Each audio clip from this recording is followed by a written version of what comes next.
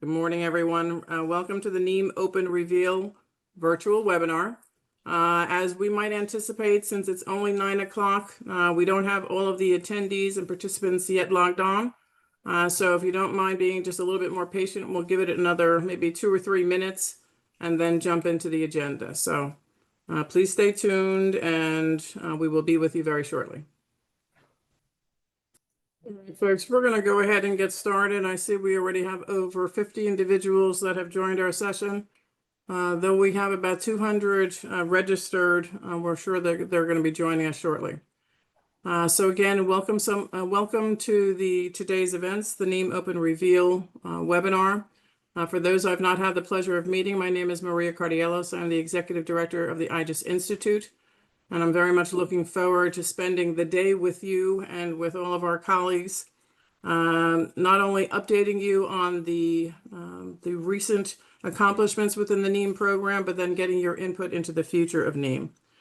When we do these webinars, or when we have so many attendees, we're never really sure about who understands what the IJIS Institute is and who might be new to our community. So I'm just going to spend a minute or two on a little bit of the background and then get into the details of the program and introduce to you the colleagues that will help be directing this event. First of all, the IJIS Institute has been in existence for 25 years. It is a private nonprofit that was originally seeded by the Department of Justice, Bureau of Justice Assistance. And its original charge was about partnering private sector practitioners, I should say private sector service providers, with the practitioners from the justice field. And what that meant 25 years ago is having them speak the same language of understanding what the operational requirements were, documenting those, is issuing those in what could often be solicitations and requirements for solicitations of different products, and then having a dialogue with those service providers in order to ensure that those were meeting the needs. For those of us that had been in the field for at least that long, we know that there were several different walls that hampered the communication between those two communities. And that was the reason that we were brought together with world events, whether it was 9/11, whether it was Katrina, whether it was man-made disasters, whether it was natural disasters. Our mission evolved, was challenged, progressed, and developed into what it is today. We are now referring to ourselves as a collaboration community that is made up of public sector practitioners from all different sectors across the justice community, to include health and human services, education, critical infrastructure, frankly, any and all partners that serve the health, safety, and wellness of our communities. It also includes representatives from the federal, state, county, local levels, and it avails them the opportunity to come together in a neutral venue to be able to understand and discuss the priorities, discuss the processes that need to be put in place in order to better improve our communities and our processes, and then ultimately enable and design and provide those tools that better avail those practitioners to be able to do their jobs well. With that in mind, and through this 25-year history, interestingly enough, NIEM, or what was its predecessor, XML data sharing, was in fact part of the foundations of how we exchanged data. At the essence of being able to do our jobs, whether it was 25 years ago, 40 years ago, or tomorrow, the essential component of success is the availability of data. With all of our devices, what do? We Google things, we find an instantaneous response. We understand the probability of whether those are mapped to the initial question, and then we come to greater and finer decisions. When you're doing that in the operational world, be that justice, safety, health, wellness, etc., obviously the stakes are higher, the criticality is higher, and the need to be able to truly have efficient and effective data sharing becomes far more paramount than anything that we have on our devices. To that end, IJIS has always been part of the NIEM world, whether it was its previous generations or whether it was its initial inception post 9/11. What that means is that we are dedicated to its success. We have been committed to supporting it in various shapes and sizes, different services, different resources, different practical measures. And at this generation, we're very glad that Paul Wormley, who was a executive director emeritus of IJIS and amongst its first executive directors 25 years ago, is also now the NIEM chair for the Open NIEM program. And what that means is that his wealth of knowledge, his connectivity, his network within our community, our collective community, now is here to be able to ensure and orchestrate your input into this process. With that in mind, we've put together a program today that Paul will share with you momentarily from a level of detail perspective, that then not only reviews very brief history, but more importantly, engages you on some various and disparate examples of how NIEM is being used within our communities today, whether that's in individual programs at the state level, whether that is in health data sharing programs, or whether that is with the FBI CJIS Bureau that then ultimately shares data from a day-to-day critical perspective with law enforcement agencies and other domains on a day-to-day basis in order to ensure the safety of our communities. With that in mind, we follow it up with what is levels of details of where we are from a development standpoint, where we hope to get to, and later on during the day, and we do appreciate that you'll be spending the day with us, and we are thankful for that. Later on during the day, we do hope to bring you together as an open group and avail you the opportunity to jump in there and tell us the good, the bad, and the ugly of the NIEM data model. And I say that lovingly, and I say that with respect of everything that has been accomplished. We understand pragmatically from a program perspective, from a federal operational perspective, from so many different challenges that are happening within our worlds and within our cultures, that ultimately we all may know what the perfect picture may be once we collectively contribute to that design, but we may not have the resources, or we may not have the funds, or we may not have the political atmosphere, et cetera. That doesn't mean that we can't accomplish huge things. And with these measures, with these type of events, with these type of open dialogues, that's exactly what we are aspiring to do, and having a great level of anticipation that we will be able to accomplish great things and increase the usership of NIEM, the value of NIEM, and obviously the ability to better be able to support the operational mission priorities. With that in mind, I'm going to pass the baton over to Paul, who's going to be the MC today. I certainly am available to chat with you more throughout the day. I'll be emceeing one of the panels and certainly getting into the conversations later. But I do urge you to use us and our collective community as resources, whether it's on our websites, whether it's on the NIEMOpen website, whether it's any of the partners and presentation individuals that are with us today. We are all committed to the success of this program, not because of what it does for us individually or organizationally. This truly is about the safety, the health, the welfare of our communities, and it really does make a difference. So, Paul, I'm going to pass the baton to you. You are on mute right now. So I'm just going to remind you, because that's always a favorite of ours, and I'll go on mute myself. Thank you very much, Maria. And I'm happy that you reminded me to get off of mute, because I often forget to do that. But I would like to, first of all, thank Maria and IJIS for hosting this webinar today.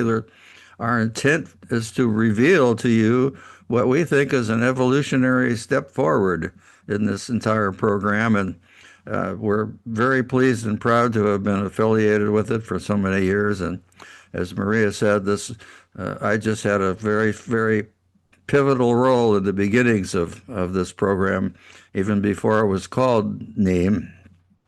And we're very happy to see its continued development. And I'm particularly thrilled to be serving in this capacity as a chairman of the project governing board at this important juncture.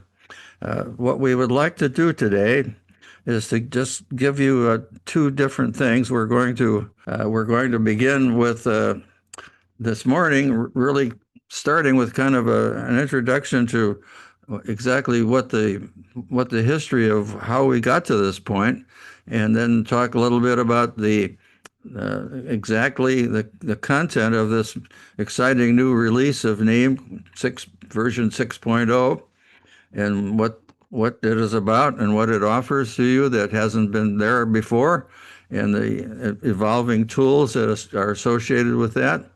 We're actually going to demonstrate some really exciting advances in terms of new ways to build exchanges for you. And then we're going to have some examples to show you what some of the innovative applications of NIEM have been that we're particularly proud of and pleased to see and that have really a national impact in this. And then introduce you to two of the newest domains in the field that have come along recently, and that will take us to lunch. We'll spend an hour at lunch. We'll take a break from this program, and then in the afternoon, we'll start off with an opening from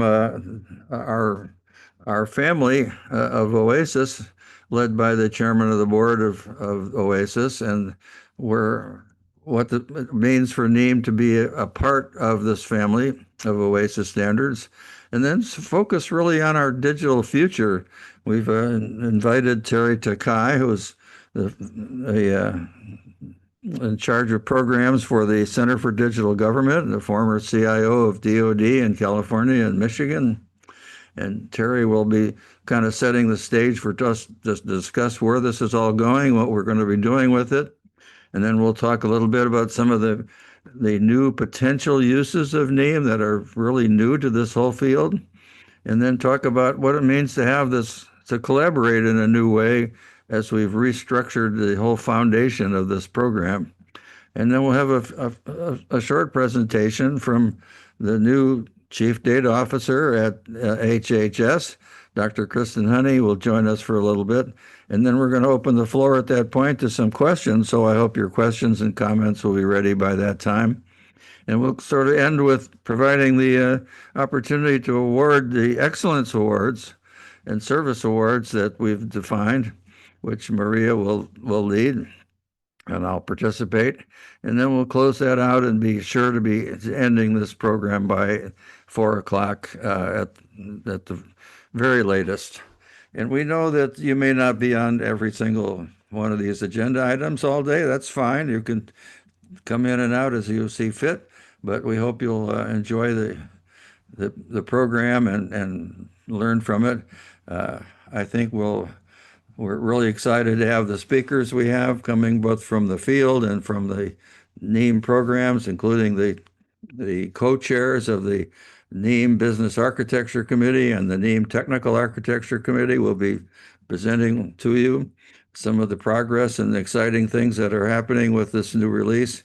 And we think the morning will be an exciting summary of where we're at and what's new with all of this. And then the afternoon we can jointly focus in a community discussion. And we seek your input at all the stages of this. We're looking at forming a much more extensive communications capability to listen to the needs of the users. So with that, I'm going to get this program off the ground. It's enough. You've heard enough from me about it. We're extremely excited about having as our opening keynote to sort of put the stage in place for the whole rest of the day. The person who started this all and the first project manager responsible for this program that really put the first release of NIEM into business, even making it operational at a time when it was hard to do this.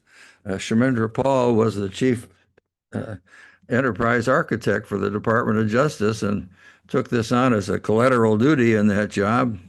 And way back in the early days of NIEM, and put out the first operational release. And he's been involved in supporting and using and taking advantage of NIEM ever since. And he'll tell you more about his journey here. But Shmender has been a good friend to the IJIS Institute and has been a good friend of mine for all these years. And we've been delighted to work with him to actually help shape how information sharing gets done at the federal, state, and local levels throughout the country over these many years, and I can't think of anybody who can better set the stage for the further discussion of this than Shimendra Paul. So with no further ado, I'm going to turn the mic over to you, Shimendra, and let you proceed. So yeah, if people want to put it in the chat or shout it out, what am I standing next to? It's not a trick question. It's the Rosetta Stone, and there's no federal dollars involved in that picture. My wife took it. The crowds parted, and I got a shot next to the Rosetta Stone in the British Museum. The Rosetta Stone is an interesting artifact because it had several different languages on it that allowed archaeologists to decipher hieroglyphics. And so it's the closest ancient artifact I could find that really reflects semantic interoperability, the core idea behind the National Information Exchange Model. I was the original program manager back in 2005 and 2007. The roots of NIEM go deeper than that. I'll get to that in a minute. There's some other professional background on me on this slide. But I look back at my time on NIEM and my association with NIEM, and it's something that I'm very fond of. It might be one of the finest things that I've been involved in my federal career. And I credit that to the people, the community culture of NIEM, which is fairly unusual for a federal program. So I've published a lot of advocacy since I stopped being an active Fed back at the end of February. It's highlighted on my LinkedIn page, and it's in the slide deck, and I'm sure the slides will get shared. So I just wanted to draw attention to that. Advocacy around the use of data, information sharing, technology to advance government performance. NIEM features prominently there. And I'll get to some of those themes that I had in the op-ed that I published about NIEMOpen in this presentation. So NIEM's roots. NIEM is the leading implementation of the federal enterprise architecture, specifically the data reference model. That was by design. Mike DeConta, who was the metadata management leader at DHS and actually predates me. He left government about the time I took on the role of program manager for NIEM. Was explicitly implementing NIEM that way. It's an integral part of post 9/11 structural reforms that the government, the public sector put in place. It's anchored in learnings from leading state and local XML initiative, Global Justice XML Data Model, JGXDM. That's a mouthful. In turn, it's rooted in legal XML vocabularies that date back to the late 90s, the turn of the century, when XML was all that and just started to get going. It's really important to emphasize the state and local roots of NIEM and the critical role that the Attorney General's Advisory Committee, the Global Justice Information Sharing Initiative, had in birthing the National Information Exchange Model, really coming from a key problem that state and local practitioners identified early, which is there are a tremendous number of agencies at the state and local level that, to get almost anything done, need to share information, and they need to have semantic interoperability when they share that information to fulfill their mission responsibilities. And that comes to the last bullet here. NIEM has been focused on cross-boundary semantic interoperability. Now that's across data stovepipes within an agency, across federal agencies, state, local, tribal, territorial agencies, so levels of government, and then between the public sector and the private sector. And with our international partners now, NIEM has grown to have a fairly substantial international footprint. To my knowledge, it is the leading, perhaps the only, public sector focused semantic interoperability framework.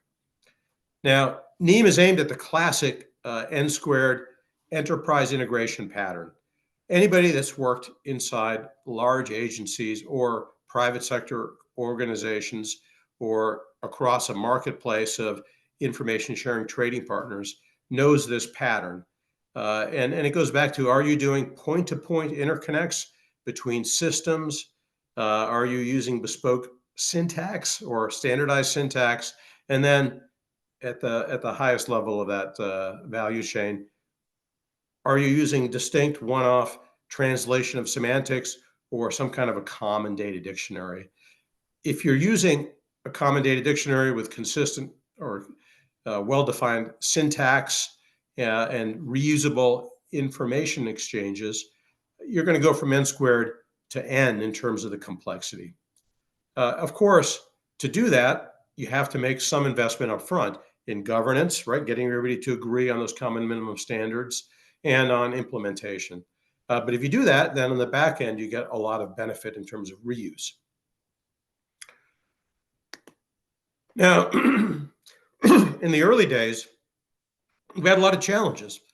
Number one, how do we integrate, excuse me, state, local, and other federal partners fairly and equitably, right? Even though the program was governed under the Global Justice Information Sharing Initiative, that's an advisory committee. And it was a federal program funded by the Bureau of Justice Assistance. My office was in the Office of the CIO, excuse me, in the Office of the CIO at the Department of Justice. So, it had the feeling tone of a federal program, yet we needed to bring all of these different partners together. In particular, the Department of Justice, Department of Homeland Security signed a memorandum where we're the two founding federal partners. Those were signed by the two CIOs. And then within the Department of Justice, the CIO was working with the Bureau of Justice Assistance, where the Global Justice FACA was anchored. Then you had all of the state and local partners who were represented indirectly through their national practice associations that sat on the advisory committee. Now, advisory committees, right, can they do governance? Well, yes and no. It's a gray area. Specifically, they're advisory committees, but trying to get everybody's voice where they believe that their equities were represented required running the federal program in a way that was not typical for federal programs. And we were successful in doing that. That was actually one of the contributions that I was able to make, was to bring a slightly different mindset, perhaps because I was a new Fed coming out of the private sector, to elevate the role of state and local partners, ensure that DHS and DOJ stayed in lockstep in those early days. So that was, and I'm really proud of the fact that the culture of NIEM has been community-based since then. NIEM has had multiple federal managing partners, from DOJ to DHS to Health and Human Services to the Department of Defense. In every incarnation, the program has maintained that community and inclusive focus with a strong voice for state and local partners, international partners, other federal agencies. Very welcoming and atypical for a federal program. But that only goes so far, and I'll come back to that later on. Second big challenge we had was chicken and egg, right? What comes first? Was it the data domains or the exchanges? As we were building the model initially, the faction of folks that wanted to focus on building out the data domains first and then do exchanges was fairly strong.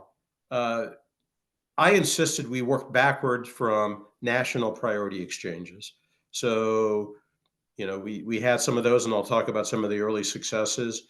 That was a little top down. Of course, those national priority exchanges came out of a consensus process through the governance that included state and locals at the time, 2005, 2006, 2007. There was a pretty major focus on public safety, national security, homeland security type use cases around improvements of information sharing, law enforcement, and counterterrorism post 9/11. So we didn't have a problem coming up with shared priority national exchanges. And then we worked backward to what were the minimum data elements that we needed to define in the different domains, and then where the subset of those where we had to have universal agreement, the so-called common core, universal core in the NIEM model. That got us to the third exchange, was how do we set up governance, right? And that, flowed from a focus on exchanges to this focus on really the common minimum standards that are in the center of the model that everybody has to agree to, and devolving domain governance to those domains, right? And that was, I think, the major innovation with NIEM was that organizational one. Although at the time the technology was pretty cutting edge, and here in the NIEMOpen Reveal, you'll see NIEM has maintained that technical excellence, but the core innovation was a human one, an organizational one, setting up that federated governance. We had to separate technical and business concerns, right? The focus on defining and agreeing to the semantics for specific data elements versus the technical architecture of the model. So early on, we made a decision that's continued where, it's the governance of the model, what's now called the NIEM Business Architecture Committee, was inclusive and open and emphasizing broad engagement. The NIEM technical side was more tightly controlled to ensure that we were bringing in top-tier expertise that was anchored in practice, but top-tier expertise to make sure that the model stayed technically cutting edge and responsive. There was a product management sensibility in the model that has allowed the model to go through many, many iterations, which I think has kept it current, right? When I said not your parents' name, it was a little tongue in cheek, but the focus on that technical expertise was key. The last challenge was, industry adoption of a standard developed by a federal program. I would say there that we've had success, but it's been mixed. I'm so excited and so pleased to see the stewardship of the NIEM model going to OASIS, an international voluntary consensus standards organization, which I think is key to really unlock the power of industry and industry adoption to drive value, to really drive scaling of value that will drive and ease the path to adoption and use of the model. So those early challenges, we surmounted them, and we've been going 20 years strong with NIEM, 17 plus domains, 19 actually now, with over 20,000 standardized and interoperable data elements, over 400 registry exchanges, multiples of that in terms of further use. One of the key aspects of the NIEM model was it's a public open work product. There was no requirement to register use or to, all of the artifacts, the model is free for anybody to use. It's used in over 37 states and internationally, actually more than that because of the adoption of priority exchanges, but the 37 states represents broader adoption. Canada has been a member of the NIEM community going back to, I would say, 2010. It's quite nice to see that. It's used, there's engagement in Japan, Singapore, in Europe, Europol, NATO. I mean, it's used quite broadly. In addition to direct adoption, we've had multiple forked adoptions. A lot of people remember healthcare.gov and sort of how the front end of that failed and had to be rebuilt. What is not as widely known as the back end worked like a charm. And the back end, which had some fairly complex enterprise integration, remember, there were income aspects for where your Obamacare was priced. So IRS exchanges with HHS and other. The team that did that basically forked NIEM and had their own implementation. And not widely known, not widely understood. That part worked like a charm. Strengthening NIEM's culture for managing partner, I talked about that, and then successful transition to OASIS stewardship. So I've already talked about some of this, and I don't want to, be accused of reliving glory days, even though that's the title of the slide. I do want to highlight early on, one of the first national priority exchanges, and Brian Griffiths is going to be on the call later on, but we went to the CJIS Advisory Policy Board and, got them to adopt and encourage the use of NIEM by FBI CJIS. Of course, this was orchestrated and welcomed by the CJIS team that was doing index. IJIS was involved in this, where there was a real push for police RMS systems to the vendors that sell those to adopt NIEM to support index. This was a prime example of industry adoption that I hope Maria and Paul talk about, in a little later on in today, and maybe Brian can talk about it when he speaks. But the cost of implementing index at the state and local agency level was dramatically lower than originally expressed because of the move to standards-based exchanges and industry adoption. And key here was CJIS, FBI, DOJ, the NIEM community, the national professional associations that represented the agencies in industry, all having clear signal and telegraphing about an architectural direction where the community wanted to go. Kind of a great model for industry adoption. Recovery Act implementation. I was in the White House at this time of Recovery Act. This was during the transition from President Bush to President Obama. President Obama really wanted to emphasize transparency and accountability with the Recovery Act implementation, almost $1 trillion. Before the law was signed, I was reaching out to Terry Takai, who's going to be talking a little bit later on in this conversation, and many other state CIOs. She was the CIO in California at the time, CIO in Colorado, and Anish Chopra, Secretary of Technology in Virginia, many others. We came together under the umbrella of NASCIO, the National Association of State CIOs, which had a seat on the Global Justice Advisory Committee I talked about earlier. So the state CIOs were quite familiar with NIEM. So I asked the question, how are we going to create standardized data sharing to support the Recovery Act implementation, right? Federalreporting.gov, recipient and subrecipient reporting to create that near real-time transparency on flow of funds. And my colleagues with NASCIO, the state CIO, suggested, let's use NIEM. And we did. The fact that there was clean, standardized data coming into the reporting mechanism across 120 programs, 18 cabinet agencies, 50 states, and that reporting started 8 months after the law was signed. Sure, there were hiccups, but it worked.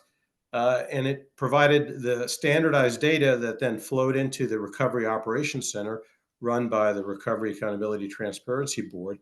That was a data analytics capability that supported early detection of anomalies and encouraged addressing issues early, combined with a tone from the top and strong implementation support and alignment at all levels of government. Earl Devaney, late great Earl Devaney, who ran the Recovery Accountability Transparency Board, an inspector general, many years later told me that by his estimations, the government avoided about $10 billion in fraud losses. Quite a big number, quite a big success, quite a big avoided harm through the use of standardized data. My favorite implementation of NIEM, I was on the jury of the Best of NIEM Awards, was New York City HHS Connect. At the time, about just under 50% of New Yorkers got some level of support from the city of New York, right? In the city of New York as the agent for state and federal dollars flowing into New York City. And HHS Connect was an effort to integrate the data stovepipes across the city that served at-risk New Yorkers. It was they did this in a way that protected privacy, civil rights, civil liberties. It improved service delivery. It was actually written about in the New York Times. And it was a great example where they took the NIEM model, they forked it, but implemented it in New York City.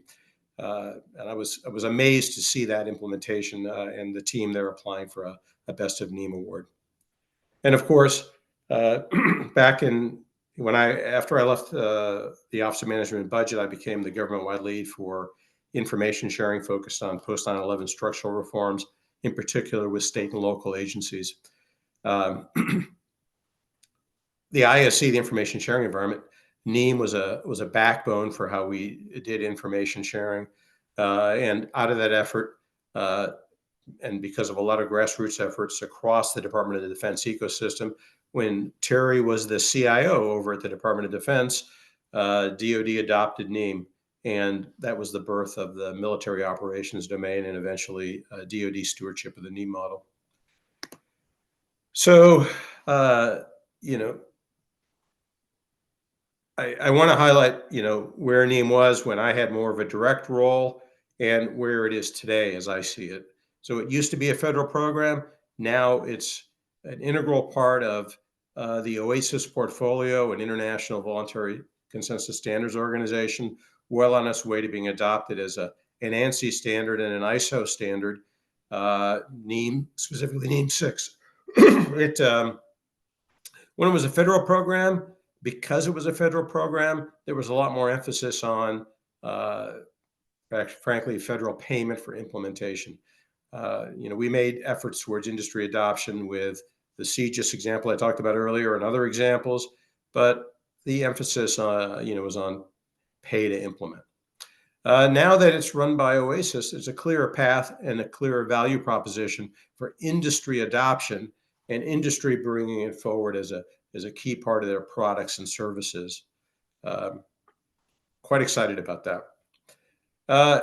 Even though it had a community culture, you know, where we really did focus on listening to stakeholders, the implementers, federal, state, local, you know, the priorities were set through top-down governance, really, and it, you know, it had that federal federal flavor.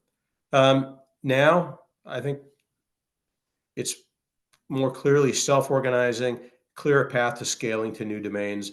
Two are being talked about today.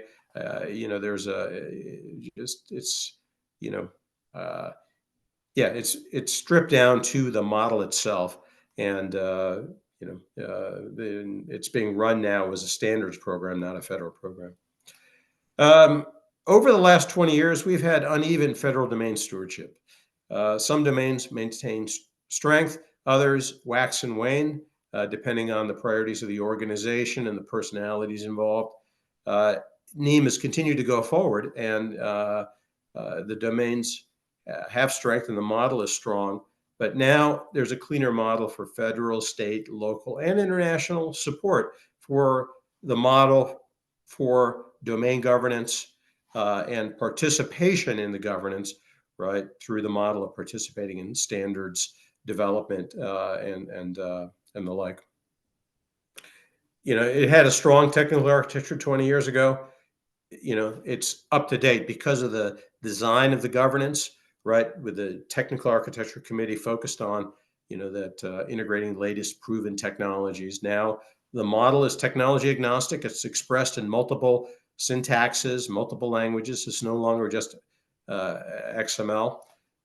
It's focused on AI-ready data. I think really critical in this moment where you know, everybody's focused on AI adoption, whether that's large language models or other aspects of AI. And I think there's a shared understanding that your AI in an enterprise setting is just as good as your data, your structured and unstructured data.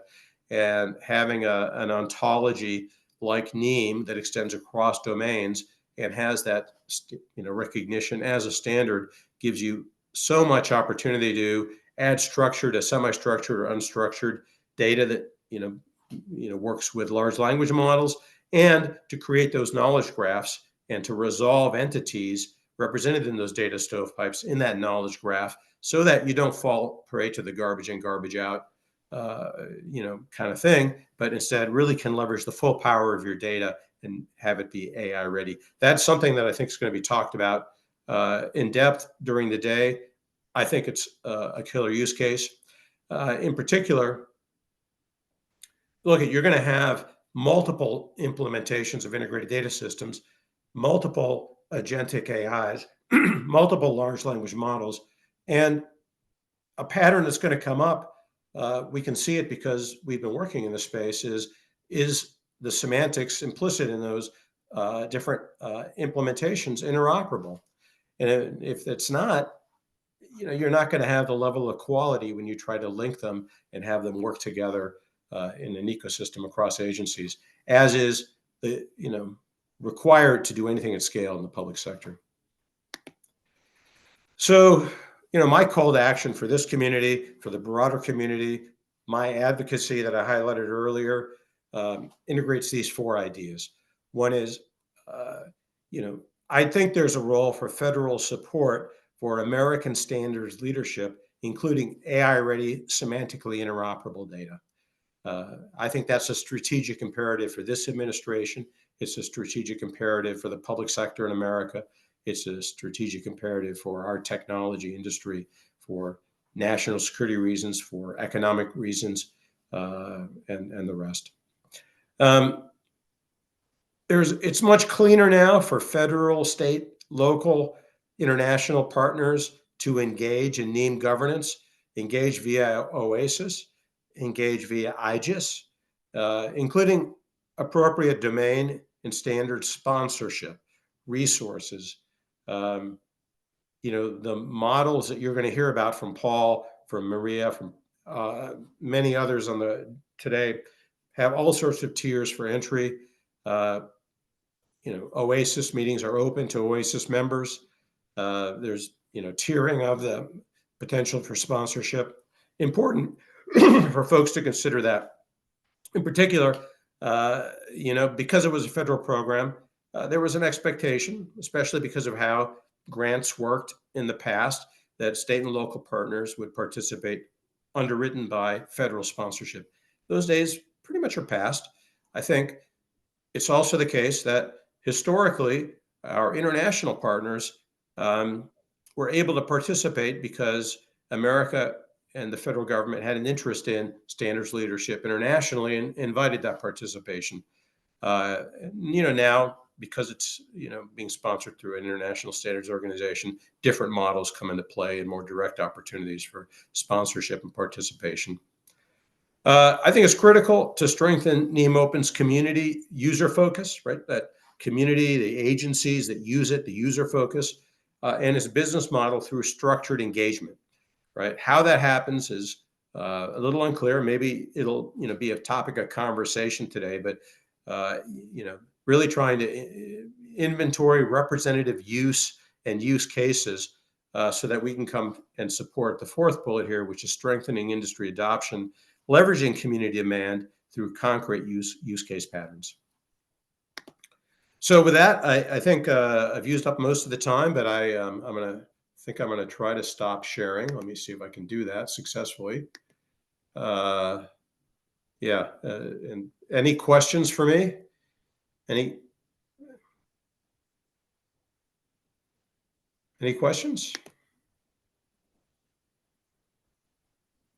Commander, since nobody else is jumping in, I'm going to give you one. What would you like to see as the future of NIEMOpen? Meaning you've lived how we developed it, how we responded to what were the critical needs, probably too many to respond to all at once, but we did our best. What do you foresee beyond the technical solutions that are changing on a daily basis? What do you think are the priorities that would warrant attention from a cross-domain, even worldwide position? Because again, the world is much smaller than it used to be when we started this. Yeah, so I highlighted those in the call to action, but let me try to make it a little bit more concrete. I think federal chief data officers have a role in highlighting the potential for NIEM in federal information sharing efforts. This administration has highlighted data sharing across data stovepipes and across levels of government, aimed at rooting out fraud, waste, and abuse, aimed at enhanced services to citizens. As a former federal CDO, as an information sharing leader, that data sharing is critical. Federal CDOs have traditionally been, in a domain stewardship leadership position when NIEM was a federal program. Now that NIEM is at OASIS, I think it's incumbent upon the federal chief data officer community to find ways to engage. Federal CDOs have more moral and policy leadership, not deep resources. So they would have to partner with programs, that have mission requirements around data sharing, right? And I think that's possible. It's going to take time, but I think that's one. And as a byproduct of that, I think it's incumbent upon federal CDOs to champion the American standards leadership, right? The AI ready, NIEM having a potential footprint in the administration's AI efforts, which are top tier, top of mind for the administration, right? So that's kind of one thing at the federal level is that, and I think that's something to talk about. I think something we did in the past, maybe trying to figure out how to do it now is trying to have a structured canvas of usage of NIEM, right? So that we can identify patterns of usage, patterns of value generation, right, and doing enough so that there's credibility with the industry adoption, right? Is that to help drive that industry adoption? And that's the third thing is working with OASIS, working with folks in industry to drive that adoption. That would then streamline access to the value generation, right, that might be currently instantiated in a more bespoke way, right, and industry through products and services. So I see those are three concrete areas where I would love to see the the community try to make progress. I see them as interlinked and potentially feeding off one another. I think there's an opportunity for folks in industry that are focused on enterprise data integration, right, which is a hot topic, and there's a lot of money flowing, investment money flowing into that segment of the marketplace. To be able to see NIEM as an important feature for their product set or for their service offerings, and but that'll come from kind of understanding instantiated value and use patterns, and the federal leadership. Federal government inevitably has a leadership role. Now, to a lesser extent, state CDOs and state programs, and local CDOs and well-resourced municipalities and local programs, have a role to play too. But the federal government has to lead. I don't disagree, and these are excellent responses. And I always turn it around to say, how can I just help? But I think I just can help in each of those three areas, right? Whether it is educating, sponsoring, supporting the CDOs, and I'm with you that it should be top down, but if it isn't, it can value, especially when you're talking about major city CDOs, major state, enterprise efforts. Certainly the canvas. The notion of the increasing the adoption or the value generation, frankly, all sweet spots for IJIS. So you gave me my answer to my second question before I even asked it. So I thank you very much. And thank you. You're welcome. Thank you, Shamindra. I can't imagine a better introduction to the day, Shamindra. We really appreciate your joining us today and expressing your views about the vision, because we're going to incorporate everything you said into our forward motion. So thank you very much for joining us today. We're going to move on now to our first real total reveal, and that's to really bring you up to speed on what is going on with this wonderful program that we've developed called NIEMOpen. And I can't imagine a better person to tell you about it than Dr. Scott Renner.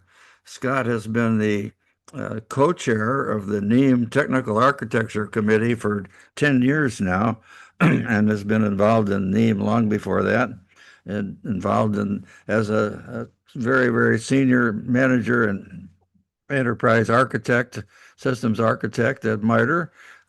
Scott has been involved in implementing NIEM and building the naming and design rules. He's the primary author of our new version of the naming and design rules, but also is most well known for his outstanding contribution to building the common model format that has made us possible for NIEM to support multiple different representations of the model. So we've asked Scott, as the kind of leader of the technology development of NIEM, to tell you about the architecture of release version 6.0 and the tools that are accompanying it.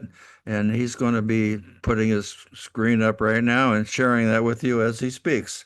So Scott, it's all yours. Thanks, Paul. So with any luck, you should be seeing my title slide. What is And- new in NIEM 6? We have made a great many improvements to the technical architecture in NIEM 6, and we did all that without breaking the things that you know and love in NIEM 5 and the earlier versions. And so I'm going to describe the major changes to the tech architecture, and then I'll show some of the new things in action with a brief tool demo. I always try to start with this context slide because it shows what NIEM does and who it helps. Well, you always begin with an information requirement, and that comes from some business need. And then the NIEM message designer turns that information requirement into the data model that's part of the message type. That model is a developer level specification of the data that you're going to find in the message. And it also tells you what that data means. Developers can use that specification to write software that turns data from their producer system into a message at runtime, or it takes data out of a message and does something with it in a consumer system. And we call it a message, but it doesn't have to be explicitly part of some message passing system. It could be a resource on the web that you pull through HTTP. It could be the payload of an open API call. It's any kind of chunk of data that you want to define in a way that's sufficiently detailed for people to write software to it. NIEM gives everybody a starter data model, so those message data designers don't have to start from scratch, and it provides technical standards and tools to help the message developers do their job. We're going to focus on the tech standards and those tools in this presentation. So here's what's new. I'm going to talk about 3 new things. We have a new technology neutral format for data models that go into that message type. We have better support for messages in JSON, RDF, or almost any serialization, and we have a way to convert messages from one of those serializations to any other. And we have a way to use NIEM models and messages as ontologies and knowledge graphs. Look at all 3 of those one at a time. So 20 years ago, the founders of NIEM decided to use XML schema as its data modeling language. Back then, as now, most people used RDF for data semantics, but the people who are going to use NIEM didn't know about RDF, didn't want RDF, and so they chose XML schema, which fit exactly with the things that they were going to share, XML messages. NIEM created a profile of XSD and defined mappings from constructs in XML schema to constructs in RDF to define the formal semantics. So on the left, you see some piece of NIEM model in XML schema, and according to the naming design rules, that entails this RDF that you see on the right. That is how NIEM has always defined its data semantics. This worked pretty well back in the day when NIEM was only about XML messages. But it's not at all convenient for developers who aren't using XML. They don't want to see XML schema. So when we decided we were going to support JSON and other serializations, we also decided we were going to create a new technology-independent model format. And we ate our own dog food to do this. We began by gathering the information requirements that you need for a NIEM data model. And then we created a new NIEM message type for that information, which is the common model format. And it's just like any other NIEM message. Here's a picture of the meta model. This defines the information requirements of a NIEM model, describes all the facts that you need to record in a NIEM model. And you can learn a lot more about this UML diagram by looking in the naming and design rules, where it's explained in considerable detail. That meta model is the basis for the NIEM common model format, which is a NIEM-based message type, just like any other. So we have now 2 ways to write down the content of a NIEM model. You can still do it in XML schema, like always, but now you can also do it in this common model format, which is on the right, and they're exactly the same. And we have open source tools that will convert one to the other and back. So this is much more convenient for people who aren't using XML schema or XML and don't want to pay attention to XML schema. So as a developer, I can tell you that it's really hard to get that data information, the model, out of an XML schema pile, but it's really easy to get it out of CMF, and that has opened the door to making some tools that will produce things useful for developers. Starting with that CMF, we can generate a whole bunch of things. We can generate JSON schema to validate the JSON messages that people are going to send. We can generate a simplified XML schema that's just good for validation, just good for driving JAXB code binding. It's simple because it does not need all of the things that we put into XML schema to turn it into a data model. We don't need those things. We can make XML schema that's a lot easier for developers to work with and still does the same thing. We can produce RDF triples out of the model, and that is a way that you can, I'll show later, that you can link this RDF version of the model to the RDF version of a message.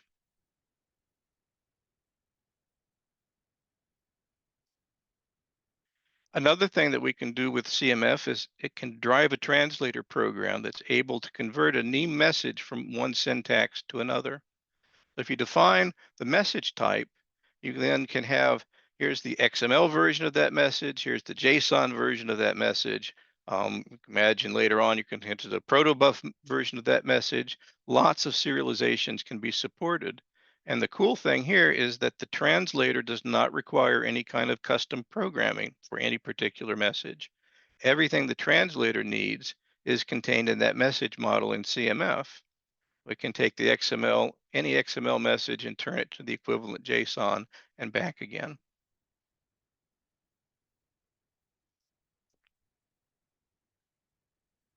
So I mentioned earlier, we can take a CMF model and turn it into RDF. We use ontology vocabularies like OWL and RDFS for that. I mean, people argue about this RDF is a real ontology, but it looks like one, and we can use it to do some of the same things, and that's close enough for us right now. You see in the CMF on the left, it entails RDF on the right. We don't yet have a way to go back from the RDF to the CMF, and I'm not sure that that's on our work program anytime soon, but we don't need it for the things that we're trying to do here. Because you can also take a NIEM message and turn that into RDF. And we already have tools to do this. And each object in that message has got a link to an object in the model. When you put those things together, message in RDF that has links back to the ontology representation of the model in RDF, what you have then is called a knowledge graph. And here's a cartoon version of what that looks like. Think the message data at the bottom, there are a bunch of objects that the developers are going to write code against, but each one of those has an ISA link up to some kind of model object in RDF. Now, it's not my job in this briefing to tell you why knowledge graphs are cool. Other people have done that, and here's a book. They'll tell you why it's great.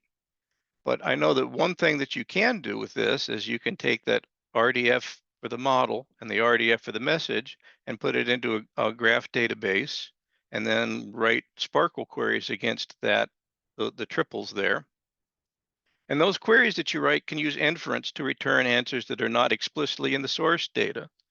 For example, you could write a query that says, show me all of the nephews of this person, and the source data has only children and siblings and sex. It's possible then for your Sparkle query to do some inference and get what you want, even though it wasn't actually in the data. I look at this capability in NIEM as a sort of an easy on-ramp for developers that don't know about knowledge graphs, but they do know how to write JSON or XML data exchanges. And if they use NIEM to do the things they already know how to do, then the knowledge graphs come out of their systems for free and available for whoever wants them and whatever they want to do with them. So that is the end of my talk about what is new in the technical architecture. And now I'm going to give you a very brief tool demonstration. They are command line tools and they aren't very exciting, but here the cool thing is that you can try this at home using the software that I'm going to run and the example I'm going to run, and it's all available for you in those NIEM repos. Now, if I can make this thing stop sharing, give me back there we go. Just a quick look at those repos. Here's the common model tool repo. There's a release. You can download this thing and run it. All you need is a Java runtime environment. And here is the crash driver example that we're going to be looking at.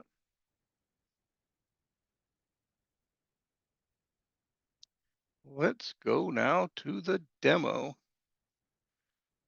Not terribly exciting because it's all command line tools, but the code behind the command line interface can be worked into, yes. Anyway, the code behind the command line can be worked into cool GUI tools, and in fact is being worked into some new tools. So here we are. If you are pulled down my crash driver repo, it would look like this with all the examples, but I want to walk you through how those things happen. So we'll start by cleaning stuff up. And here we go.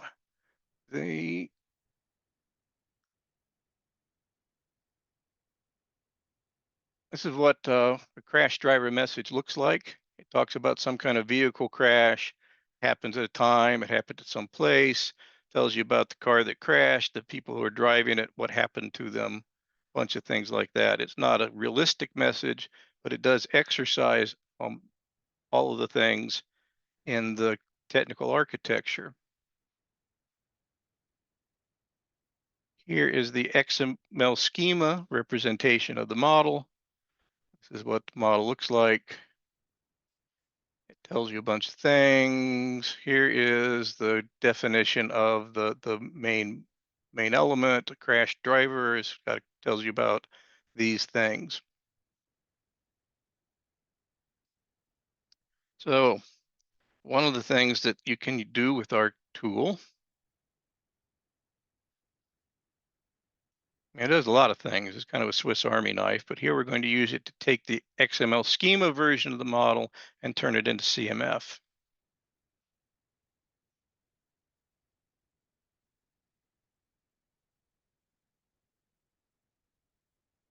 Give it the start of the XML schema pile as input, model.cmf file as output, and it tells us what it did. Oh, I saw a bunch of namespaces, including some that are external. These aren't, GML is not actually part of NIEM, but we're using it with an adapter. Here's what the CMF version of that model looks like then. It tells you a bunch about the namespaces that we saw. And then it tells you about the object properties and the data properties and the classes that are in this model.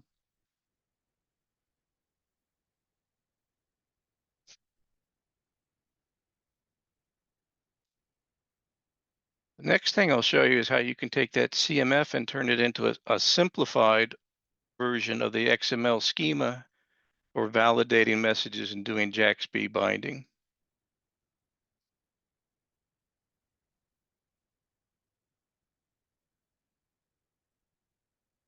Take my model, turn it into a simplified XML schema pile in this new directory called message.xsd.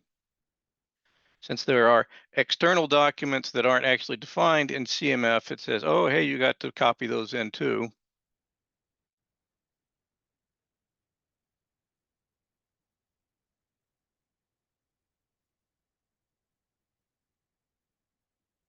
And now we can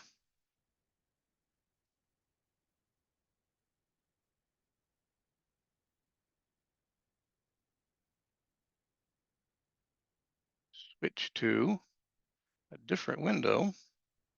and look at that message.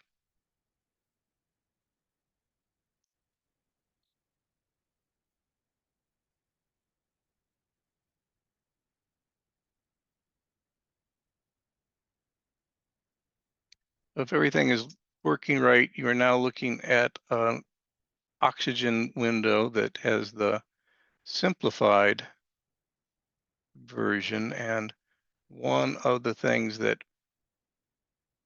makes it simple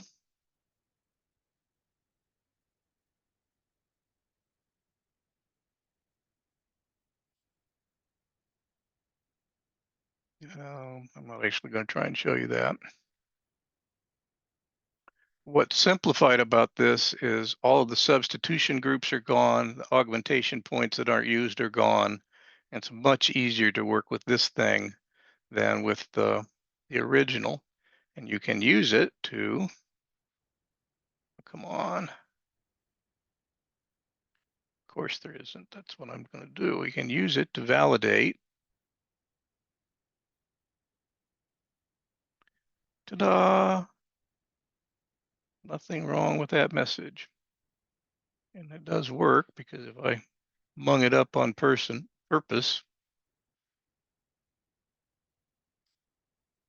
we'll say, no, that's not right.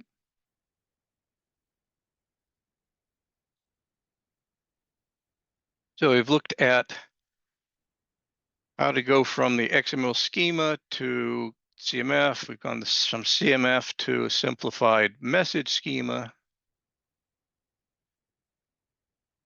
The other thing that I want to show you is some of the conversion.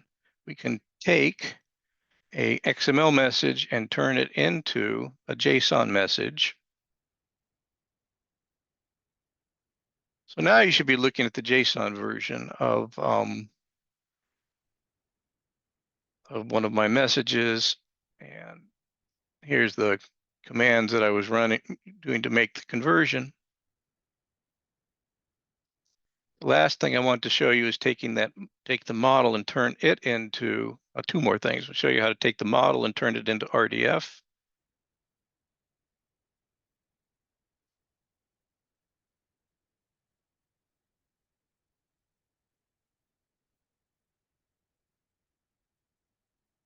This is what the NIEM model looks like in RDF. Bunch of object properties, data properties. We know the range of those properties. There's some subclass and subtype properties in here as well.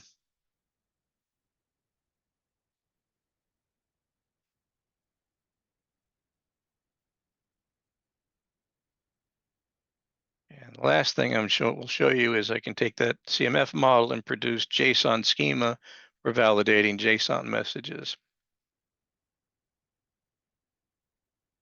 And that's what it looks like.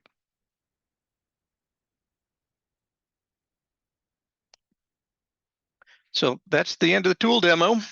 I don't know where I am on time. There might be time for questions. Paul will tell us. It is indeed time for questions.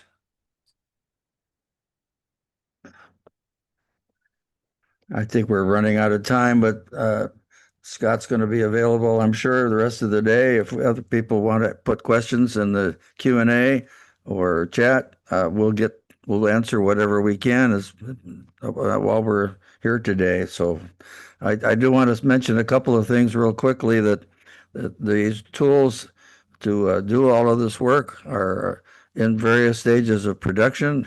As Scott just told you, some of them are quite available right now, particularly the conversion tools that he pointed out and showed to you. We're developing a new API 2.0, a new toolbox, a message exchange production capability to automate the production of exchanges.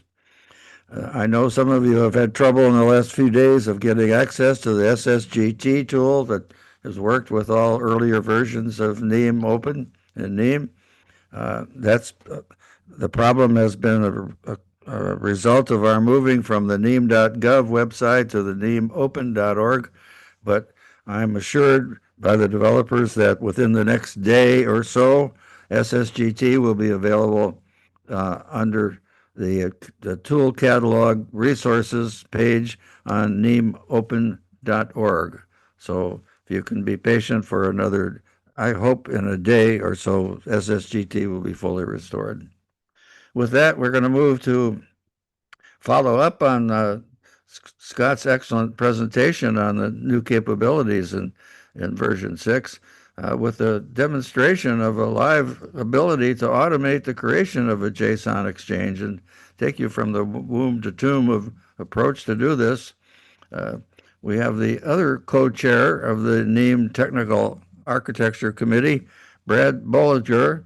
Brad is a longtime experienced senior developer and architect and information sharing, working for EY, and has been kind enough to join the technical architecture group as the co-chair, and has been very helpful in helping develop some of the high-level architectural concepts behind how we move forward to apply the whole NIEM API to whole new vistas, which he'll talk about later this afternoon. But right now, he's going to show you exactly how some of these new tools have helped developers move from XML to JSON.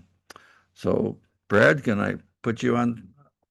Give you the microphone, please. Yes. Thank you, Paul, and thank you to Dr. Renner and Jmendra for demonstrating this CMF and the ability to adapt between various message specification formats, and also emphasizing the relevance of knowledge graphs in this particular context, which is something I'm going to be talking about a little bit later this afternoon. But for the next few minutes, I want to demonstrate essentially an extension of what Dr. Renner was just showing, show a tool that my colleague at EY, Chris Jackson's put together to help kind of manage schemas, create a collaborative analytics environment with data and its conformance asserted by NIEM, and then show you sort of new analytics applications, or just a kind of cleaner view of some of the applications that you're trying to do. And because I like to live in the edge, we're going to do all of this from scratch. You see, there's 0 schemas, there's nothing available. And we're going to start from scratch, taking an existing schema file, and we are going to upload. We'll use this crash driver example. We'll use the model XSD. This should be excellent. Upload the model, and you should see it contains 14 files, and we show crash driver.xsd that Scott just showed earlier, and some of the subcomponents and all those files. And actually, we could be enforcing NDR validation. Maybe we'll test that very quickly and see if this is a conformant schema. And hopefully this all works for me live. But I want to demonstrate a couple of things. One is that you can programmatically assert conformance with the schematron rules. You can programmatically adapt the format between XML and JSON, as has been discussed. But also then I'm going to show you posting multiple exchange data specifications to the same graph database and stitch together a common understanding of data with these different representations. Now, maybe I should not have done that. I should instead skip NDR validation. Oh, good, it finished. And it looks like we had some validation errors. So that's okay. There are some kind of special rules. This is a smaller, lighter weight example. So that's okay. Just for now, let's upload it. Not every rule has to pass. Let's see. And actually, Chris has done a really kind of clever thing here, given the ability to customize and flatten a description of just the graph model that we want. If we want to flatten some of these items as metadata or show them on the graph on their own, we're going to skip that and use the default setting. And you'll see here that it automatically on the, well, I should say at the back end, generates the CMF file and the JSON representation as well. And it does that by using these open API specifications, which are a little easier to read here, right? We can ingest XML, we can ingest JSON, we can do converting from one to the other, and of course we could add capabilities to do more. What we uploaded here was this schema with this folder, and it generates, as you see, the JSON, as well as automatically generates that graph mapping file that we could have customized. earlier. Now, with an active XSD, we can upload some files again to the database that I mentioned. And let's do a couple of these just to demonstrate. And we upload and they will post to the database. Looks like one failed, and let's see why that did. Okay, this is not properly defined. That's what we expected to see. That's great, right? So we see that it's actually asserting the schema that we were trying to upload, and we've got now 2 successfully uploaded files. They created 47 nodes in our database, and that looks, as a preview, that looks like this. You see there's this entity P01, another entity P01. Those are probably pretty similar, if I had to guess, but we'll come back to this in just a second, because I also want to demonstrate that we can use this JSON, again, generated programmatically for us. We didn't even have to generate it. And now we can upload a couple JSON files and see what they say. And we get the same result. 2 successful posts, same nodes, same relationships. And if we go to this Graph Explorer, then we see 4 messages, all relating to entity P01. You see here these greenish triangles, but that's all well and good. How do we know that these aren't just duplicate files, right? That's essentially what I showed, 2 different files, 2 different formats, but really there's only 2 actual pieces of information being posted to this exchange. So let's resolve and see who the crash people are involved in the crash, especially the crash driver. Let's toss the driver's license in there just for good measure. The good folks at Sensing were kind enough to give me a demo license to use, but simple text-based data matching might have sufficed just the same. And I'll show you a better view of this in a second. You see we've resolved some actual names out of this. Looking in the graph database here, I kept this in case I would need it. Looks like we've resolved from these 4 different messages, 3 different people. We see Harriet, Deborah, Whimsy, and I happen to know she was a passenger in that car, and there's someone else who's related to the crash. And then here we see the driver themselves resolved very neatly. But that's just the toy example, respectfully. As I mentioned, we can upload additional schemas and do the same thing across information exchanges. I'm going to upload what is the National Enterprise Information Interstate Compact Exchange, which is for sharing the interstate compact for the placement of children. So for the placement of children into custody. Let's see. I think I want to upload both of these folders. Let's confirm that. And then NIEM, all of those. Yeah, good. Okay, give me 17 of those. NIES exchange is our primary schema. Likewise, we'll skip NDR validation. And you see we're pulling in a state code list and some other pieces. And we have a completely different structure now. We could be pulling in data about home study requests and documents that assert or state something and a response to that request. There's a placement decision of relating to a child, and then follow-up requests and response and documentation about the child themselves. We'll skip that and we'll use the active schema here. And another nice piece of why this schema is the one we chose in particular is because it also automatically generates not just CMF, but JSON because of the modeling conventions here. And we'll upload some sample files, which I believe are in this folder. And we'll just start with a couple placement decisions. Maybe I'll just choose a few of these. Post those, again, to the same graph database, or you could provision this to do others. And once this is done thinking, you'll see that we've got yet another schema. Actually, I could show you that while it's thinking. We have another schema with new information. It's created the same piece of information and successfully entered quite a lot of information into the same database. I will actually also show you here, we can now do entity resolution across schemas with actual, or I should say, a representative sample of the data that you're looking for. rather than looking for the kind of entity organization, we'll skip that for now. Let's make sure we resolve on the children, maybe not the document author. Maybe we want to see, yeah, we'll do that child's data identification. If there's a role of the person that ties down to the child, let's make sure we resolve the parents as well, and maybe that's good enough. We'll do some more entity resolution, and we've resolved a few new entities, and that looks like this beautiful cluster of nodes here, which we can see a little bit more nicely looking this way. So it looks like we've got a couple different folks involved. We've got Mark Luther in this role here. We've got another group of people resolved. We see Amara Wilson and Kylie Wilson.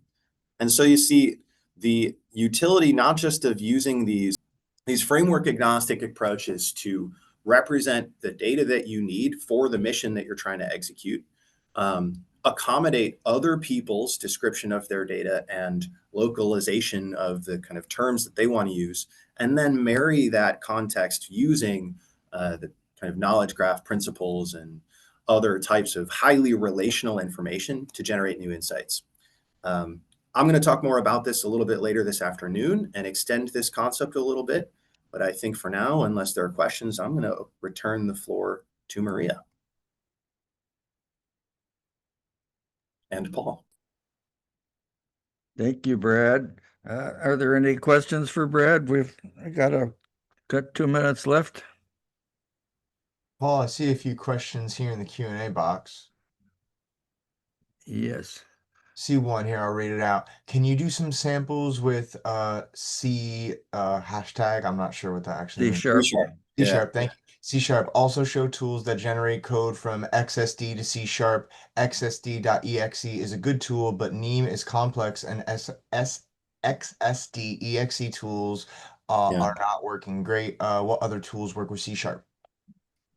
Sure. I think Dr. Renner mentioned that you could use the CMF tool to generate JAXB bindings, which would be a Java representation of something similar. You could certainly do something analogous with C#. Absolutely. That's something we could talk about. Scott, what else do you think? I think that you will find that the simplified message schemas you can produce with CMF tool are going to work a whole lot better with whatever it is that you're trying to do with XML and C#. Trying to take the XML schema that represents a model is notorious for having things in it that do not work well with Java binding tools or other code binding tools. And one of the reasons for making those simplified message schemas is to remove some of those things that have been developer hangups for a while.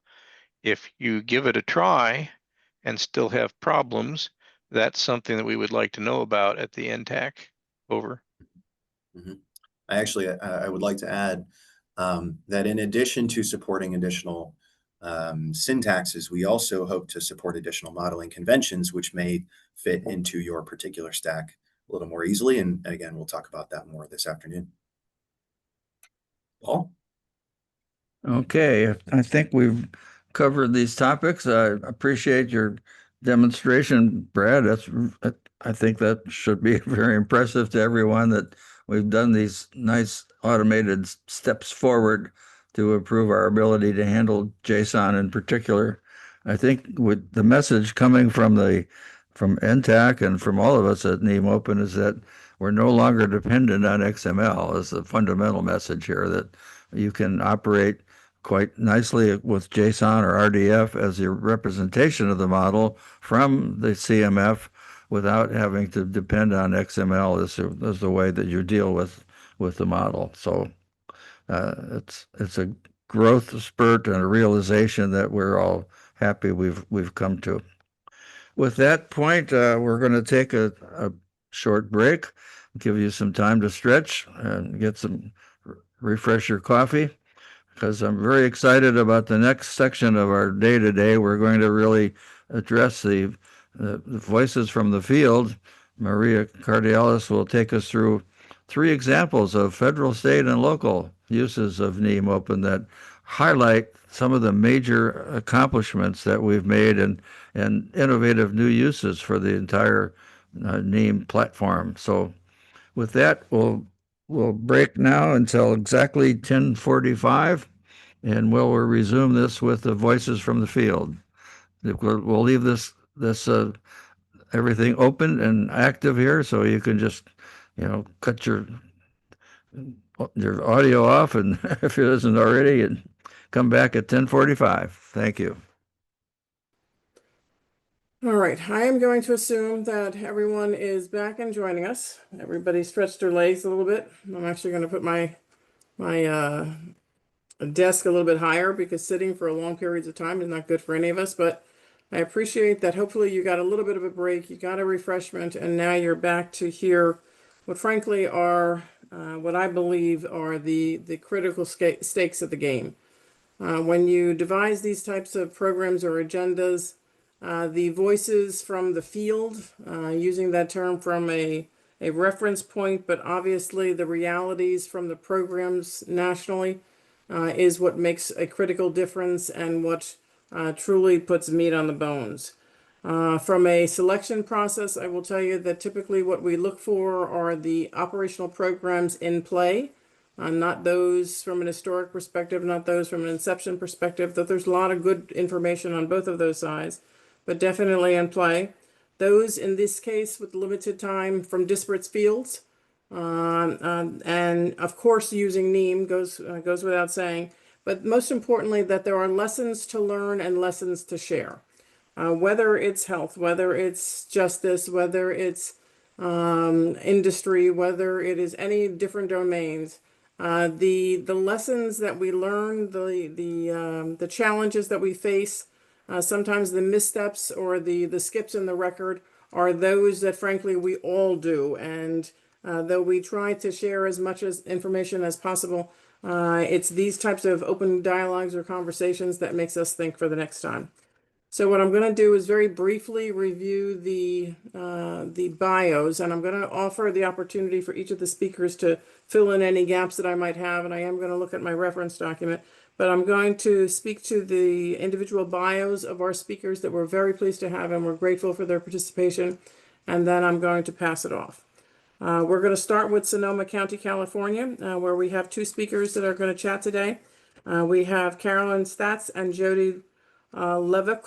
And I'm going to ruin your name, so I'm telling that in advance, and I apologize for that. But Carolyn is the Director of Innovation from the County of Sonoma. She's also the Director for the program entitled Access, which is a collaboration with the county and through the different community efforts.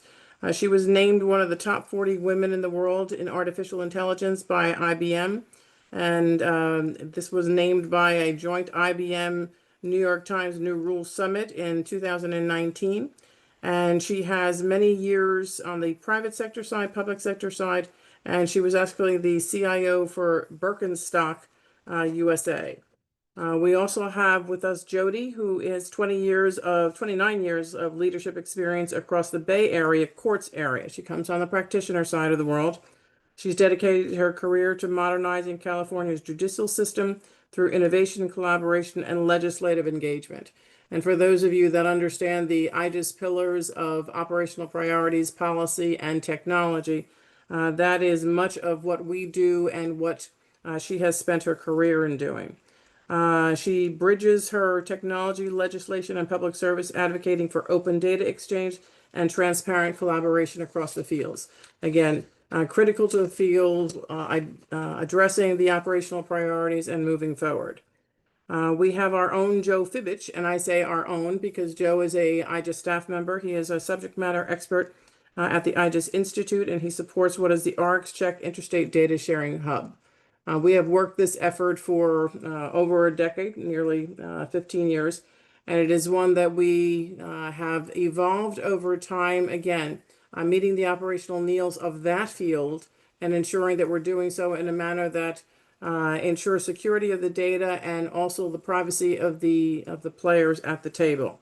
He's got over 16 years of experience in the community and mail order pharmacy. He brings a wealth of practical knowledge. Prior to his current role, he served as Director of Pharmacy Services at Sync Health. And again, we often find that the marriage and the the rich diversity of both the practical information and experience at the operational level from the field as well as the private sector experience provides different perspectives that allow for different lessons learned, different views of the world, and hopefully ensure success in the future.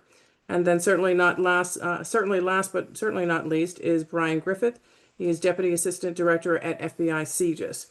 He is a friend to the Institute. He manages the Information Technology, Security, and Resource Branch within the Bureau. He is responsible for systems and IT infrastructure that enable FBI support to federal, state, and local.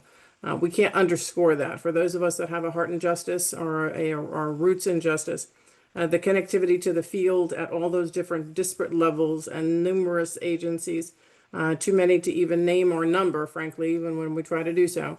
Those independent decisions and trying to rally the true essence of their data is almost insurmountable. Some of the exemplary programs that fall under his responsibility is the Next Gen Identification, NGI, the NCIC efforts, National Instant Criminal Background Check for NICS, Law Enforcement Data Exchange Index, UCR, NIBRS, and LEAP. Those are only a few, but those are typically the ones that most individuals recognize. He too has had a diverse field both on the public sector side and the private sector side, and thus we believe the true understanding on all of our speakers of the collaboration that has its potential at its roots and at the realization of success within each of the programs. So enough from me. I'm going to pass it over to Carol and Jody. Each will spend about 10 to say 15, 13 minutes ideally on their programs. I will hopefully have a couple of minutes to ask them a couple of questions and afford them the opportunity to provide great and valuable experience. So I will go on mute, and Carolyn and Jody, I'll pass it to you first, please.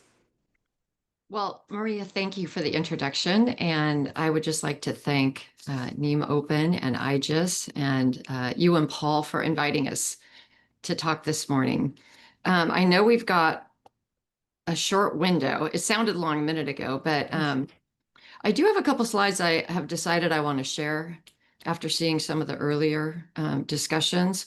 But first, I'd just like to say that from the field, there are two major enterprise initiatives that I've been involved with. The Access one you mentioned, which is all the safety net departments, plus health, human, child support services, and homelessness services. So you can imagine at a county level, that's having 9 different businesses and CEOs talking about sharing data, if they're going to share their data, how they're going to share their data, and how we can standardize that. That effort was started in 2017, and that's conformant to that project is conformant to HL7 fire standards because we've got all the health and human data in it. This initiative is for our justice partners, and this initiative is for their day-to-day transaction processing. And what was really critical is we have a 40-year-old aging system, and it's really at end of life. And the key developers have long since retired, and the key staff able to maintain it and work on it are retiring now.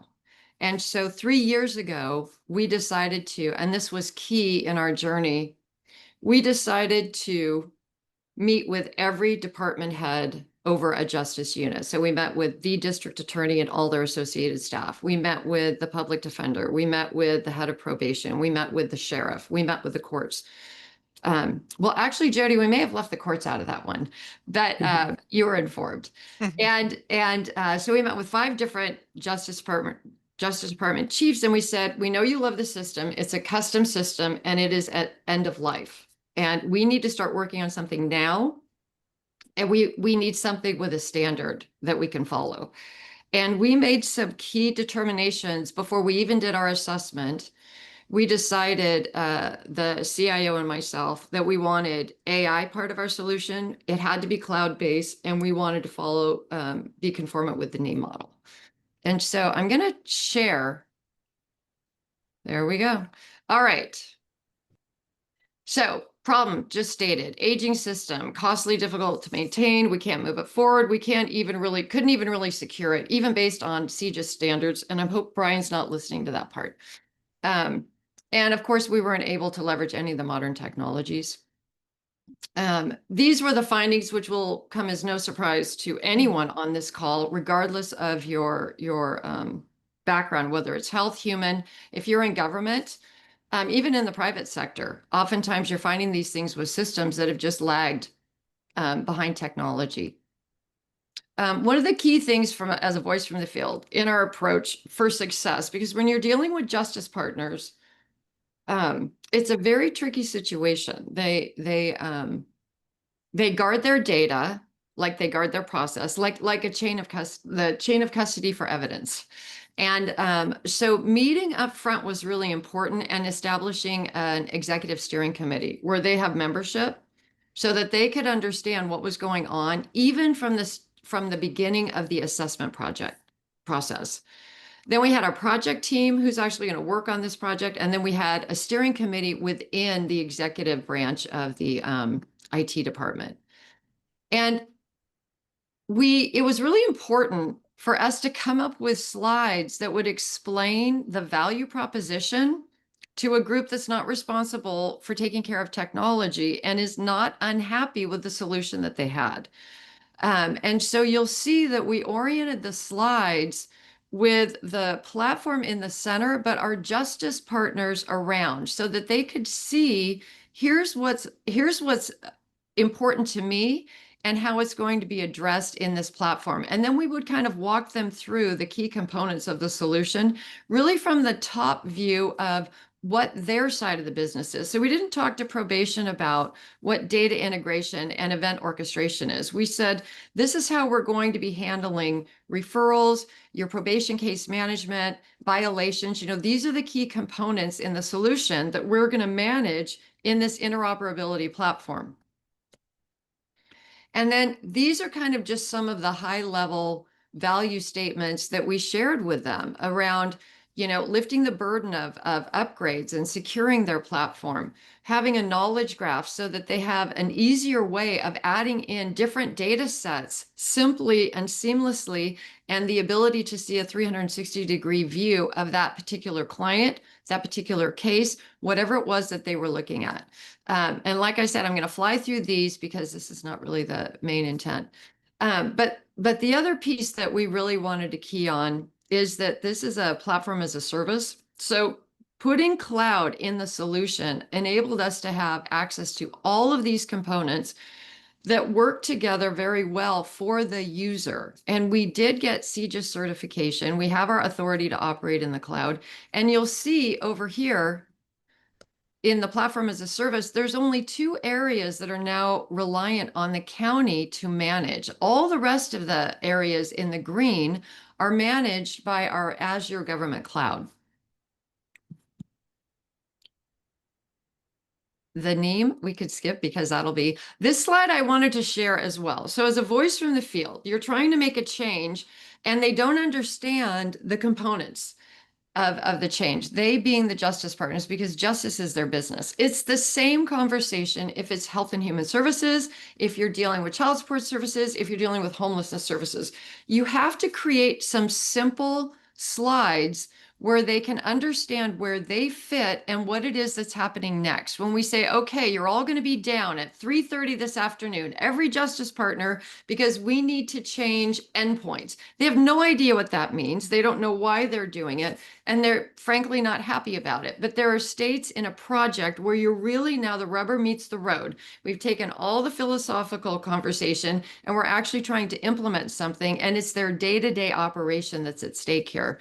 So slides like this are very helpful. So we can say, all you need to worry about is what we're going to do today is we're going to shift our outbounds, or we're going to shift our inbounds, or we're going to work on this piece right here. So they start to understand visually what is happening to them and why they're going down at 3:30 in the afternoon.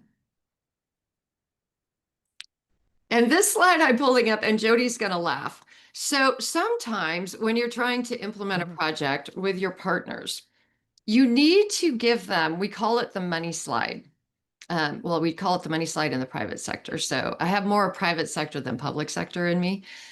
So in the middle of our project to create the exchange of data between all the justice partners, the courts had determined that they needed to change their case management system. Probation determined they need to change their case management system, and the sheriff determined they needed to change their jail management system. If you're implementing an exchange of data, you have a target, you have your inbounds. When your inbounds are changing from one system to another, that's a bit of a challenge. So timelines in synchronizing events like this are really important. And the reason I'm putting this slide here is that for anyone technical, those little pieces that I just said are massive. They're massive pieces. Is that we created the most simple slide without trying to put too much pressure on the courts to say, we haven't had integration conversations with your new vendor, and it's September. That gives us 7 to 8 months before you go live in April. And you're the courts, and everyone is relying on the courts. So we didn't want to put a lot of pressure on one particular justice partner. And Jody's laughing because there's nothing you can feel except pressure in that. But the challenge is, you know what they're dealing with on their side, and you have to be sympathetic to that. But you also need to create simple visuals that share where you're at and kind of what's going on, instead of just, when are you going live? When is this going to happen? When is this? We need a meeting. We need a meeting. So sometimes a picture is just worth 1,000 words. And you'll see that Jody is smiling and she is presenting with me. So we have maintained our relationship with the course. And that's really the most important part in any type of project like this, is things are going to go wrong. Things are going to change. The communication is key. Having those conversations set up and having official forums where you're meeting, you're communicating to your partners. We have all the justice partners, then we have the community partners as well, the consortium of all of the local police departments in the area. And everyone, no matter how much we communicate, still says, we didn't know, we're not getting communicated enough. So communication really is the number one thing. And the second thing I would say is, I'm not quite sure how to phrase this. Test, test, test. Make sure that you've got subject matter experts. You have to ask your partners for their best and brightest, not who's available and who has time.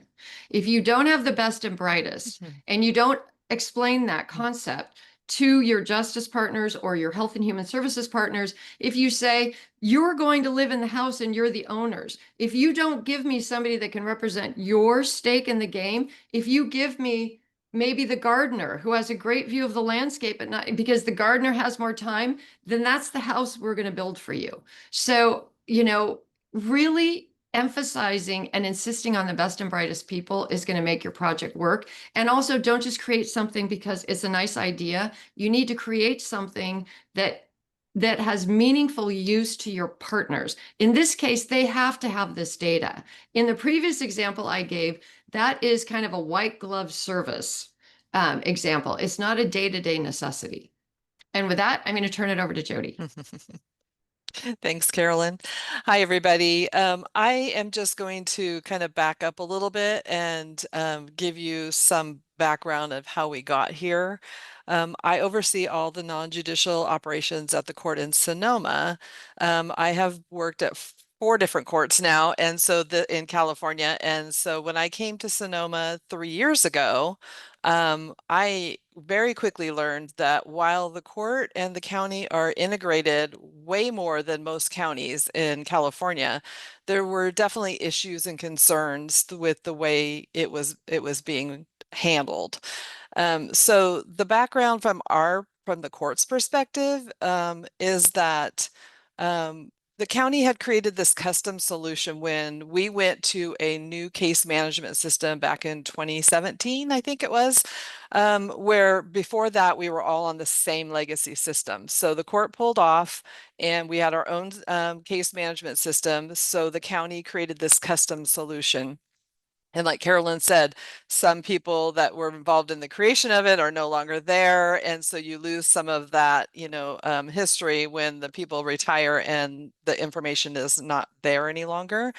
But this solution was designed to communicate with our new system, but there were just really issues, and quite frankly, had become a nightmare for the court. It was if the court didn't enter things into their system in a certain order, it messed up what happened on the other end for the justice partners. And so even though our system is ours and other people should not dictate the order that we put our information in, if we don't do it that way, the integration fails, and we don't want that either. And so, we partnered with County ISD and tried to find the best way to make this work, but it really has been a struggle. So a quick example of when we determined that this really isn't working is one of the first things I did is when I came to this court is I said, I think we need to change the way we do our court case numbers. It's different than what most of California courts, the model that they were following, and the antiquated system that we were using really just didn't make sense anymore. So we spent months of discussion and preparing and testing and doing all this, and we were ready to go live. And a week before go live, one of the justice partners wanted to delay it because they realized there was one thing that they hadn't planned on. And the problem is that the custom solution was so specific for the justice partners that they didn't always know what they needed because the information just was there. So they didn't know that they needed to go get it. It just was there. So we did go ahead and go forward with it. Everything did work out fine, but it demonstrated and confirmed that the old systems were just not viable anymore, and they were actually affecting the court's ability to improve court processes. So luckily we connected with Carolyn and the County ISD pretty early on and established a really great partnership. So thankfully, and both Carolyn and I will continue to say, you have to have a good working relationship with your partners. If you don't, it's not going to work. It's not going to, things are going to go very difficult. They're not going to be smooth. And so this is really key. And, Carolyn jokes about, the push that she's doing to get to certain points, but she's correct. And we know that too. And we push back on things, but we're doing it because we come from a background of experience and we know what we need to do to get to the end. And so working together, that makes that happen. So anyway, the decision that they were making to replace their 40+ year system was very good, very supported by the court. And the decision to have all information, go to one location, this kind of a individual data exchange that just all, I'm going to say from a non-technical perspective, dumping into a hub, right? All this data goes into this hub, and then each agency can go pull out the information that they need. And that sounds fantastic, right? Because as all the agencies are getting new systems, including the court, that means instead of having individual integrations with each partner and then having to be affected by the change, we will then be able to continue on because the information with, under the same data model with NIEM will all go into the same place. Somebody gets a new system, they just have to work with the hub and figure that out. And the rest of us are going on with our lives. So this has multiple benefits in the end about future changes and things like that. So I think it's clear to everybody, it's the best business option to have a standard of data to exchange. So we did what Carolyn did. We met with all the justice partners ourselves to say, we're getting a new system. What do you need from the court? We want to make sure we can get that to you. So we agreed on, we have figured out with the ISD team, 7 exchanges of information are going out to the county, 5 exchanges of information come back to the court and on a regular basis, and everybody gets what they need. So this to me is a sustainable and supportable system going forward, even as people retire and leave. So this is a really big deal for the court, from the court's perspective. I can only speak for on behalf of the court, but being able to enter the data the way we want to enter it and not have to deal with, you know, what order it's going in because it needed to be received in a certain way from the county is a huge win for us. So I think it's a win for the court and county. So Carolyn, do you have anything to add? Yeah, I'll just put in that it is a benefit for all, because let's say the courts change their CMS again. We've already identified the inbounds and the outbounds that are required for the county justice partners and the court justice partners. So it's a very seamless change as long as their case management is creating the data, which would stand to reason since it's required data to share. So instead of each partner integrating individually with each partner, that is the point of the exchange. And Carolyn, Oh, sure. forgive me. There is so much that we can learn from your Oh, yeah. program, but I am very conscious of the time. And I know Paul will pull me off the screen with the entire team if we don't get everybody on quickly. So Go ahead. forgive me, ladies, you had wonderful information to share. I'm sure that there's going to be a lot of questions toward the end of the day. So thank you so much. Sure, very. You're welcome. So I'm going to now recruit Joe. Joe, if you wouldn't mind, join us and briefly chat with us about the RxCheck program. Yeah, I'd be happy to. Let me go ahead and share my screen here. So thanks, Maria, for the introduction. I'm going to go over real quick here, NIEM and the RxCheck Hub. So a little bit of background. The PDMPs as a baseline, that's the prescription drug monitoring programs, are a state database used to track controlled substance prescriptions dispensed from pharmacies. And those are then shared with healthcare providers and pharmacies within the state to create a centralized patient record. Currently, all 50 states have a prescription drug monitoring program, and then 5 territories, US territories as well. And so initially the challenge was that before the RxCheck Hub, the PDMP systems were information silos that either could not or would not communicate. A lot of it was due to regulatory concerns, differences between states on who could see the data and what it could be used for. The biggest issue is it created a public health vulnerability. And so clinicians pulling records were expecting complete prescription histories, but what they were getting was not a complete prescription history. It also enabled dangerous practices like doctor shopping across states. It sounds like maybe something that wouldn't be super common, but if you think about cities like Kansas City, the metro area spans 2 different states. People might be getting prescriptions in Kansas and Missouri. And if those states were not sharing that data, you know, a prescriber would not be able to see the complete history for that patient. And so the solution, the Bureau of Justice Assistance funded the National Architecture for Data Sharing, which is where the RxCheck Hub came into the picture and it was created. A key concept with the RxCheck Hub is that it is not a centralized federal database. It does not store the data. It's a secure, standards-based message broker that connects the existing state PDMPs and allows them to communicate. So why NIEM for RxCheck? It aligned with a bunch of critical requirements that we were looking for. The 4 foundational principles were that the standard be open, and so NIEM is free, non-proprietary. All the states could access it without worrying about funding or where they could come up with that funding. It provided a common formatting, so a data dictionary that ensures all the messages could be structured consistently. With things like PHI being exchanged, HIPAA came into play, so being able to consistently apply those security rules really helped.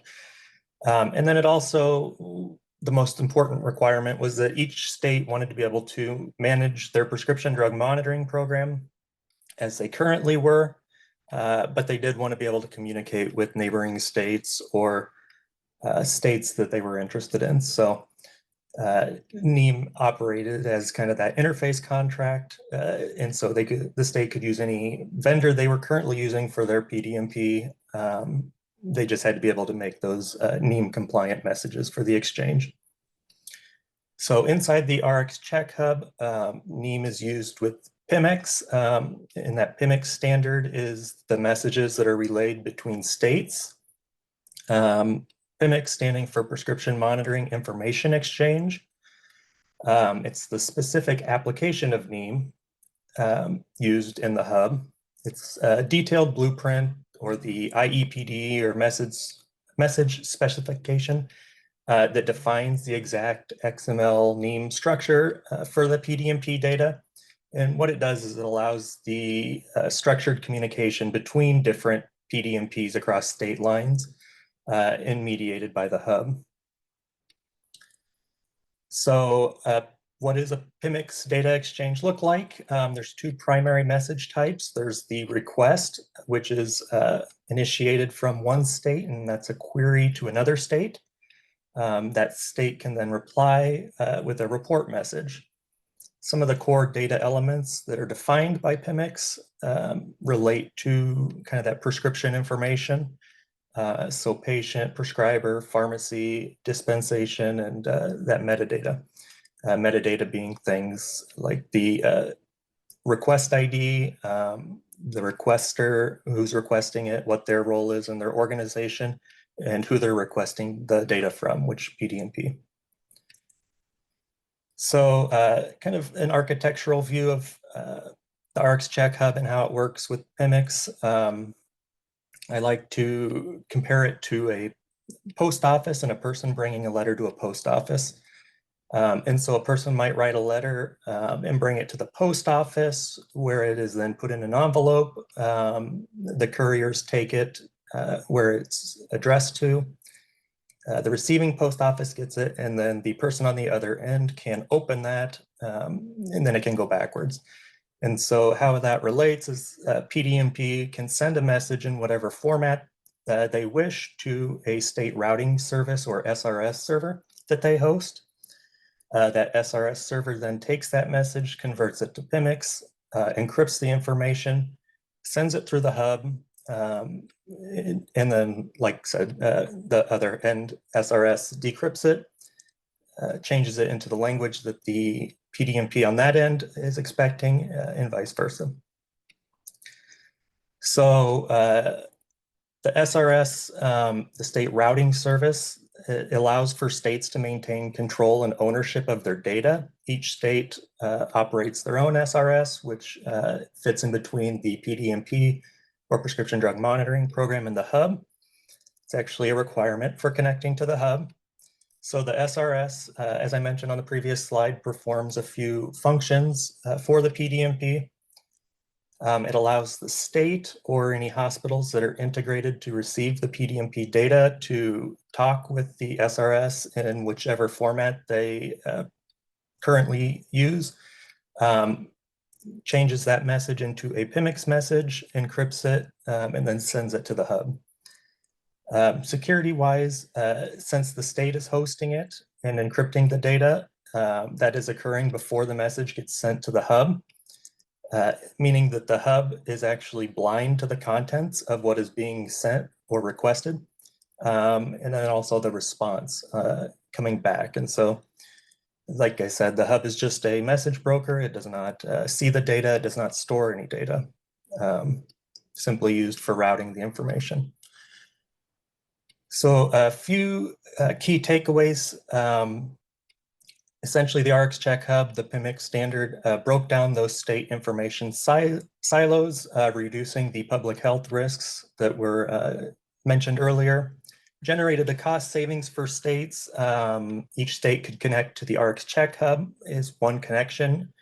So 55 total connections. And without the RxCheck hub, each state would have to connect to each other state, which would be well over 1,000 connections. It enhanced the patient safety by delivering data to clinicians at the point of care by allowing EHR systems or hospitals and clinics to integrate as well.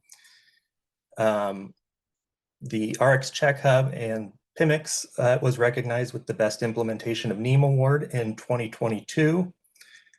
And then a few key takeaways. So NIEM is the foundation. It's the common vocabulary used for the prescription information. PIMIX is the blueprint, which is that, like I said, that specific application of NIEM that's used for the PDMPs and the RxCheck Hub.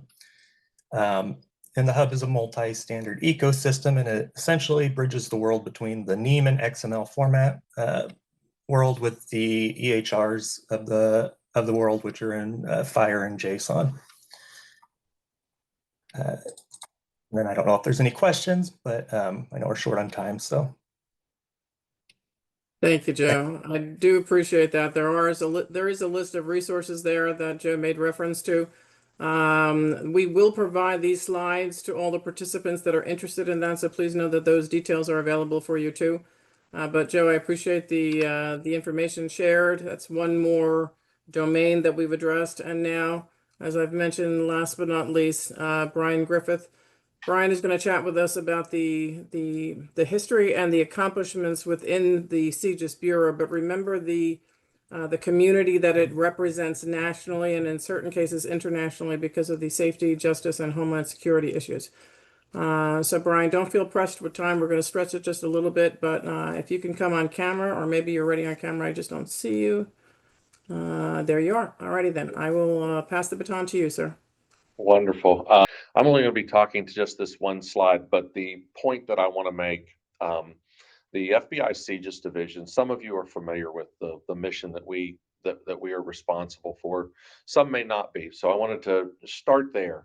And in doing so, I want to illustrate why we believe that standard-based information sharing based upon NIEM is so essential.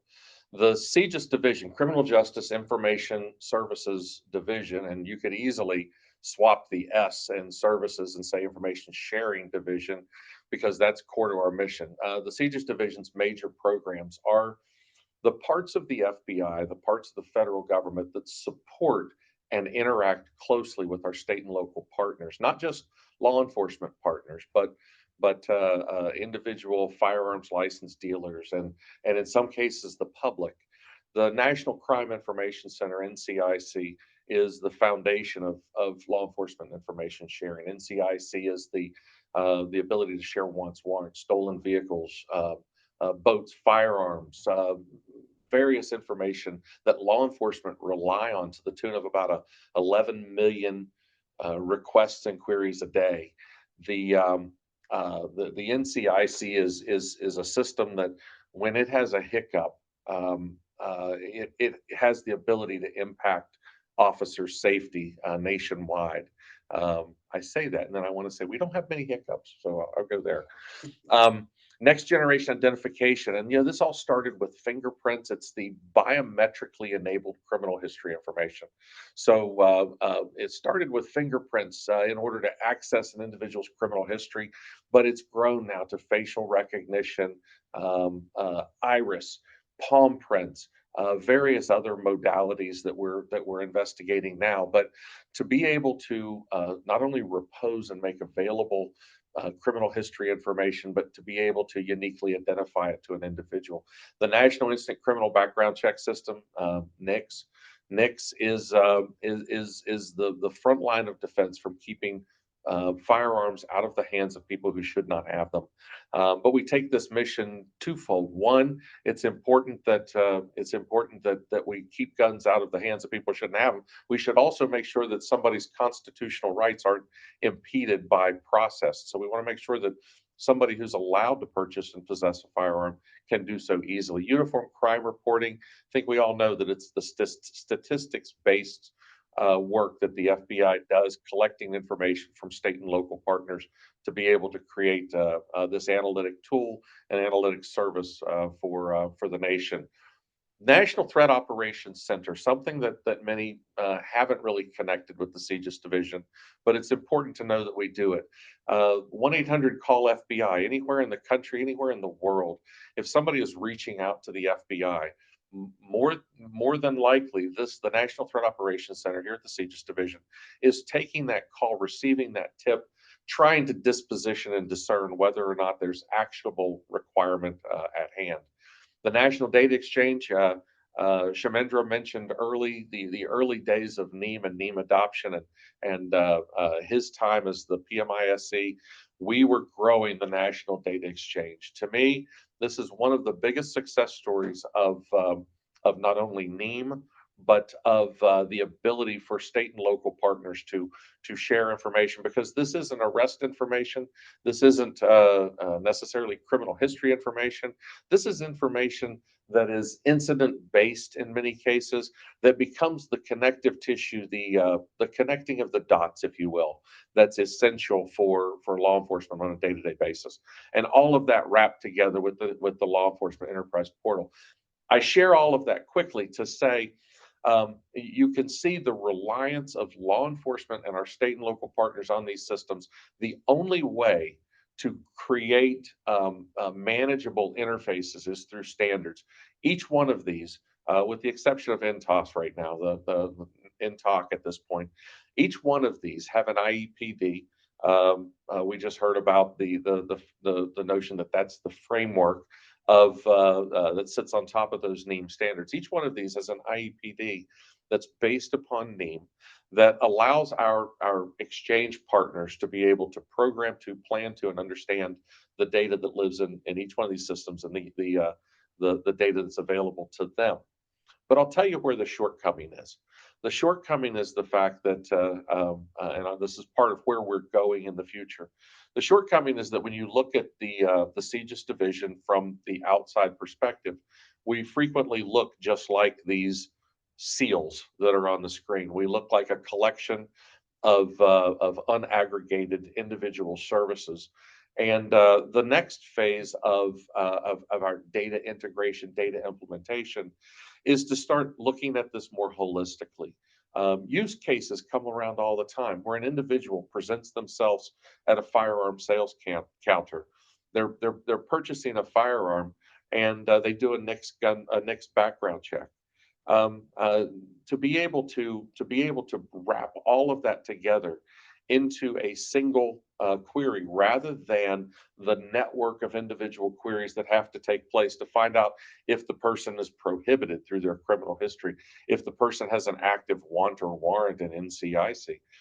If sometime in the past week or so, this person has been the subject of a violent threat to life tip, in such that we may want to delay and investigate a little bit further to make sure that this person isn't actually trying to get a firearm to do harm. But to be able to bring all of those data services, billions of records of data services together at one point, to be able to solve for that very unique business need. To that end, over the next several years, the CJIS division is implementing what we're calling as our data mesh framework. Central to the data mesh is going to be standards-based information exchange, the ability to implement ontologies, knowledge graph technologies across each of these data domains in a way that not only is data available, but information that is gleaned from the integrated data is made available and published and shared. This is going to be the focus over the next several years. That's internal. That is the role that the FBI is playing in internal.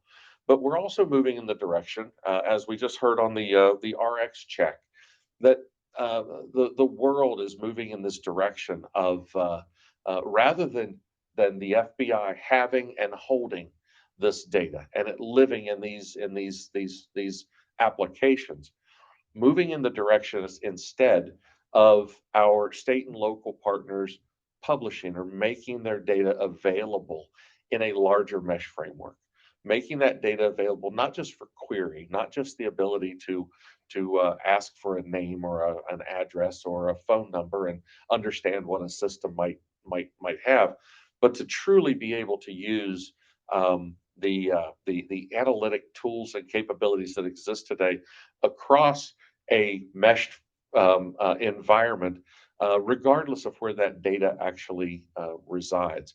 To be in a position that as new data sources come online, that those data sources can be published into that mesh framework and easily connected.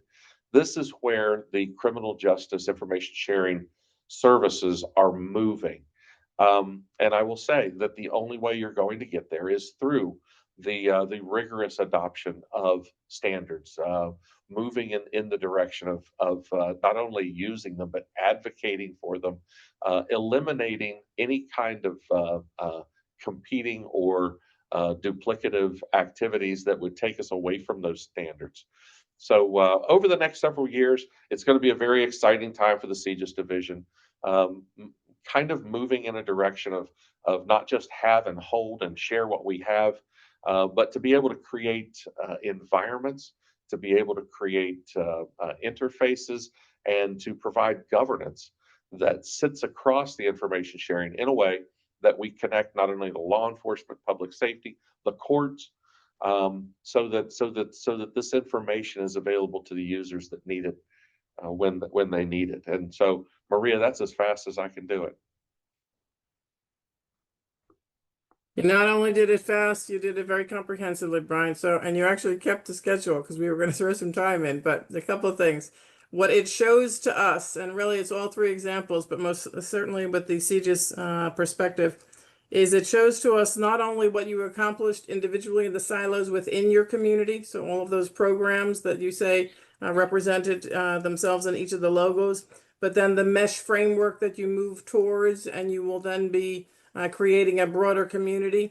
And then obviously, ultimately, all those partners across the nation that then ultimately will have so much more benefit from the data that is available and how that's done. One can only, think about the many, many possibilities of how that could be done successfully. And yes, I think NIEM can be such a conduit to assist you in that, right? I'm not going to say that it's the only thing. I almost wonder again, what could IJIS do? I'm always thinking of the IJIS community and how we then ensure the promulgation of NIEM and standards in general and all of those bridges to all of those partners will be critical to the success not only of CJIS and its broader community, but frankly of the safety of the community. So I do thank you very much. Great. All right, folks, to all the panelists, we appreciate your time. Paul, we are pretty close to schedule, so I'm going to toss it back to you. Thank you, Maria. And I want to thank all of the participants in your session. I think what we're trying to illustrate by these presentations, and they're only a sampling, of course, of the hundreds of applications of NIEM throughout the country, but we can see that NIEM truly has earned the N in NIEM of national. This is a set of data standards that have been developed with the full participation and cooperation of federal, state, local, tribal, and territorial agencies and the private sector and industry to help bring some order to this whole task of information sharing across our public sector and private sector, for that matter. And to that end, we wanted to sort of close this morning with a little introduction of two of the newest domains that have recently joined the NIEM family.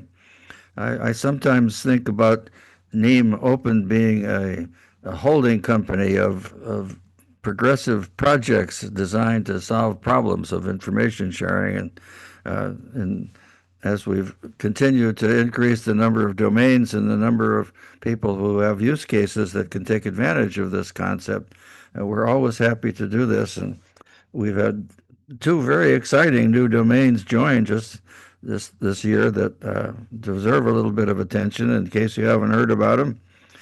We have Thomas Kroll, who's the co-chair of our NIEMOpen Business Architecture Committee, who will agree to talk to you a little bit about what these two new domains are attempting to do and who's handling their stewardship and how we can welcome them into the NIEM family.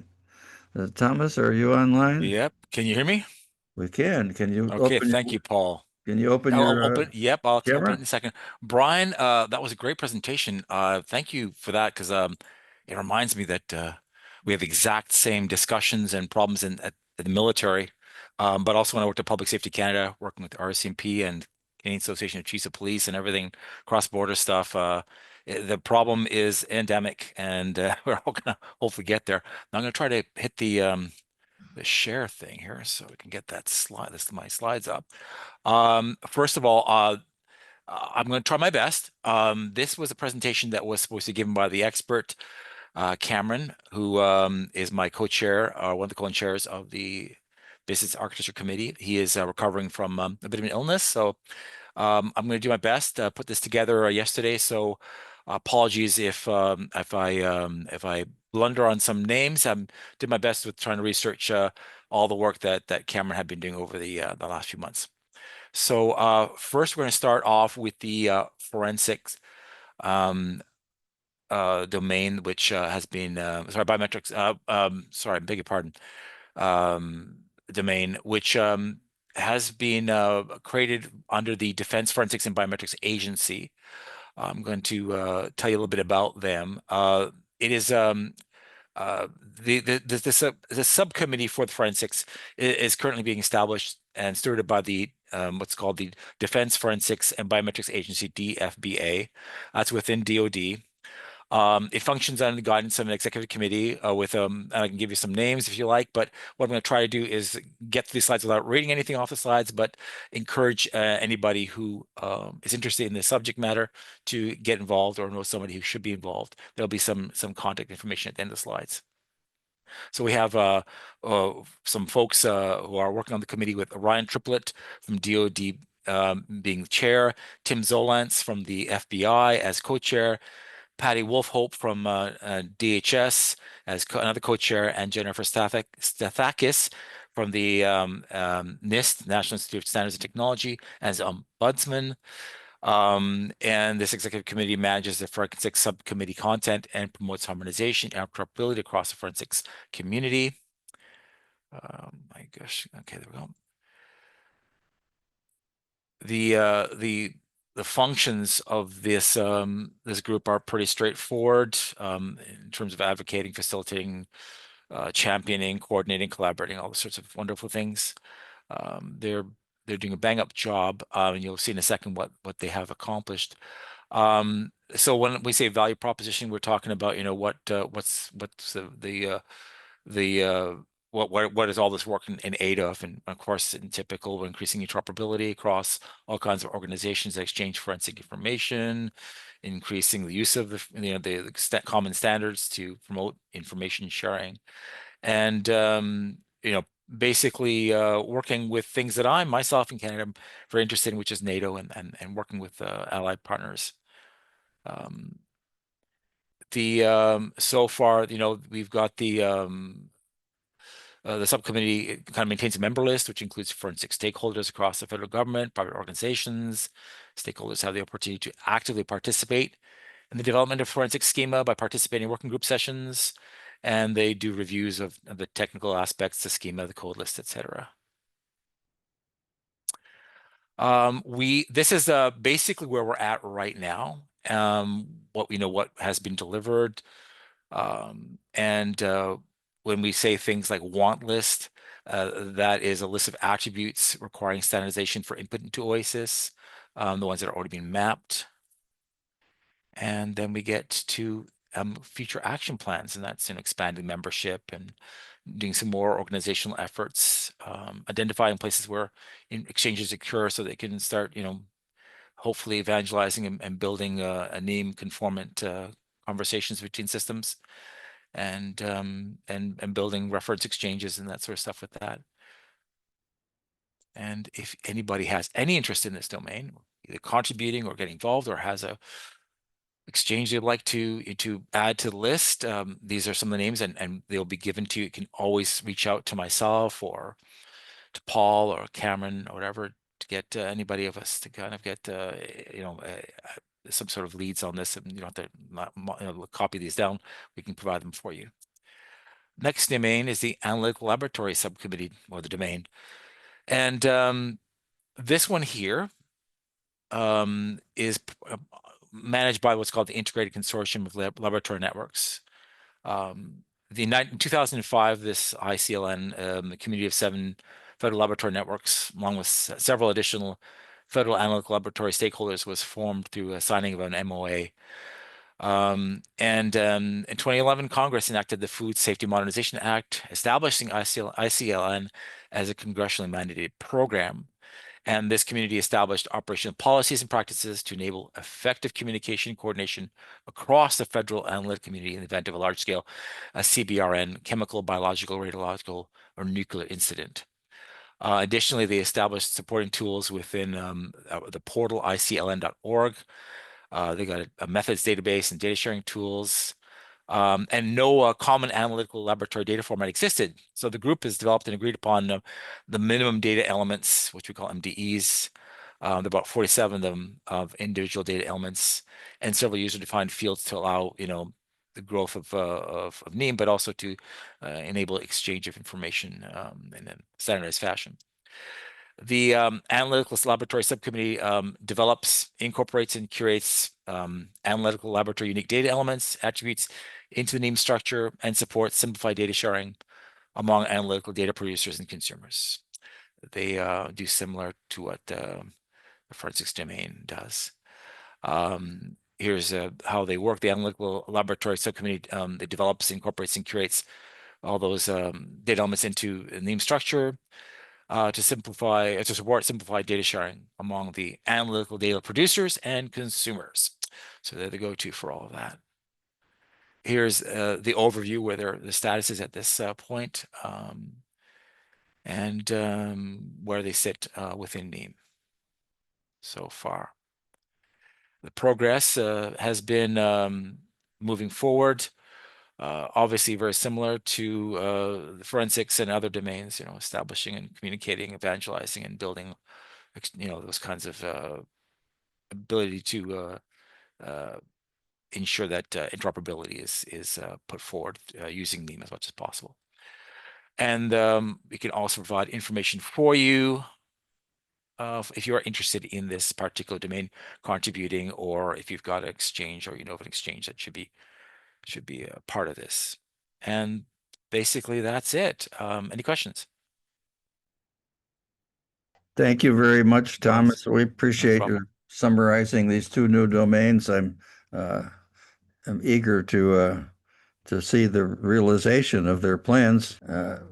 We're excited to have these 2 new domains, and I want to make a couple of comments about them. First of all, these domains were initiated by 2 federal agencies, DOD and DHS, as you saw on Thomas's slides. But we also have been actively involved in making the idea of these 2 new domains well known to the state and local world. There are lots of law enforcement crime laboratories throughout the country that are very interested in both of these domains. There are private sector organizations interested in these domains.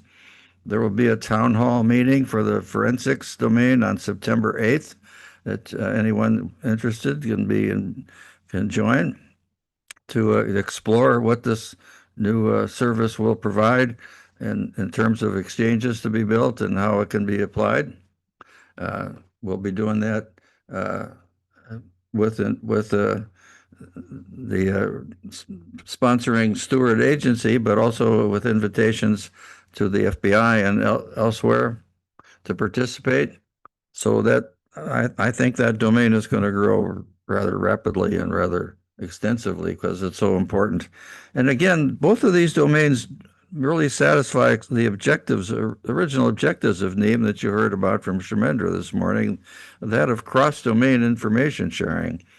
Because forensics organizations and analytical labs both have the need to communicate and share information with other disciplines and other domains, basically, most notably to law enforcement, but also to human services and emergency management. So these are natural topics.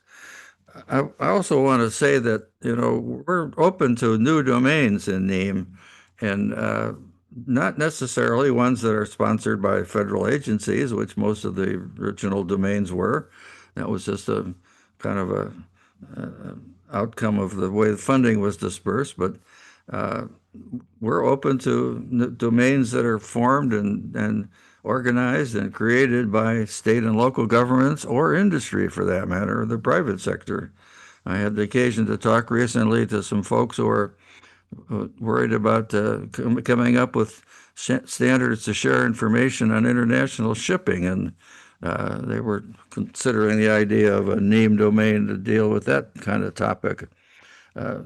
We're not opposed to that at all in the NIEM organization. We welcome anybody that brings a community of interest together, particularly as there is a need for cross-domain information sharing. It's a welcome sign that people are interested in this beyond the original ideas and domains that were a party to it. The other point I want to make is that you don't have to have a domain in order to take full advantage of this model. Of course, we've had some of our great successes have been instigated by people that were not necessarily, that didn't come out of a domain environment.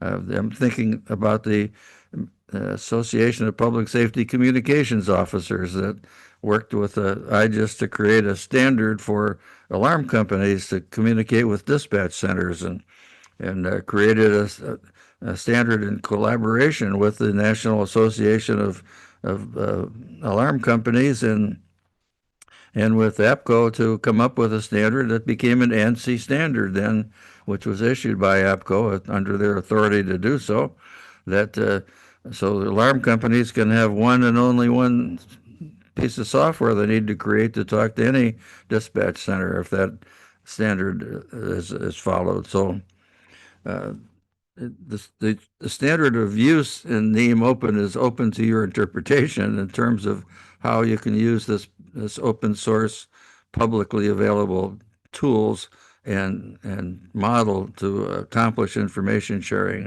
in a better way. And we enjoy perpetuating that concept in any way that we can. And we'll talk more this afternoon then about where this is leading us and some ideas that we have on the table that we're going to be interested in getting your response to. And I hope you'll be prepared with questions and comments. We'll have some time later this afternoon where we're just going to open up the mics and ask you to contribute your ideas and thoughts. I want to preface that by telling you right now that we're planning to undertake a significant survey of all the users of NIEM right after the first of the year to get a better handle on the requirements of their constituency, of the people that are using and about to use or choose to use NIEM for a standard for information sharing. So we'll be looking forward to your participation in that, but we want to hear from you today if you are of a mind to do so, to share some of your thoughts about what's needed to maintain and sustain this wonderful tool set that we've built. So with that, I'm going to give you time for lunch.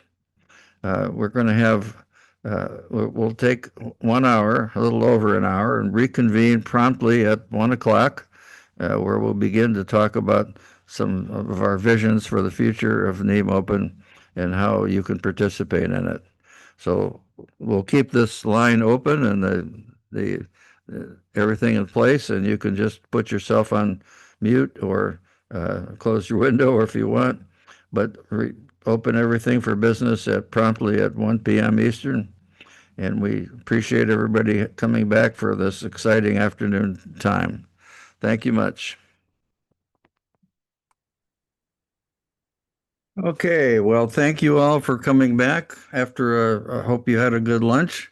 We're delighted to have you with us again for this afternoon session. What we're going to do this afternoon is attack some of the notions of where all this is headed. We have a very wonderful agenda. We'll be led initially by a great presentation from the chairman of the board of OASIS. Talk a little bit about expanding where OASIS standards and what we're doing in OASIS takes us.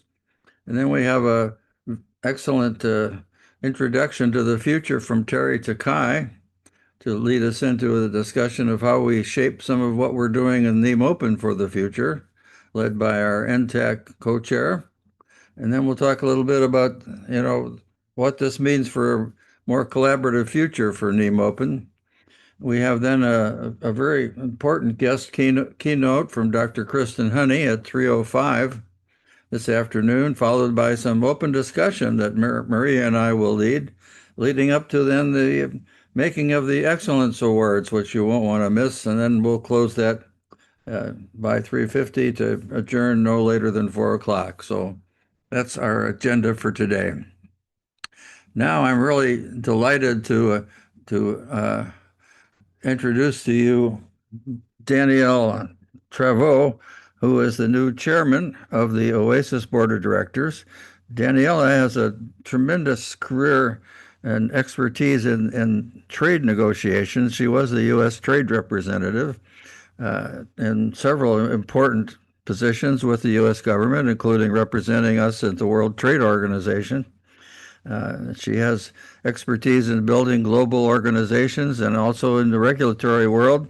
So she's a very good natural person to lead OASIS as it grows into a more expansive capability. And hopefully she'll be helping NIEMOpen develop our international relations more effectively, including with NATO and the European Union.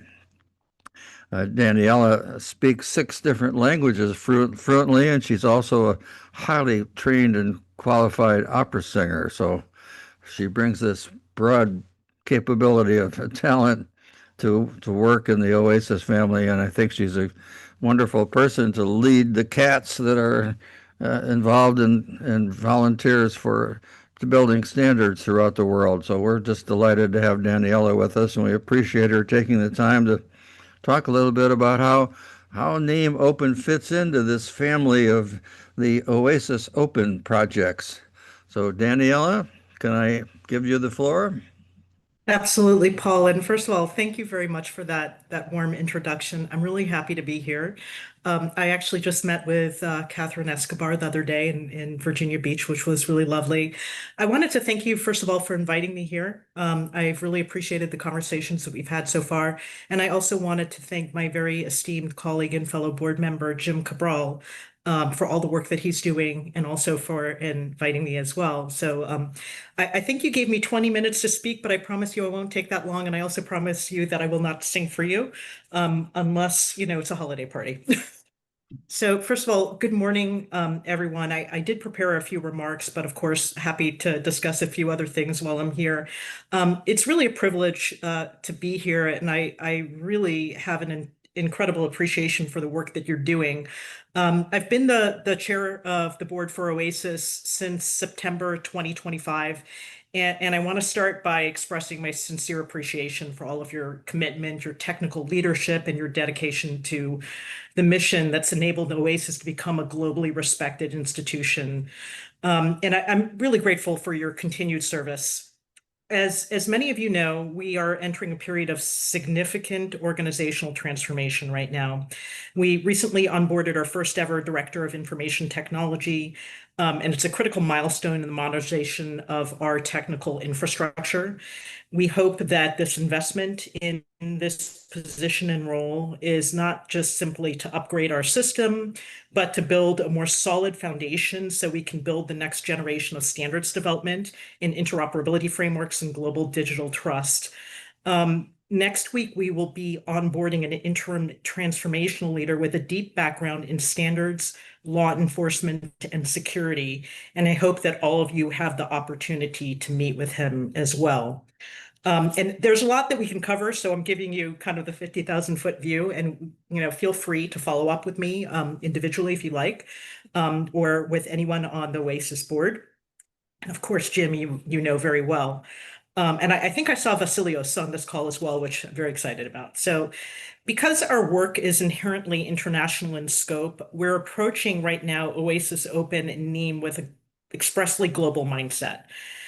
Right now, around the world, governments and public institutions are confronting the same challenges that our community has been seeking to address. The European Parliament, for example, has advanced important initiatives related to secure information and cross-border interoperability among law enforcement agencies that speak directly to the work that NIEM does in your mission and increase the relevance of the work that you're doing in the global context. And just to let you know, in 4 days, I'm headed to Brussels to the European Parliament to speak with the folks who are actually spearheading these challenges. And I think there is a great opportunity also for NIEM there. The strength of OASIS for me has always been rooted in the community. People here, I know that you're already that are present are already familiar with our history, our governance model, and technical accomplishments, and you understand the rigor around building consensus. And the discipline needed to steward open processes, and the professionalism, I would say, essential to producing standards that stand the test of time. And I truly want to thank you, formally, informally, personally, for the work that you do. Your contributions have advanced our governance, shaped our new technical committees, and expanded our partnerships across industry, government, and academia. As we move forward, modernizing our systems, strengthening our operational foundation, and engaging more intentionally with international partners, our core values remain unchanged. Open development, open governance, and open participation will continue to guide our work. These principles do more than produce strong standards. They cultivate trust, and trust is an essential ingredient in all cross-border, cross-sector collaboration.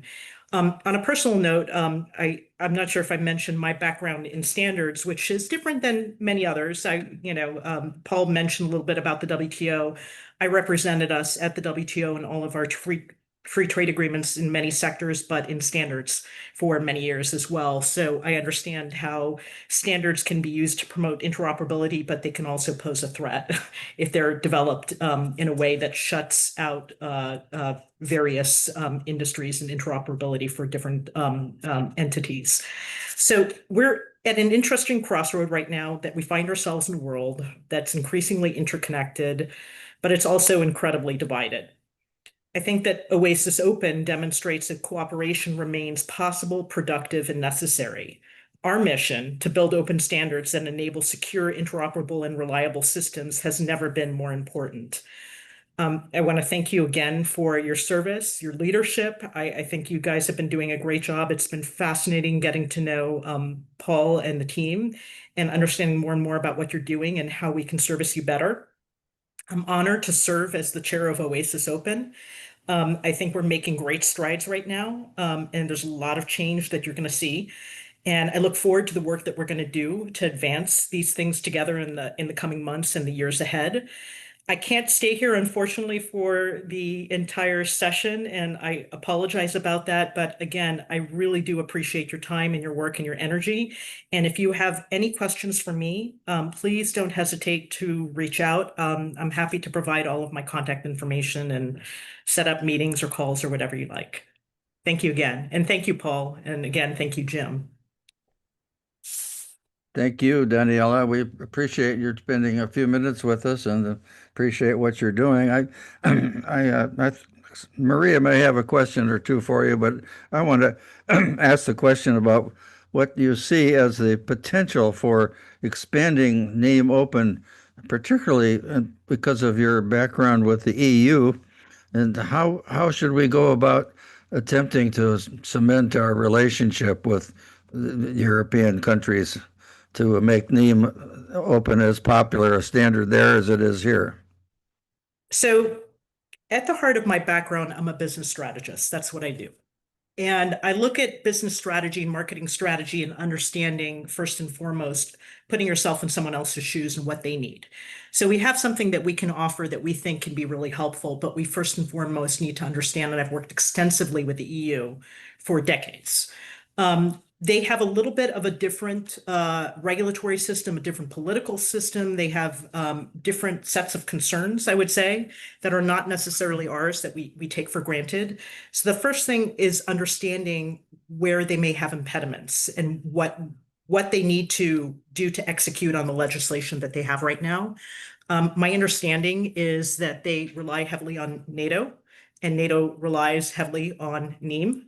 And that's something that we need to fully understand first and foremost. But I do think that, having the personal relationships too as well, with the folks that are making the decisions is critical, because there needs to be trust there.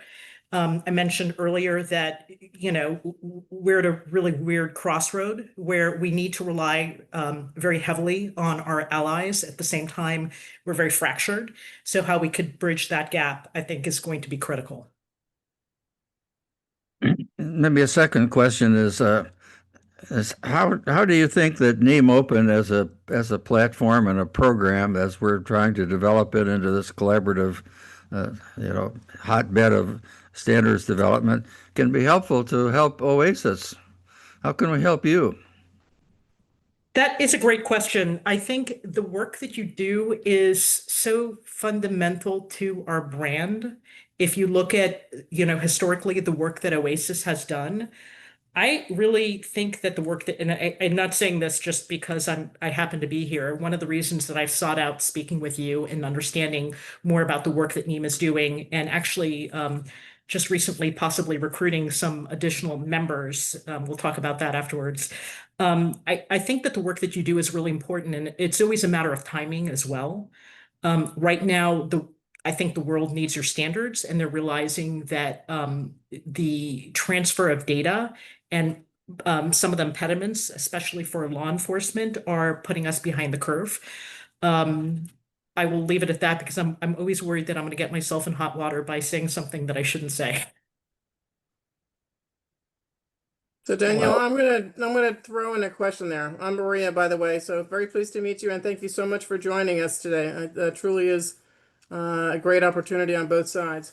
I'll start with some housekeeping and say that you and I will definitely chat in the future, because I think that there's lots of areas of alignment. But I'll pose a question to you that sort of ties into what you and Paul are chatting about, but then brings in the rest of the audience members, especially those that are coming from the practitioner or industry side. On the one hand, as we collectively seek to promulgate standards more and more, be that either across domains or a greater number of audiences or across countries, where could the fit be in bringing in representative practitioners with us if we were to do some sort of educational and or virtual or physical roadshow to introduce ourselves and or our mission, right? The value of standards, the need for them to engage, etc.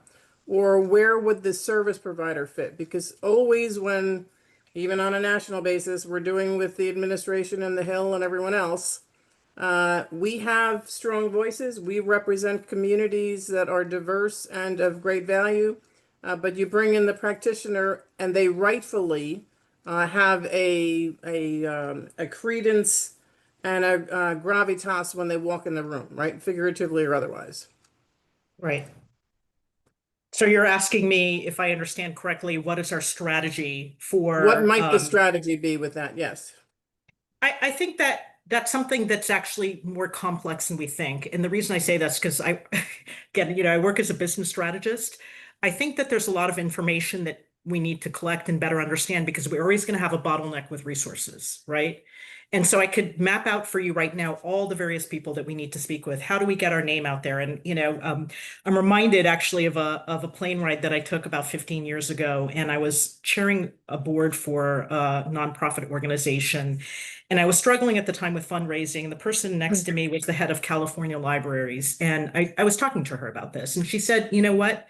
I had the same problem until I realized that people first need to know who you are." Right? And the importance. And when I say who you are, they need to understand it in a narrative that makes sense to them, that resonates with them. And it goes back a little bit to what Paul was saying with Europe. What is the narrative that resonates with them? Because we can say a lot of things that, don't they get this? Don't they understand? But that is highly segmented. So I always think about marketing, as far as really understanding who we need to speak to and why, and what is the best ROI for our messaging and narratives. And I think that's something that I look forward to working with you guys to better understand. I'm not prepared to answer that yet, because I need to have a better understanding of what's been done already. And Don't want to sound squirrely. It's just I know what I don't know yet, but First of all, I didn't really expect one. I want to provoke thought even in the audience, because I do think that this is something that ultimately could and should warrant their input into the process. But most certainly, I understand it to be a complex issue. And yes, marketing 101 is practically fundamental to almost everything we do. So we're on the same page, and I look forward to collaborative discussions. I love that, and I love the question, and I love the fact that you're trying to get everyone's brain juices going, because I think that's you're hitting on exactly. At the end of the day, it's like, did the message get through? You can yell at, bark at, whatever it may Right. be, but if they don't understand it in a way that is meaningful to them, right? It doesn't end. Exactly. Exactly. Good. Does Paul? anyone else have a question for Daniela before we allow her to leave us? I do actually.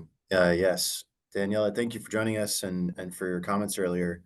In addition to the international expansion of NIEMOpen that we were just talking about, earlier we discussed opportunities for collaboration with commercial partners. And I was curious what your perspective might be for standards organizations like ours, especially when there are, federal level government agencies sharing data with commercial partners or procuring data from commercial partners, and how we can complement that kind of mission critical activity.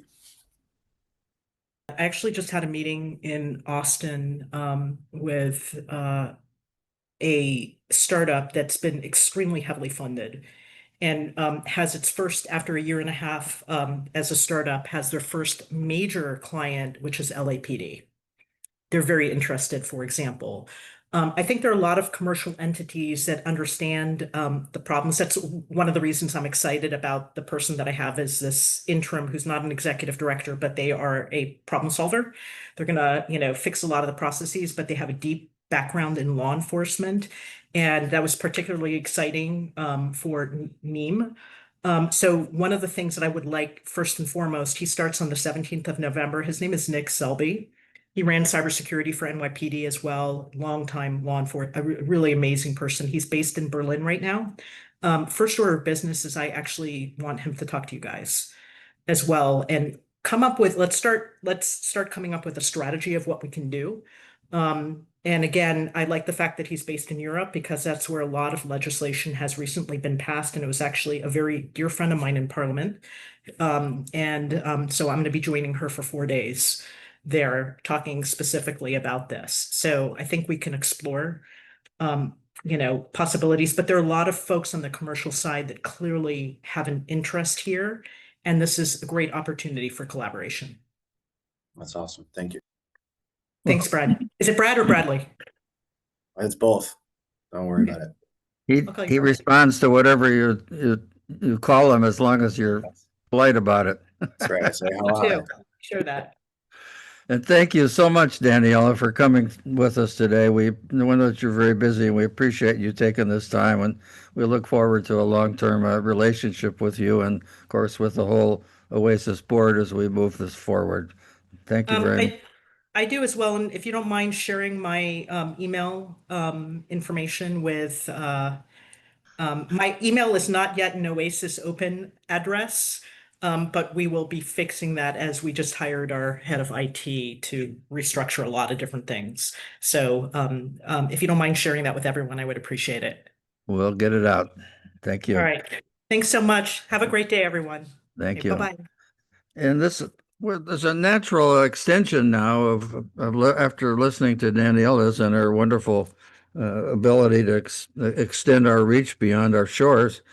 We really need to take a look at how do we really fit into this family of standards that is OASIS Open, and how do we emerge and develop new solutions to help promote the idea of information sharing, again, across domains, and build new ways to use this technology we've developed and are developing, and also where we need to go with all this. And I really wanted Jim Cabral to talk about this. As Daniela mentioned, Jim is on the board of directors of OASIS, so he has been our close connection to the inside work of OASIS, and he understands it well. Jim comes from a long history of being involved with the IJIS Institute as well, and his jobs as a serious enterprise architect and system developer in the justice field and other fields.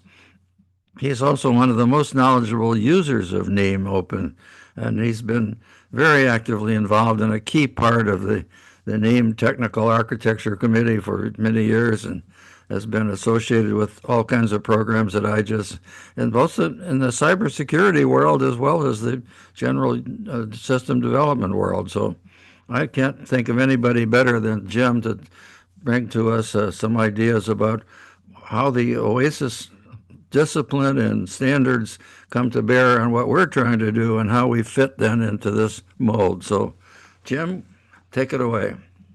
Thanks, Paul. So just a little background. I came into OASIS over 20 years ago now, I guess, to work on standards specifically for courts, but based on kind of open reference models that were already out there. In that case, it was the Global Justice XML data model, which was the precursor to what we call NIEM today. So it was interesting that starting within OASIS in a technical committee working on electronic court filing, we're already kind of recognizing that we're part of a larger ecosystem, right? It wasn't just our little standard over here. We were looking at interoperability and the need for consistent semantic models and such across exchanges and serving the entire community. So it was kind of a natural that over time, as GGXDM became replaced by NIEM and now NIEMOpen, we've kind of followed that progression, and later versions of those standards have followed the latest version of either GGXDM or NIEM. It was really exciting for me then when NIEM was looking for basically a new model, a new home, if you will, to sustain the program and to take it further than it could, basically being sponsored by mostly a U.S. federal agency. And so I was very happy to be on the transition team that ultimately brought NIEM into OASIS as the NIEMOpen project. So really excited to see the marriage of all of that work. And I really do believe OASIS is the right place for NIEM. I also think I'm very thankful that we made the transition when we did, given some of the challenges that we faced in the last year or two, specifically around federal agency support and such. So broadening the base of users and sponsors of NIEM by allowing the private sector to play an active role in not only funding but governing the model going forward. So I'm going to speak briefly about where we are in the standards process right now and how we really turn this into not just an OASIS standard, but hopefully an international standard that everyone can use. I'm also going to speak a little bit about where we are with some of our tooling. I know Dr. Scott already gave a crash course in CMF tool. I think Brad is going to talk a little bit later about some of the tooling that he's involved with, and he showed you a demo earlier. But I want to talk a little more broadly about where the tooling fits into the whole framework and architecture. I don't have any slides, but I do have some websites that I'd just like to share with you guys as I talk about this. So first of all, NIEM is an open project, and it's a little different than maybe historically we've done here at OASIS. When I got involved with the Electronic Court Filing Technical Committee, that was a technical committee. When the TCs have a very, very strict rules and governance structures that you can do as a technical committee, and it wasn't really conducive to like open source projects. And so at some point, we on the OASIS board decided we really need to have another offering that really caters more to the needs of open source and open community projects, and that where people could participate that didn't necessarily have to be paying members of OASIS. So that's where we came up with the Open Projects program. And I just want to share this one quote here. The potential to get not just to an OASIS standard, but beyond is really a real reason that a lot of people come to OASIS and bring their projects and create open projects at OASIS. I'll talk a little bit about some of the advantages of being an international standard here shortly, but that's really why a lot of people might bring their project to OASIS. And I definitely think that's one of the reasons that drove NIEM to come as an open project. So we have rules for how you get to become what we call a project specification, and then how you actually get to an OASIS standard and beyond, right? So where we are right now, but we have the NIEM model and the NIEM naming and design rules, which are both project specifications. The model was approved in March of this year, and the naming and design rules were approved by the PGB, the Project Governing Board, in August of this year. So we've already reached that status. We're now taking it on to the next status, which is actually approval as an OASIS standard. And I want to be clear that before we can do that, we actually have to make sure that people are actually implementing it's not just a specification, right? It's something that people are actually using and deploying systems and software with. So we've gone through that process of collecting statements of use from implementers like myself, and those are out there and posted for people to review. And as of yesterday, we've started the process of actually calling for consent by the entire OASIS community, not just the NIEMOpen community, of NIEM Model 6 and NIEM Naming and Design Rules version 6. So really excited to get that started. Both of the calls for consent end in a couple weeks on November 28th. So at the conclusion of that, we will take the feedback that we get from that call for consent. Hopefully we don't get too much negative feedback, but if we do, we'll need to respond to that. We need to take that into consideration. But assuming we don't get a lot of negative feedback, then for all intents and purposes, this will be approved as an OASIS standard by the end of the year. So very excited to get NIEM to that level. I will say there's not a lot of open projects in general are kind of new to OASIS, but there haven't been a lot of project specifications that have reached the level of OASIS standard at this point. So it'd be really exciting both for OASIS and for NIEM to be one of the first open projects to really reach that status. So then the question is, where do we go from there? The next likely place would be ISO, so the International Standards Organization. We have a choice, an opportunity to take it to ANSI as well. OASIS is approved as a recognized SDO for submitting directly to ANSI, ISO, and a number of other organizations, which I'll show you here in just a second. Each one of those has their own rules around, who can submit and the format that they have to submit in. One of the advantages we have, you can see the templates and such down here that you have to follow.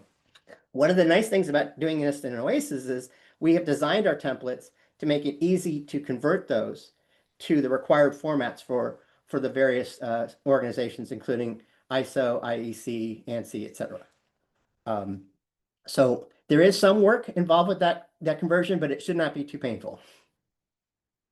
I mentioned ISO as probably the most likely opportunity, but I want to make sure that you guys recognize that OASIS actually has liaisons that work in conjunction with all of these standards organizations, including some that, some of the NIEM community might recognize, like FIRST, etc.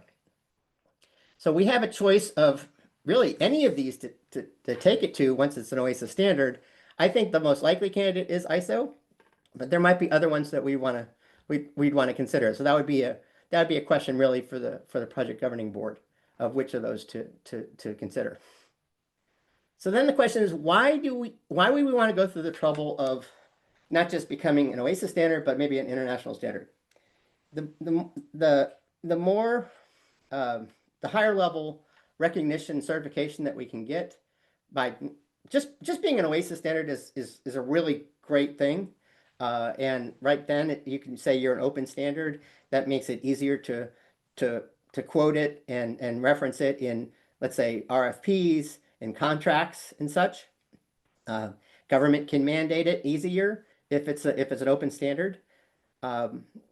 But that OASIS standard is widely recognized in the US and to a lesser extent in Europe. To get to ISO, you would be truly an international standard at that point. And people would carry more weight with organizations of just around the world.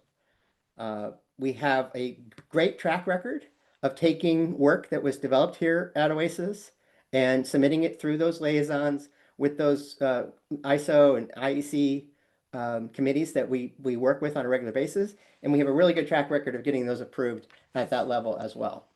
Daniela talked about Europe. I think there's a tremendous amount of opportunities for NIEM and other OASIS standards in Europe. Europe has their own recognized standards organizations, but once something is approved by ISO, that's a really easy track in additional certification if necessary by the ESOs. So that's kind of where we are on that international standardization track. I'm really excited to see it as an OASIS standard, NIEM as an OASIS standard by the end of the year, and I'm really excited to see where that goes in 2026. The other thing I wanted to share with you is just make sure everyone understands that NIEM is not just a data model, right? NIEM is a lot of things. So if you just go to the NIEMOpen GitHub, you will see all the various artifacts and specifications and tools that are being developed and contributed to the NIEM community. So besides just the NIEM model, we've got the naming and design rules. We've got a specification for messages, used to be called IEPDs. We've got specifications for code lists, with the common model format, which is the basis, is that meta format that Dr. Scott was showing us earlier, that we can easily generate other representations, XML, JSON, etc. We got conformance specifications. But then in addition to all the specifications, there are some tools out there that are open source tools. IPR is all managed through OASIS. So these are free to use and extend, and really kind of support your implementations of NIEM. There's also trainings available. You see the links there. And those are going to continue to be updated and made available to everyone who wants to possibly use NIEM or needs to educate either their developers or the business analysts about how to develop NIEM method specifications. So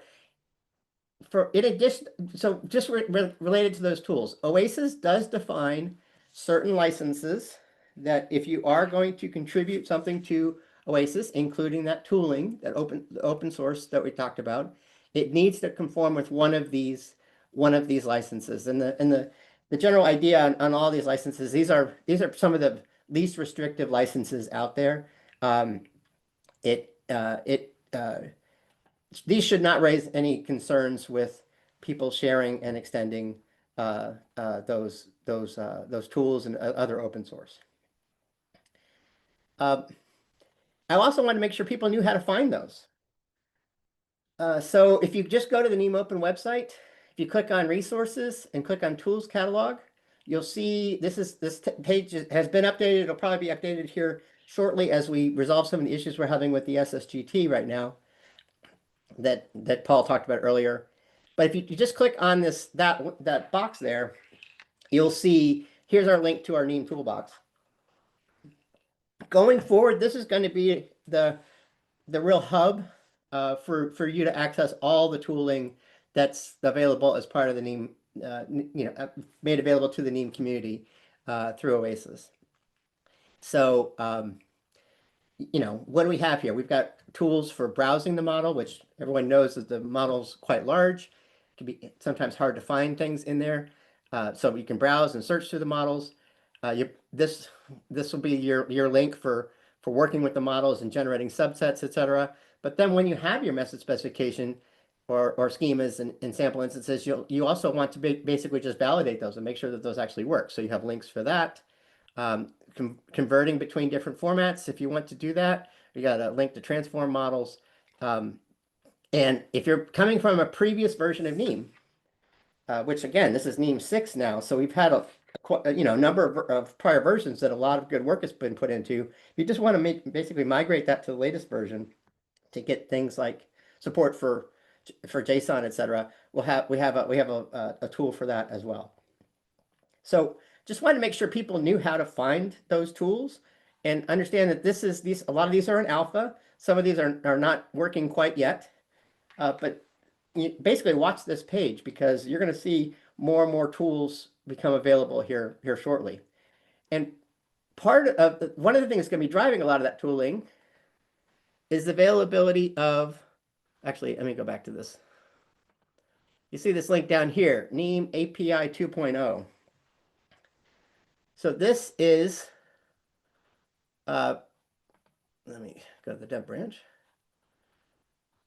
This is the way that a lot of tools in the future, both NIEM owned and OASIS managed tools, as well as just third-party tools, will ultimately be working with the NIEM model is through this API. That is, again, the source code for the API is published here in the GitHub. So this is going to be a very powerful addition to the NIEM family to really open up and enable a whole new family of tooling that we never had prior to NIEM 6 and OASIS. So really excited about the availability of the API for supporting new tooling going forward. Last thing I will mention as far as tooling, I have a UML tool out there that I would love to be able to contribute to OASIS. I'm running into some licensing issues right now. So it's currently under a GPL 3 license, which unfortunately prevents me from contributing that to OASIS right now. I'd love to be able to resolve that. But if people are interested in using UML to generate their NIEM tools and message specifications, they can do that. Dr. Scott mentioned earlier that some tooling is building on the CMF tool. This is one of those tools that's doing that. So very excited to have that tool and be able to build on that with other tooling that hopefully better supports our community. I think I'm almost at the end of my time. I just want to also add, I think Brad's going to be talking a little bit more about knowledge graphs here shortly, how super excited I am about the potential of NIEM to provide grounding for knowledge graphs and for just the information that, let's say, AI and other systems may rely on. NIEM is very good at structured information, and knowledge graphs and AI, I think, thrive when you've got good, consistent semantic models with good structured information. So really excited to see where all that goes. Happy to be part of supporting some of those efforts. And I'm gonna let Brad answer your questions about knowledge graphs. I'm not going to try to be the expert on that one. That's coming soon, I'm sure. Jim, I actually should echo a question in the chat from Jennifer Satakis about ISO's fee structure, and maybe a different way to ask the question, right, is about how to make those types of decisions more broadly. Yeah, so good question about ISO's fee structure. So OASIS, one of the things we do at OASIS is when we publish a specification, it's out on a public site. Anybody can access that without any problem, no fees involved. You don't have to be an OASIS member. You don't have to pay OASIS any money to access a specification. Excuse me. ISO and some of the other SDOs have a different model, excuse me, where they charge you for access to download the specifications and standards. That's part of their funding model. In the past, and I can't guarantee this will happen with NIEM, in the past, we have negotiated agreements with ISO and others so that OASIS members will have access to the ISO versions, if you will, for free, right? Again, can't guarantee that we will reach that agreement this time with NIEM, and we haven't even decided necessarily to take this to ISO for sure, right? That might actually affect which standards organizations we take the NIEM specification, the NIEM standards too, then depending on who, how they're made available to the public. So what was the other question? That was the question. Okay, Thanks very much, Jim. sure. Paul, I think we're turning it back to you. Thank you very much, Jim. We appreciate your going through that presentation to tell us where all the tools are, especially, and we're anxious to fill out that matrix, as you know, and we want everybody to know that those future toolkits are well on their way to being completed. Our objective is to have most of those tools ready for you, as many as we can by the end of the year. So as we roll out this new release, you'll have the tools to go with that work for you. So with that, we want to move on to our next presentation. I'm thrilled to introduce to you, if you don't already know her, Terry Takai, who is a long advocate of NIEM in various roles in her past. Terry has been a CIO at various state levels, most notably California, and then became the CIO for the Department of Defense. And it was while, as Shemendra mentioned this morning, as while Terry was the CIO for DOD, that she was able to convince DOD to adopt NIEM as the standard for information sharing activities in DOD, which is still the premise of what DOD is doing. And Terry left DOD and is now the chief of programs at the Center for Digital Government, which is part of eRepublic, and that's the organization that publishes government technology and does a lot of other good things to educate the workforce in IT throughout the country. And Terry is involved in all kinds of useful programs and activities to improve the state of the art in information technology. So it's with my great pleasure to introduce to you, to give us a little bit of a forecast of where we're headed with our digital future and how things like NIEM can fit into it. Terry? Thank you so much, for having me today. Totally appreciate it. Now, I feel a little bit like I'm going to sort of go in a different direction. We've had a lot of very detailed, technical presentations and, into really the details of information sharing.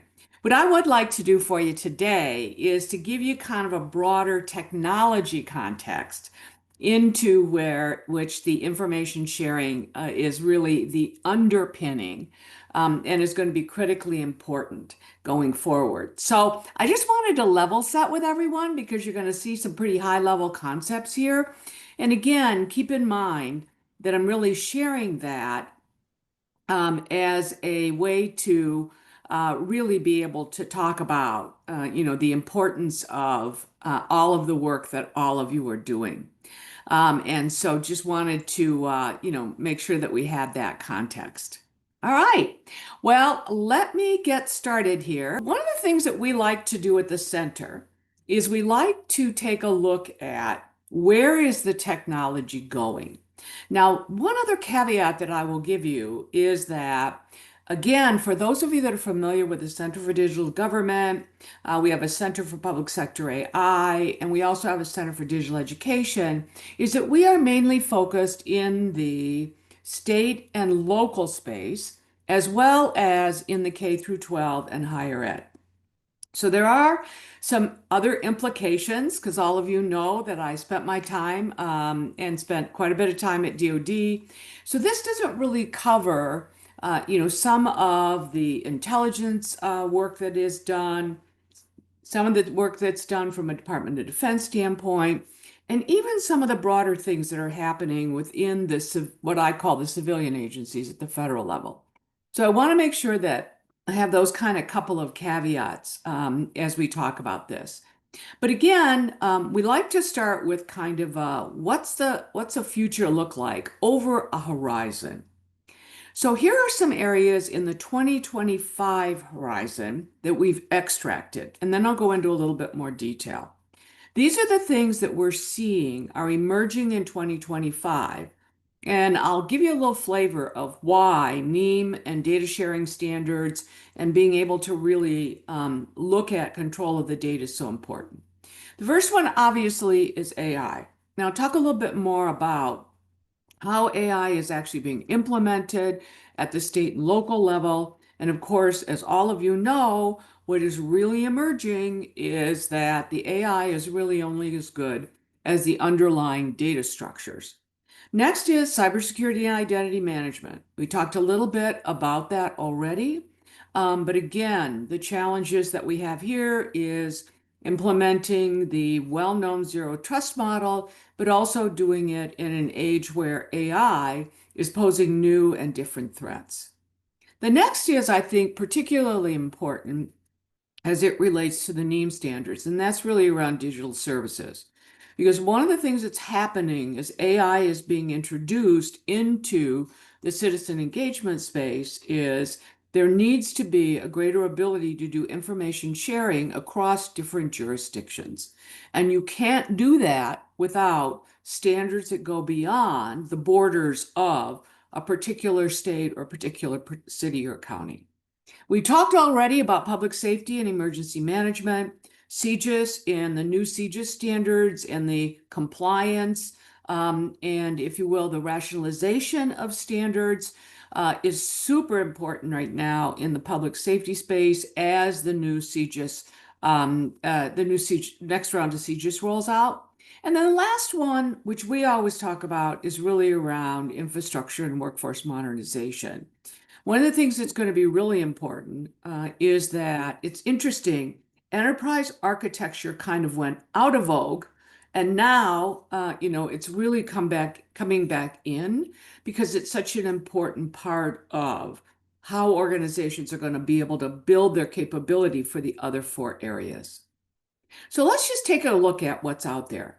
Well, here's what we're seeing is happening immediately. I'm not going to walk through all of these, but I think that you can see, first of all, AI and automation is taking on anything from starting out with generative AI, but we're starting to talk about agentic AI and guided AI agents and AI-driven workflows.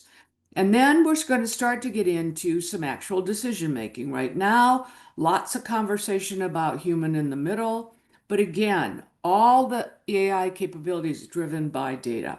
Next, we'll go from a cybersecurity and identity management standpoint. And again, you're seeing AI not just as a standalone, but really have flavor of it in each one of the pillars that I showed you before. I would also have you know that data compliance and privacy are really going to be extremely important going forward. And so I think as we look at standards like NIEM, we need to also be thinking about how can we explain those standards in a way that our constituents and our citizens see it as really an opportunity also to build trust in the data and to build trust that we're continuing to watch and are careful of their privacy.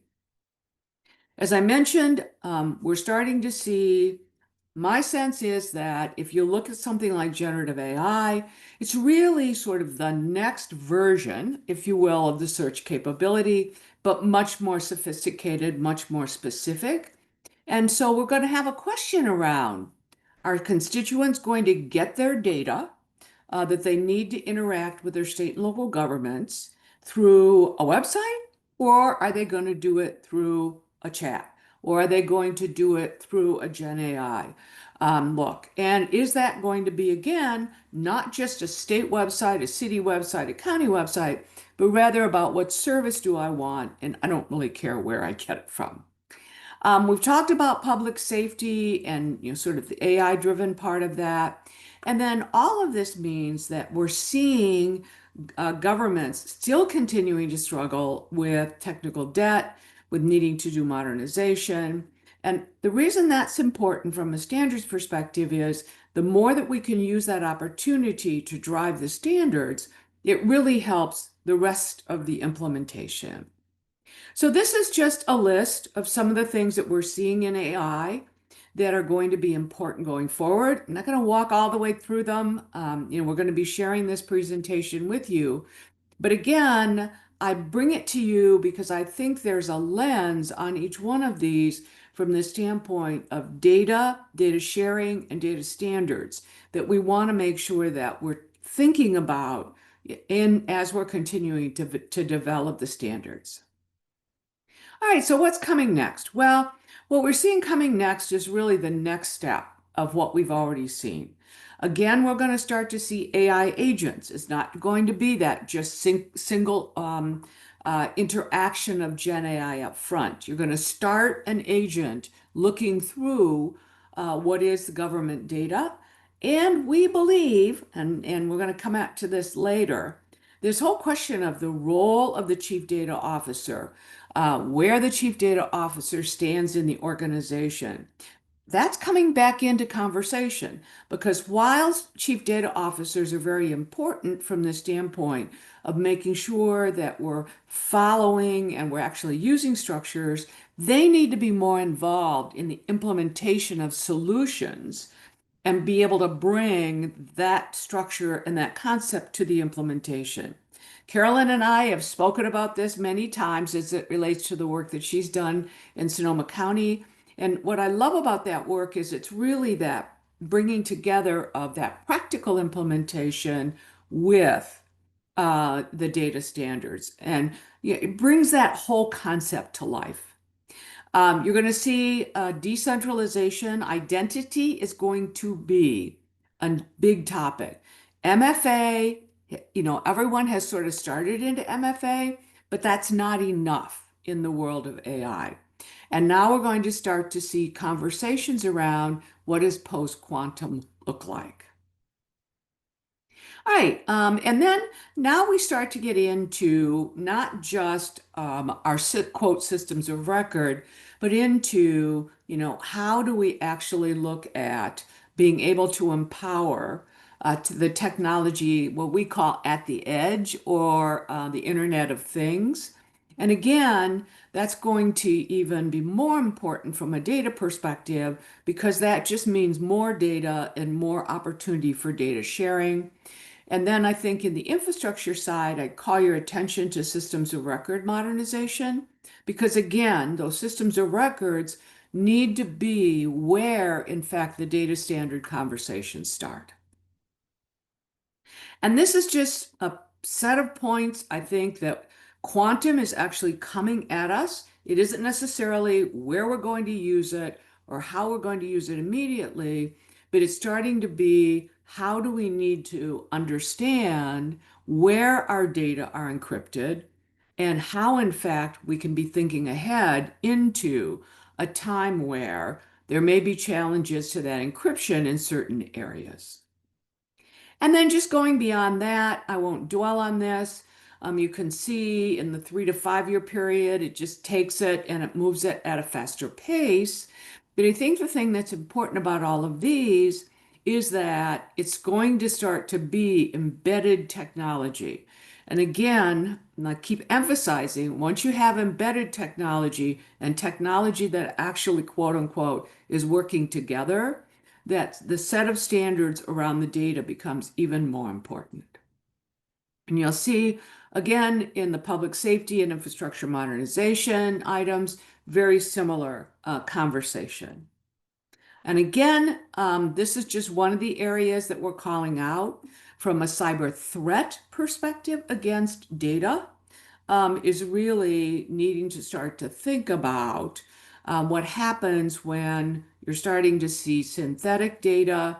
You're starting to see this become a cybersecurity issue from a social engineering perspective.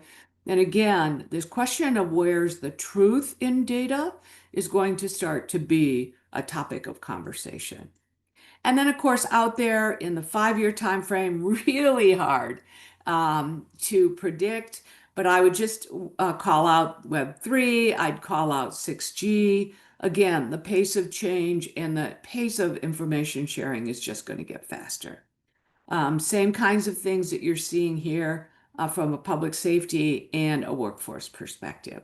And I will focus a little bit on workforce because right now, one of the challenges that government's having is getting and helping the workforce to, number one, not be afraid of the pace of change, but also to be able to meet the pace of change. So some of the things going forward that we're calling out, cloud and SaaS and managed services are still very, very important. Enterprise platforms are going to rapidly grow.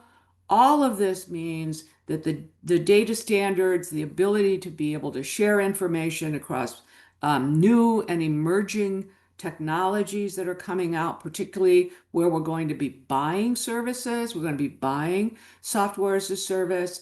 The need for that standardization has really never been more paramount. And then we can't have integrated solutions if, in fact, we don't have integration in the data. Again, I'm calling out our digital transformation is going to continue to grow. Workforce, and we're moving out of, sort of the COVID era, and we're now seeing hybrid work being the way to go. And certainly there are some areas where they're calling people back to work, but in the end, that's turning out to be hybrid.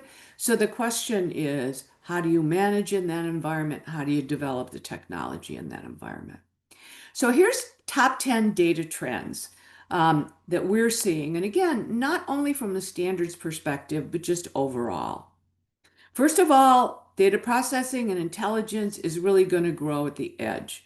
So that ability to be able to process data at the edge, again, puts more pressure on the technology standards and making sure that this plethora of devices is also required to adhere to standards to ensure data sharing.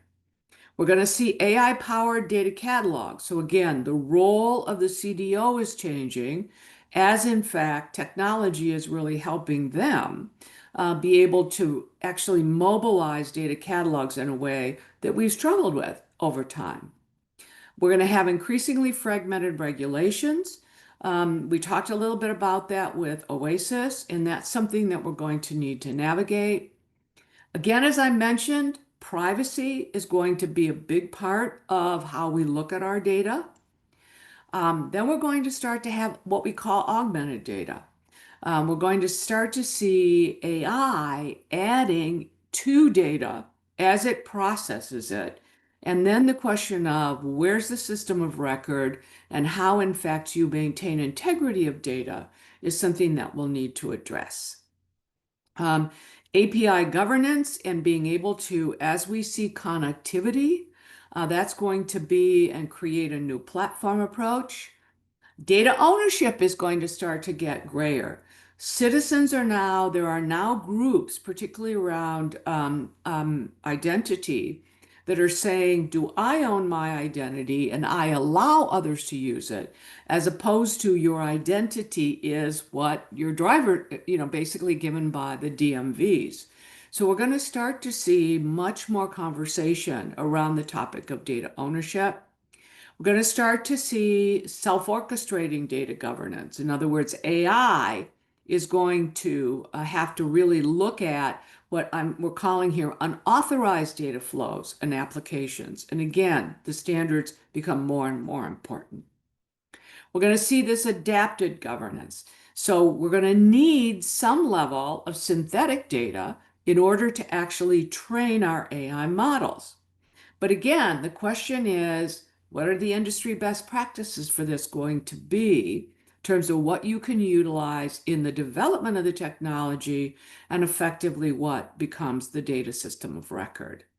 And then finally, as you all know, one of the challenges is everybody who's doing AI is creating large language models, small language models. That the control over data is really being more and more decentralized. And I think that that's a challenge because they don't understand the need for the standards, the data models, the ability to do cross-organization data sharing in a very, very robust way. So again, the importance of data and information exchange has never been greater. The future is in the hands of NIEM and organizations like NIEM to really be able to address how, in fact, these standards and this can be now kind of heightened and put on steroids in this world of needing to share data at a much faster pace and this broader distribution of data and the way that data are being used.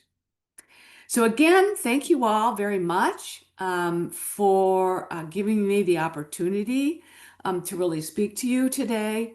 I hope that I've given you some perspective on what's coming from the technology world that just, as I said, continually emphasizes everything that you're talking about and everything that you're doing. Terry, I can't begin to thank you enough for this inspiring presentation on where we're headed. And so much of what you've said is really very, very pertinent to us deciding where we take NIEMOpen. And I'm particularly impressed by the thoroughness of your analysis of what's going on in AI and what we must do to be prepared for the advent of agentic AI when those models are talking to each other and the challenge of keeping the human in the loop and all those things. So, Well, the world's relying on NIEM and organizations that are looking more broadly, Paul, because everybody is now saying this AI stuff was yeah, interesting, but where we're failing is when we don't have the fidelity of data. yes, you're right on. And that's, of course, one of the key motivational factors in us creating NIEM in the first place, as you know. Exactly. But you're now on steroids, Paul. Yeah. Well, thank you so very much. We appreciate you taking Absolutely. the Well, time it's to be here. great to see everyone. Thanks so much for having me. Thank you. And that's a great introduction to our next speaker, because part of what we're trying to do is look for new ways to apply the tools that NIEMOpen has brought to bear. Both the methodology of NIEMOpen, the tools that we've built, and the ability to apply it in new ways. And as you heard a little bit about the things that are going on in Sonoma County and elsewhere to use NIEMOpen as a way to, and the API to actually create an ontology for knowledge graphs. It introduces a whole new way of thinking about NIEMOpen. It's not just about helping to improve the message transmission from point A to point B as much as how we can make information sharing much more powerful by taking more advantage of what we're doing in NIEMOpen. And we have asked Brad Bollinger, the co-chair of our NIEM Technical Architecture Committee and an expert in knowledge graph building and also in data modeling and data management, for many years of experience, to talk to us about how some of the opportunities for new innovative uses of NIEMOpen can be expressed in the way we build out the next generation of this tool. So Brad, it's all yours.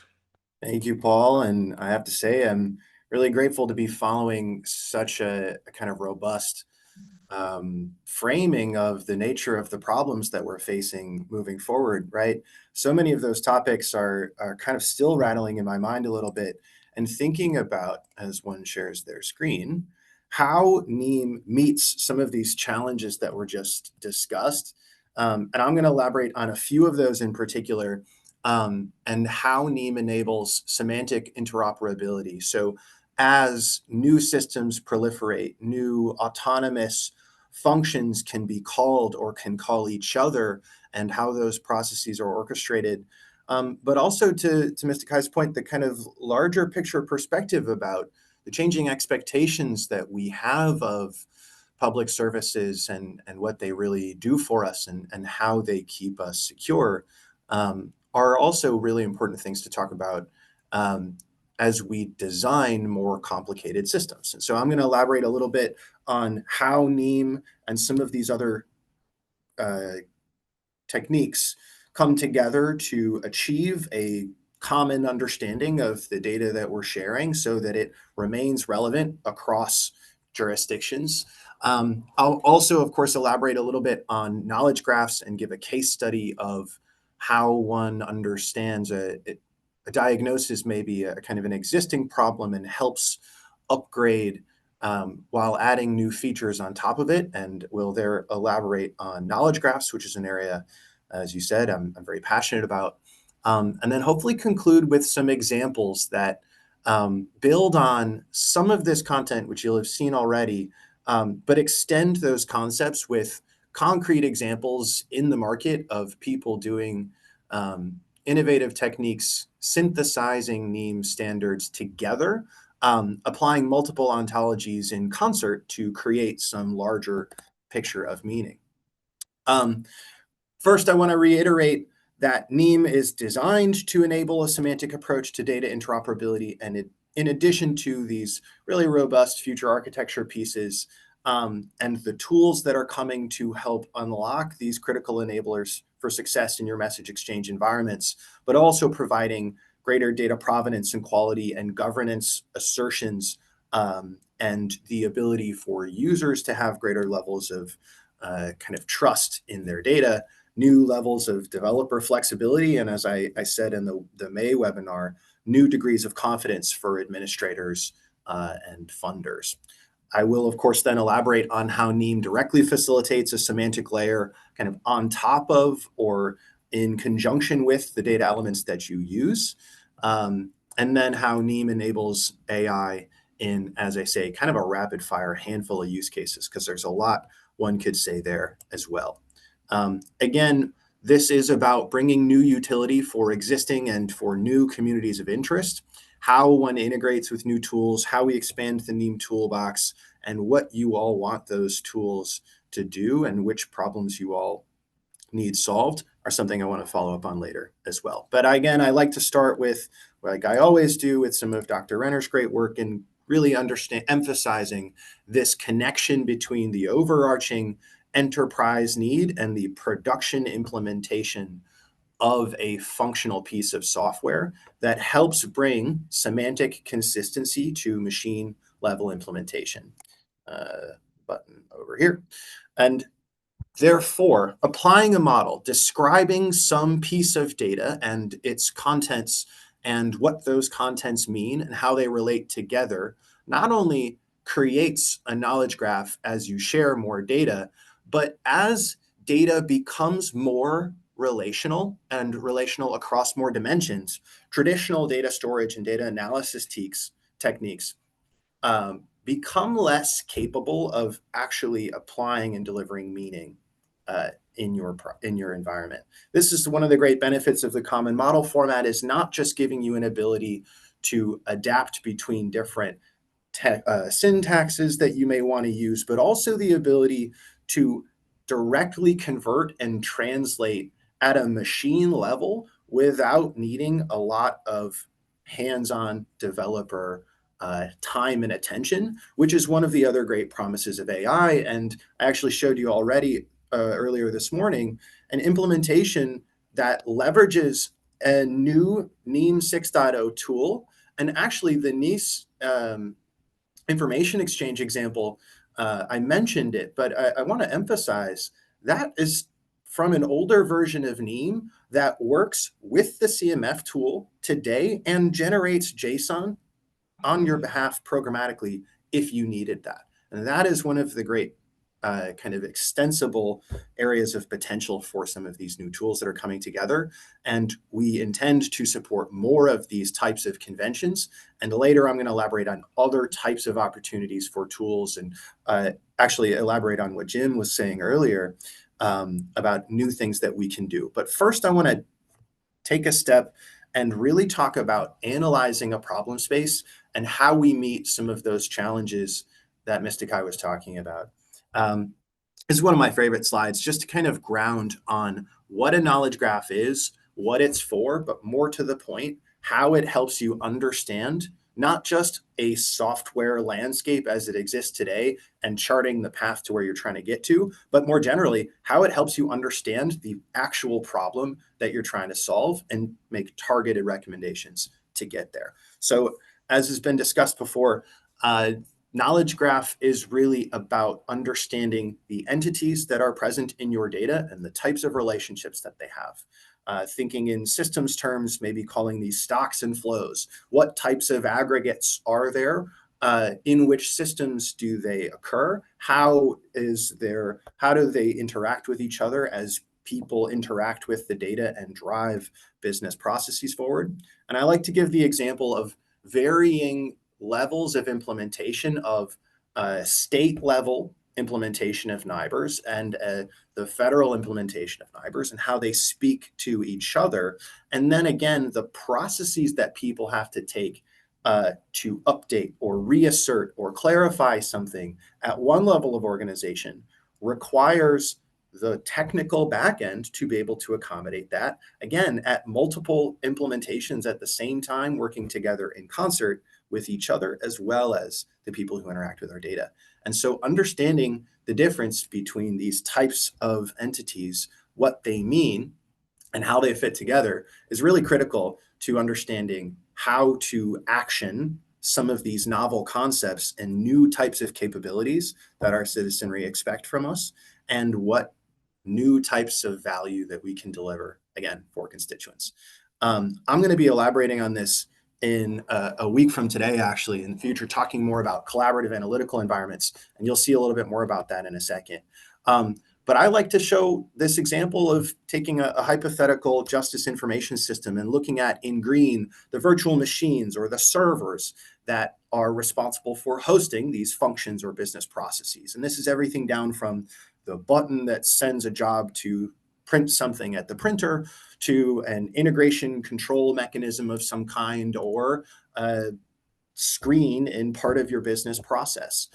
So these orange nodes here represent different system processes hosted on this server, talking to these other servers and triggering these other processes in concert, which is what you see here in the blue, which is this kind of sequence of process steps. And you can see which of them are automated. And you'll see this top one here actually can trigger one of 3 different processes, depending on some internal logic that process step applies. You'll see 2 other process steps route to the same system process. And then you'll see yet another at the bottom that is orphaned, so to speak, that is still manual. So you can, in this way, and I spoke about this a couple of weeks ago on a podcast with Paco Nathan, talking about how one models complex systems like this. And I like this example recently. Someone gave a group of 7 different teams, they gave them the same set of requirements to build software, and they came up with 7 different information architectures. So this is not a trivial problem. This is really something that is fundamental to the way software meets real business needs. And having a clear picture of what you have, what it does, and the data that moves between these different actors can really inform, of course, dependency and impact analysis. Where do people interact with my systems? Where are my critical integration services? And maybe that means where is some of my kind of cyber threat surface that I need to make sure I interpret and secure effectively. And then just more generally thinking about modernization planning in various scenarios. And I'm going to elaborate a little bit on the justice example because this is a very complicated process to actually meet the true complexity of the real world and allow the proliferation of bespoke software systems for a dedicated function while still facilitating semantic consistency between all of those different systems. And I like to show this slide because each of these stages, so to speak, is essentially a decision that is reached either collaboratively with stakeholder groups sharing data back and forth and reaching a mutually agreed upon decision, or adversarially, of course, as these activities commence. But this is only a subset of a portion of this problem. You'll see there's just this big bucket called crime, and many of the people on this call know it's much more complicated than that, right? And I actually like further to emphasize that this document itself is 30 years old, right? There is a lot to do, and this varies widely by implementation. So using a knowledge graph to demystify, actually, maybe I should say, to bring an entity-centric view or person-centric view, if you like, to the data that you have really helps in that context specifically, where we've got these different stakeholder groups and they need to share data back and forth, but maintain some sort of internal consistency and security, only share part of what they're working on, while at the same time talking about the same cases, the same people, the same warrants, and so on. And so by taking an entity-centric view of this entity contains these subcomponents, and those being described with consistent terminology really helps us align these what would be siloed systems to a common framework. And I'm going to elaborate on some of the benefits that that gets you in a second. But by taking this understanding of what is the object and what does it contain, and then what do those pieces of data mean, we can start to piece together a knowledge graph that says, okay, most of or all of, especially in this case, the records in this whole information landscape contain a person. Most of them, but not all of them, are about a court case that is established with a specific court case number from the system of record established by the court that other systems need to use in addition to their own internal ID so that they can keep track of their own data and keep it internally consistent while still leveraging external kind of assertions of what are the same real world process. And so by taking this person-centric view, this entity-centric view more broadly, you can then create a knowledge graph. And I like to use this kind of rough tree analogy here of taking all of the person records, resolving them to the same person, as I demonstrated earlier this morning, and then let each system kind of proliferate the complexity as is needed for their business function. So on the left in yellow, this is a hypothetical booking or arrest record and the types of elements that it might contain. On the right, you see the attorney systems and the case that they file and the charges that they file and documents that they submit and so on. And they meet in the middle and advance this court case administered by the court as the system of record. And you can really quickly visualize just at a kind of basic, this isn't even a data model, right? This is a picture of a simplification of a data model that connects the arrest to a warrant, for example, in the court system. So maybe the court has a warrant out for this person's arrest. And so booking them into the jail actually closes that warrant. So there is this cross-system business process orchestration that has to happen that is not just easier to execute programmatically and therefore in real time. It can drive alerts then as a result, but also make it easier to manage the data that comes out of these systems and sending messages back and forth so that they send more effectively, they mean higher value things once they're received, and then you can take greater decisions with them. And there's some really important kind of concepts here that drive real business benefit. And why, again, I'm saying entity-centric and not necessarily person-centric, because sometimes having a location master index is even more important, or we don't know who the person is. And so we're trying to track an MO across multiple different data records that don't look the same, but might have some semantic consistency that we could model in a different way. So the ability to accommodate changes to data models and business rule changes, meaning if some type of data object is handled differently now than it was yesterday, we can accommodate that programmatically by taking this entity-centric view. And that is something I'm going to elaborate on in just a second, because it's actually really tactically useful as well. Likewise, cross-domain and kind of multi-index knowledge graphs give you the ability to take a wide selection of data and have an overlay based on the type of question that you're trying to ask. Who are the people in these different, across this spectrum of justice data? Or maybe you're looking at cross-border financial flows like the Bank of International Settlements Project Aurora, where they're testing these privacy-enhancing techniques that Mr. Kai talked about and trying to understand from one financial institution to another financial institution in a different jurisdiction, if it looks like they're sending money back and forth during a kind of regular course of business, but then with some open source intelligence or especially ultimate beneficial ownership, we later find out that those two accounts in two different jurisdictions are actually owned by or controlled by the same person, then we've learned something fundamentally important that wouldn't have been possible without bridging not just across domains, but by adding some new context to what looks like something that is already kind of managed effectively. The way that the implementation of these systems handles metadata and the provenance of where that data comes from is something that is very important to us in the NIEM community. Where a data model comes from, which code list this particular code value is from, is something that is easier to assert in NIEM 6 in particular.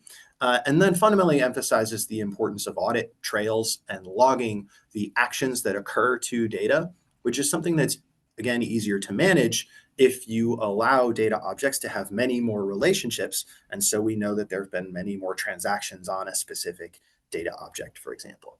And there are longer term analytical benefits of various kinds, and these are maybe a little focused on justice, but in general, non-obvious relationship analysis and these types of real-time fraud detection or anti-money laundering analysis are really, really important as the volume of data reaches trillions scale and beyond.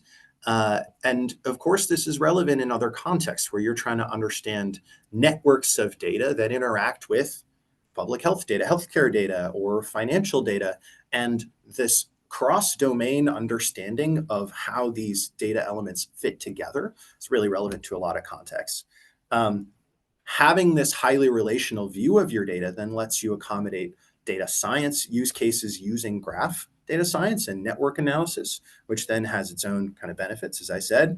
And finally, and this is the larger AI point, how knowledge graphs enable higher quality RAG systems, retrieval augmented generation, especially graph RAG, helps mitigate Gen AI hallucination by grounding them in some kind of truth, is something that we are going to see increasingly important and has, I think, candidly led to a renaissance in graph technology. But the importance of handling this audit logging and the temporality of data and data structures over time is a fundamentally important problem to bringing semantic consistency to any information environment, because data is constantly changing. Even though I'm the same person, the same natural person that I was yesterday, the metadata that describes me today isn't the same that it was yesterday. So any information exchange needs a robust way to account for changes to data structure over time, which lets, as I said, maybe your court, I think Jody and Carolyn were talking about this, the court says, hey, we got to upgrade this system, and we know that's going to cause some complications, but by taking an entity-centric view of the data structures at play, you can let them have different metadata and map them to commonly understood concepts, which brings a new empowerment of choice for public sector decision makers, as well as a degree of kind of confidence in the tools themselves to meet these modern challenges that we were just talking about. I like to give this example on the right. And again, sorry if these are too justice, but I think the IJIS Institute audience will appreciate some of these. There is an analogy of a system I heard about where there was a court case system where they were managing co-defendants on the same case. So they would have the same case number, and there would be two defendants listed on the case. And one could choose simply by process to define one subject as the defendant on a given case, and therefore give co-defendants their own case. More importantly, though, if you are doing one scheme and change to a different scheme, you actually need a robust way to handle that. And this entity-centric approach makes that trivial. You now have a person node, and there can be two person nodes connected to one court case record. That's how you want to handle it. Let the courts set their dockets and calendars and conduct hearings in real life as they choose. And we know which people are connected to that particular case. But if you want them to have two cases, you just have a new relationship to another case object. Problem solved. And this is, again, more broadly useful. For example, if a state redefines the way that their court systems are structured, so we no longer have a lot of low-level cases, all of that is now handled by a superior court for a given jurisdiction, no problem. You have a different court type, and there are new options, and there were some legacy options, and so there's some data management concerns which are always relevant, but the structural changes no longer break your implementation in the same way and are easier to update the software that does this. Likewise, handling data expungement for clean slate law implementations, which records are in scope, is something that is greatly facilitated by this entity-centric approach that I've been talking about, and resolution of those entities more generally. Cross-domain data modeling is something that's really important to me, and therefore I think actually is kind of fundamentally important to these problems that we're talking about, and how communities of interest use NIEM together depends on the various needs that they have across different stakeholder groups. So justice and human services and a healthcare domain may all have different data models, and they may mean something kind of unique in their own context. But if you're trying to implement, for example, a no wrong door approach to public health for people who are experiencing homelessness, you need to take a full kind of end-to-end understanding of all of the interactions that people have and make decision with all of the relevant data available in a single query scope. So the ability to facilitate data structural changes actually also makes it easier to bring on a new software system, to bring on a new domain into the context of the questions you're trying to ask, and therefore design solutions to solve new types of problems. And I'm going to breeze through these next couple pages. A couple examples of Gen AI use cases in particular. This is a product that I'm particularly passionate about. There's a really great team of colleagues of mine at EY working on what we call the Unified Justice Platform, which has this ability to generate graph data and therefore embed it into your entity resolved knowledge graph based on digital evidence that you collect. That's, of course, a pilot capability that's more complicated than one may think, unfortunately. Or on the right, you want to ask natural language questions to describe the data that's in your graph, no problem. You now have a greater degree of confidence in the ability to fulfill that. I like to give a similar example of how ultimate beneficial ownership analysis brings this extra entity layer on top of what seems to be a clearly defined legal ownership structure of, say, a sanctioned vessel, for example. In this case, I think they're looking at a couple pieces that are owned by someone or the family member of someone under sanctions. But you may be looking at real-time AIS ship position and heading data and trying to understand if this is a false flag or if it's almost looks like a false flag, but isn't actually.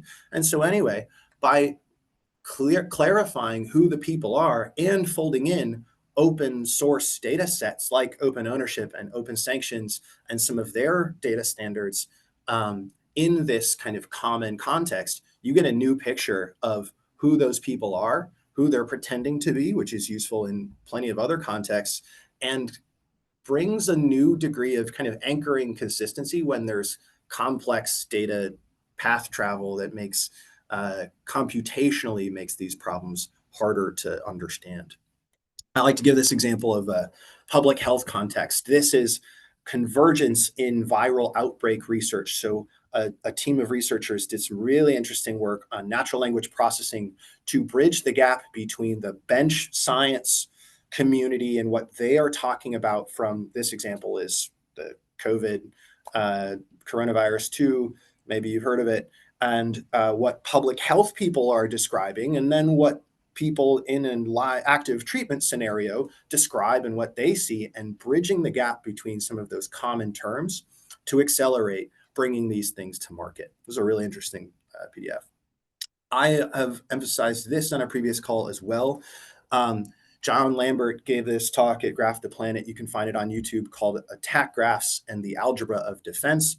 This is something that I am very curious about, but as I'm not a cyber expert, I would encourage you to do your own research and look this one up. Really, really interesting. But using graphs to understand what is my information structure, what are my assets, what possible venues are there to attack, and then how do I make sure that those attack paths get closed off. And then finally, what's next for NIEM is helping bring some of these concepts and benefits to your implementations, right? These new tools are all well and good, but if you don't know how to use them, you can't get value out of them, then they need to do something else, because this is a community agreed upon model with community established tools. It is yours. So when the IJIS Institute sends out this survey, please make sure your feedback is heard. Reach out to me directly. Let's make sure that the questions that you want to answer are asked.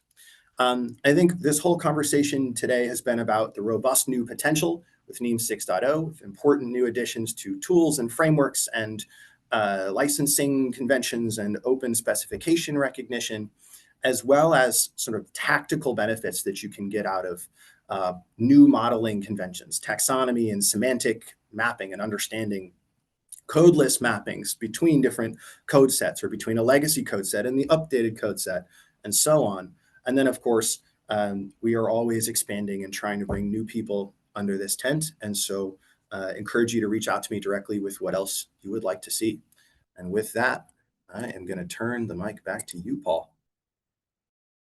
Thank you so much for giving us some inspirational thoughts about where this ought to be going and how it might be applied. We need to think a lot more about that, as you know, and have a lot more discussion.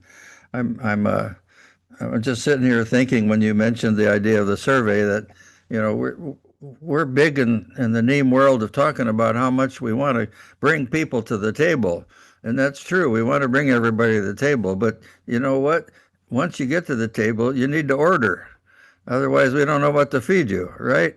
Which means you need to speak up. So that's what Brad is asking everybody to do. And my echo it is, tell us what you need, because that's the only way you're going to get fed. That's right. So that brings us to a good point. Speaking of getting fed, you might want to take a little break and get some sugar input to keep you awake. We're going to have a little talk about some of the collaborative aspects of how we move forward. And you're going to want to be here when Dr. Kristen Honey, this Chief Data Officer from HHS, shares her new vision for open data that is so compatible with what we've been talking about today. And so let's take a 15-minute break, and we'll be back here, actually 13 minutes now, at precisely 2:45 Eastern Time to finish out our program. Thank you. Okay, so I'd like to talk a little bit about some of the organizational issues in this new collaboration that we're forming, and the changes that we're making, and how how we have to move forward to do some of the things that Brad has identified and we heard Terry talk about.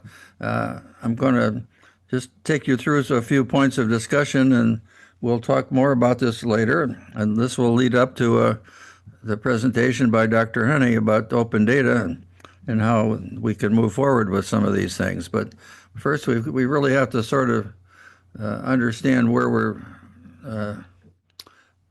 what we're up to here. Sort of begin by just talking a little bit about how we plan for this collaborative effort. I'm feeling the need to talk about this with you because we're on a sea change here. And before we even get into this, you need to understand, everybody needs to understand that the way this entire program has been operated for the last 20 years has now changed. We no longer have a federal agency that's providing the project management function for NIEM or NIEMOpen, as we have had for over 20 years. So this is now becoming a true collaborative community. And it's going to have to require some different attitudes and investments on the part of the people to sustain it, if it's going to be sustained. But if you kind of look at what the kind of transformation that we've been under, you've heard us talk about this today. You know, we've gone from the National Information Exchange model to NIEMOpen as become part of the OASIS organization and structure, which gives us a home that we had not previously had. We've gone from a heavily reliance on XML to a common model format that lets you use whatever representation suits you. We've gone from IEPDs that we used to build, this is information exchange package documentation, to a message specification, which is a more appropriate way to say what it is we're trying to build with these tools. We've gone from federal agency management, project management functions, to the community collaborative. So that's this latter point that sort of gives us some pause about how do we reconstitute what we're doing. I had the idea to ask people a little bit to try to define in as simple terms as possible what really is NIEM. When we go to talk to people who are not involved in NIEM and they ask the question of what is NIEMOpen, I wanted to come up with some consensus of how do you do that and describe precisely what it is we do. And this new terminology, I think, suits the bill an open source framework for building a consensus on data standards that facilitate information sharing across domains. This, I think, both defines what we're trying to accomplish and limits us to the scope of work that we're undertaking. And it actually helps us focus, to use this kind of notion of it. But once you get to that point and say, okay, now we know what it is, how do we do it?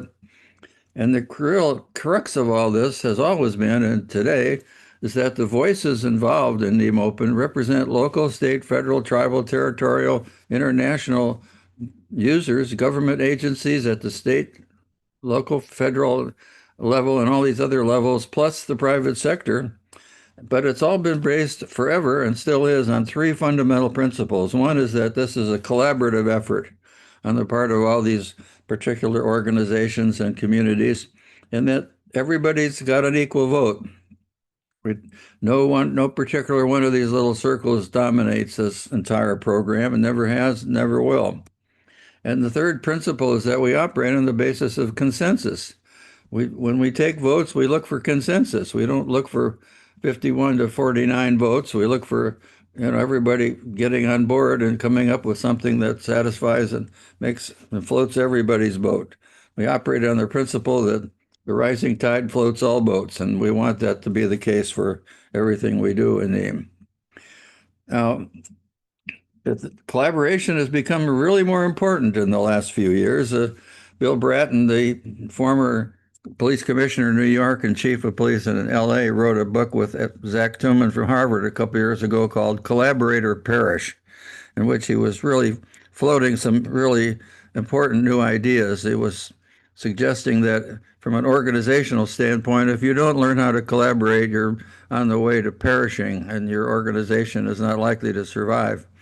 And that it's very important as you do this, you recognize that people have to dominate the technology, not the technology doesn't have to drive what people do. And that the way you accomplish leadership is by partnering with others, not trying to claim entire credit or control for yourself. And so we've kind of followed those principles all the way along in NIEMOpen, and we understand the importance of collaboration. We really look at this whole NIEM exercise and of collaboration leading us to this golden idea of being able to replicate and reuse the work that we do by building, IEPDs or models that can be replicated and reused and used in multiple different purposes, and using the standards as ability to reuse that work of defining and harmonizing data elements over and over again, which in the end we believe makes information sharing better, faster, and cheaper. And I submit to you that that's fundamentally what we're trying to accomplish as we try to help people improve their performance in their own missions. But there's broader impacts of this whole idea of data governance in a collaborative way that have been studied extensively. And there's enormous important transformative effects that come from this idea of collaborative data governance. And research has shown that it really helps with strategic alignment of getting organizations to align their strategies to work together towards a common purpose, to achieve things that they might not have achieved separately.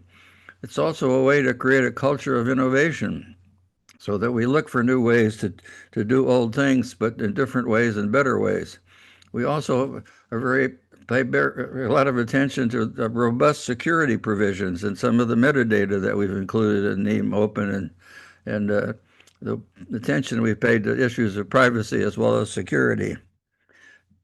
And one of the interesting things that's happened along the way in NIEM is we strengthened trust between disciplines. I remember being in a conference years ago with police and school people and all in one room. And when they first came to the table, it was clear that they didn't trust each other to share data and didn't want to share data. But by the time we finished talking about the needs of data on both sides and how they could share something and trust the other side, all of a sudden the agencies, the two disciplines began to trust each other better. And we've seen that happen over and over again as groups have come together to look at how we establish joint exchanges between disciplines in all of the work that NIEM does.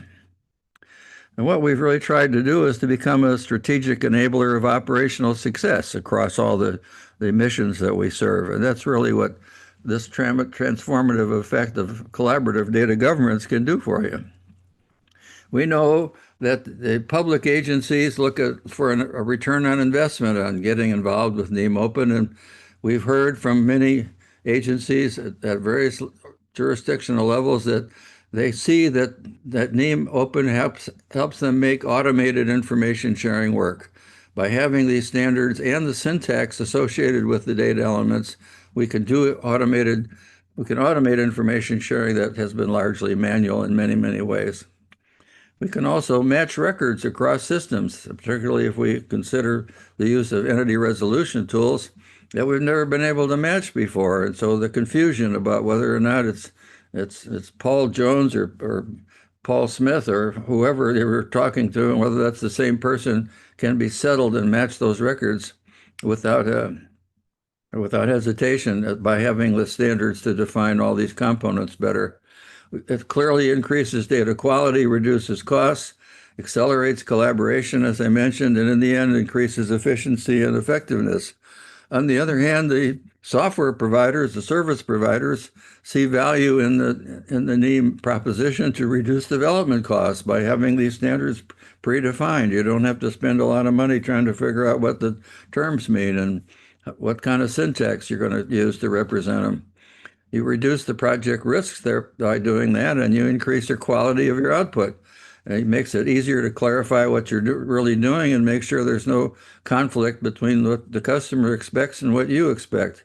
And in the end, it cuts your time to complete. We've seen this over and over again. We have studies of the use of NIEMOpen has reduced the time to develop new solutions by as much as 50%. We saw that even in the EU. And increasing customer satisfaction. So there are value premises at foot here. Now, the whole organization that we've approached this with is really comparable to the concepts that Alvin Toffler introduced way back when he wrote the book called Future Shock, which he talked about adhocracies and introduced that idea that in addition to good bureaucracies of government, there's a need for adhocracies where you have organizations that have no employees, have no physical assets, have no legal form of operation, and are there not necessarily for the duration, but for a specified period of time to accomplish a project and then move on. And this concept was the basis for forming original Project Search that has led to the creation of Search Group, Inc. in the justice world, and it's really kind of fired up a lot of the things that the IJIS Institute has done. But NIEM really resembles this idea of an adhocracy. If we look at our organizational structure, the collaborative structure that we've built, that we have today, and it's really pretty much the same as it was in the beginning.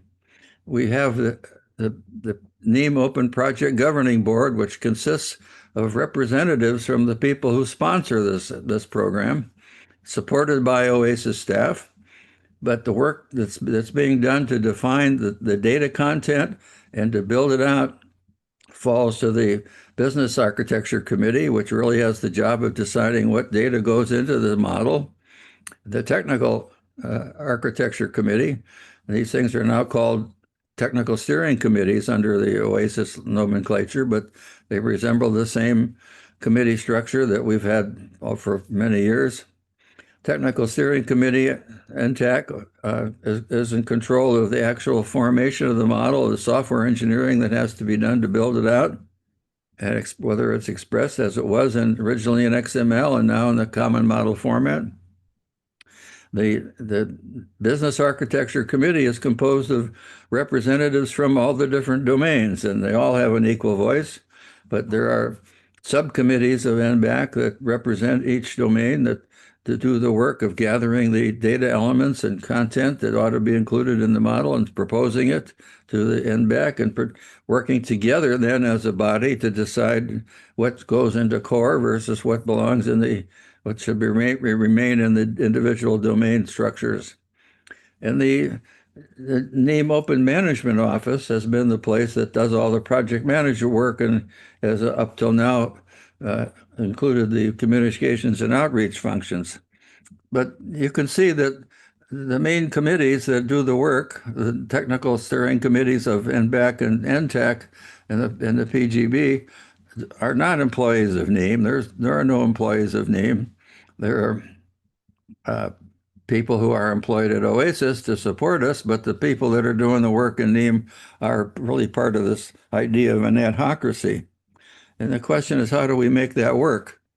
There's been a lot of research about how collaborative groups like this need to work, and it boils down to these 10 things that you really have to have a shared vision and goals. You have to figure out how to measure what you're doing. You have to have a clear governance structure. You have to establish communications and trust and make sure that there's something in it for everybody, that it's a win-win operation, and that stakeholders are committed, and that you have enough dedicated resources to support the machinery required to keep it going, that you make yourself adaptable and continuously respond to changes in the environment, and then evaluate what you're doing.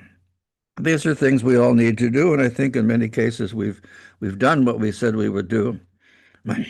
But as a collaborative community, really we have these 4 parts. We have the OASIS Open Project staff support that helps us with legal issues and the structure for vetting, and that we've taken well advantage of. We have our established committee structure, which covers one of those points in the list of necessary elements. We have the domains as the subcommittees who contribute the data content, and a project management office. This project management office was not been filled. There's a lot of work involved in this in order to keep the lights on and the windows open, and access to the materials and so on, and do the outreach and communications to keep the website up and the training program going, etc. Which we have to have that staffed in order to make this collaborative work.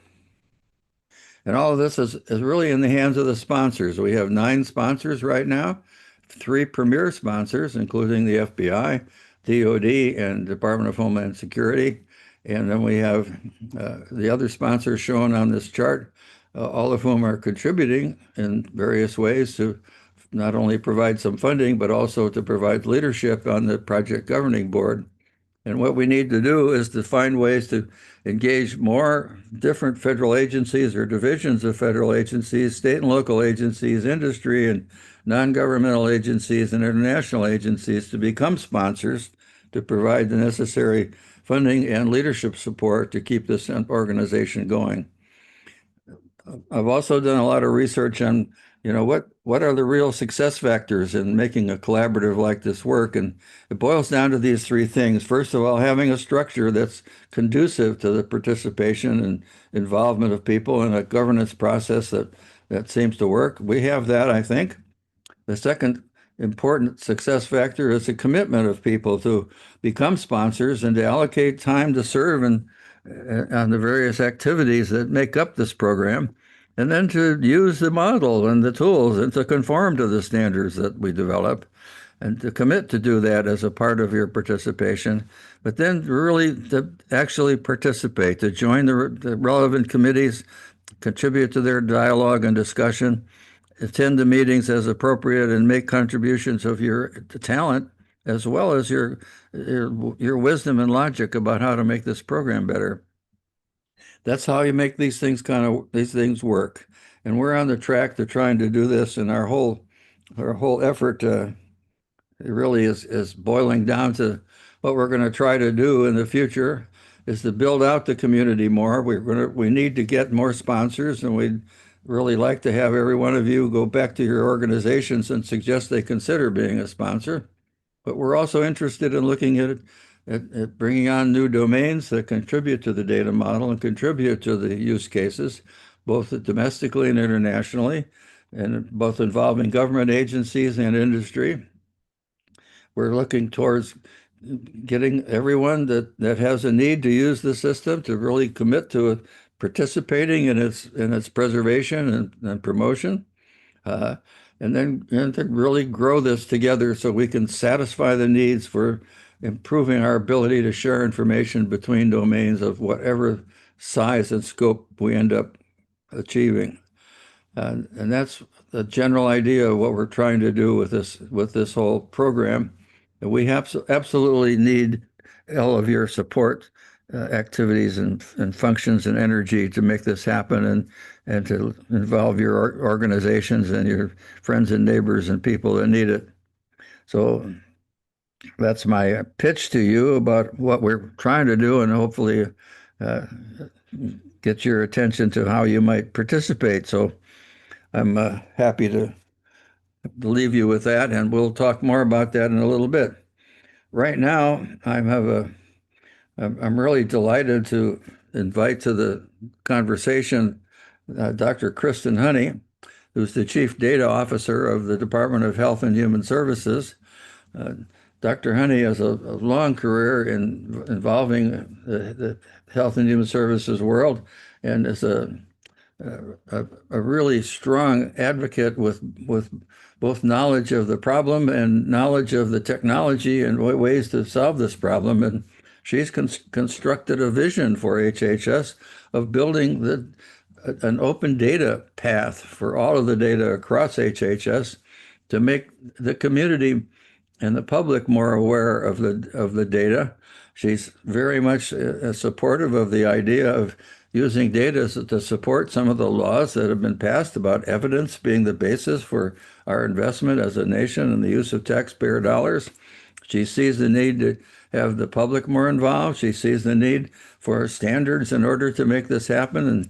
And I asked her to come and spend a few minutes with us if she has time, and to explain a little bit about what this open data vision is that she's coming up with, and to tell you a little bit about the principles behind it, because from what I can see after reading about her plan and what HHS is up to, the principles and baseline for what she's trying to do are exactly the same as what we've been trying to do for the last 20 some years with NIEM. So I think there's a correlation here. NIEM has been in the work of the Department of Health and Human Services for a long time. There's been a number of IEPDs written. There's been a domain for healthcare and a domain for human services.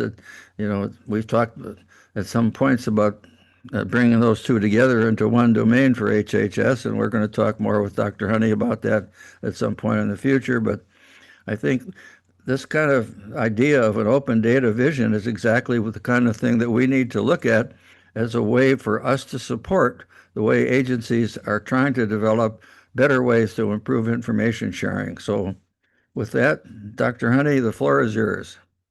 Thank you so much. And please feel free to call me Kristen. And yeah, I'm thrilled to be here today. And really, you said it well, Paul, that this is it's many, many years in the making, and the power of the crowd, the power of the people, and those who have been in the front lines of data standards and interoperability in other sectors have so much to teach us in the health space. So this past July, under the guidance of the White House and the reconstituted Chief Data Officers Council, so an interagency council, the CDOs, we all had to do multi-year plans of open data. And I say to my team that if we become a compliance exercise in data, we have lost. Like, the goal of open data should be using data as a strategic asset, as a liquid asset, as fuel. And then if it becomes a compliance exercise, checking boxes, we have lost. So what we decided to do when, what we want to be able to do is use data to guide every single decision, and then have the evidence involved with everyday work and all of the different aspects of health and human services. So what we did to deliver on this without making it a compliance exercise and having a very, very, very small team inside this very large department was to put out a call and say to folks, if you have your supervisor's approval, we want to do a multi-year plan. It's an opportunity to reimagine what the future is going to look like in a decentralized data world, where this really pushes the power out of government, out of headquarters, and to the front lines, which in the health space is often that patient-practitioner relationship, and really empowering the patients who, by the 21st Century Cures Act, should have control over their own data. But we're a long way from that. So how are we going to get there? And we had over 50 people scrub in and roll up their sleeves and pull together this document. And it was one of the first ones inside of in government where you put out a call for volunteers and all. And only one section was orphaned. So I really was an editor on it, but it was a coalition of the willing. And over 50 people got approval by their supervisors to be named authors on it. Many, many more contributed who chose either not to be named or just didn't get approvals in time. But it was a group effort across all the different divisions of HHS. We are a large department. I believe it's around 62,000 employees now, with many, many, many divisions that include CDC, NIH, FDA, Indian Health Service, CMS, so Medicare, Medicaid. So lots and lots and lots of different types of data, anything health and human services. And with health and human services, a lot of the data lives at the state level. It lives outside of government, but we are kind of the integrators, aggregators, and how do we turn that into value? So what this coalition of the willing did is we said, great, let's pull this together, but let's also not make it static. So let's put our ideas down on paper. Let's figure out how we're going to deliver a strategic multi-year plan to become a more unified, data-driven organization where we have AI-ready data. We are eliminating information silos. We are consolidating IT and becoming much more efficient and effective as one department versus, having many stovepipes and many different aspects of the department. So what we did was we put it on healthdata.gov, which is the home of HHS open data, and then also put it on GitHub and made each of the chapters and each of the appendices a module so that people could give us feedback and offer suggestions, and we'll kind of take that feedback in an iterative way, update it. Our hope was to have is to have an updated one by 4 months within, so that would put us right around Thanksgiving time. The shutdown has caused some things to slip, but I'm still optimistic. We will be continuing to update this and publish version 2.0, hopefully within the 4 months, if not soon after. And even as the ecosystem and the health space evolves, one of the things that came through the process of developing this, and I think this is consistent going back many, many years of the open data, movement and the data-driven, evidence-based approach that became law in I think it was January 2019 when President Trump signed the law. But that we wanted to be true and articulate our values. And so in the writing of this process, we said we won't always agree on everything. We won't agree on which data to prioritize to unlock. We won't always agree on the policies to implement, but we can agree on core values of how we operate as an HHS open data community, or a data community with open by default data. And what those core values came to with this in the plan was transparency, so openness by default, purpose, data must serve the public good, relentless optimization, adapt, refine, improve using agile methods, two-way feedback, a growth mindset, and accountability, excellence, real-world evidence with standards driving impact, respect, people and patients as equal partners, and integrity, find the truth, tell the truth. So those kind of core values, those 6 core values, we thought reflected everyone who showed up to volunteer, and is infused throughout the report. But in the beginning, what we say is, what's the value of data sharing? You've heard this for many years: accelerate scientific research, fuel new business models, accelerate American innovation, grow the economy. There's many reasons to unlock data that the taxpayers have paid for and should have access to whenever the benefits to society of sharing that information outweigh the potential risks to privacy or national security and all.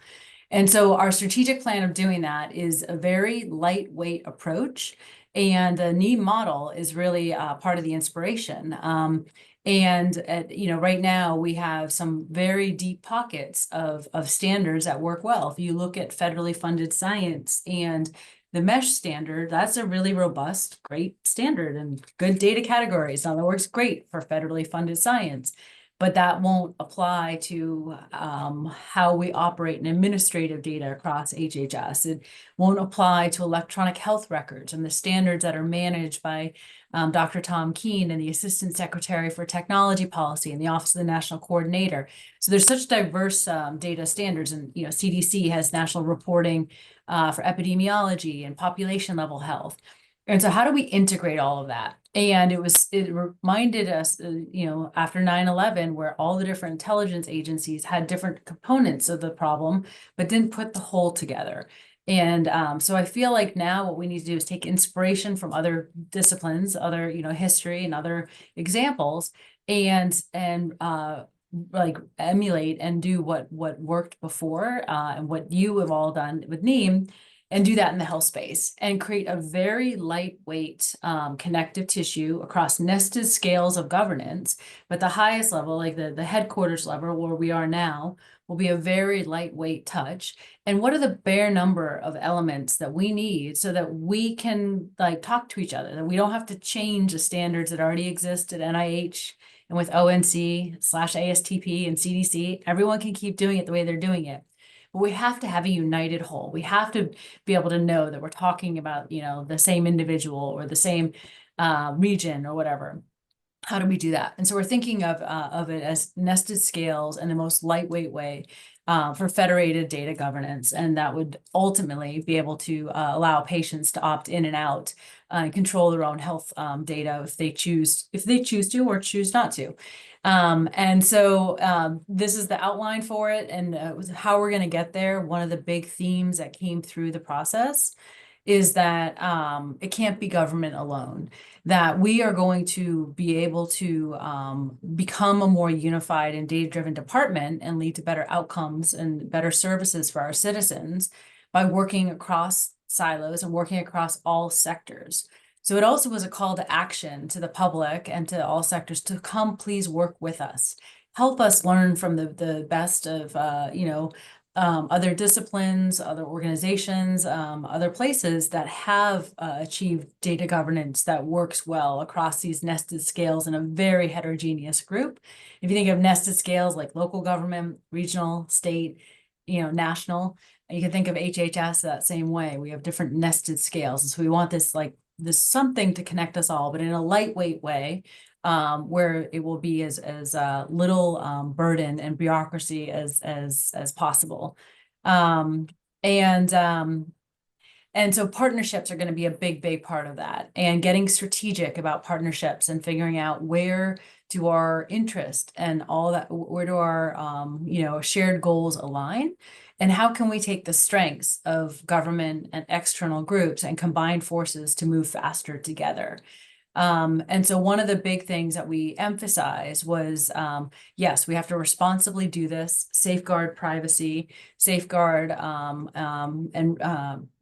data and protect it per all the agreements, and really rebuild trust with the public, which we have lost a lot of.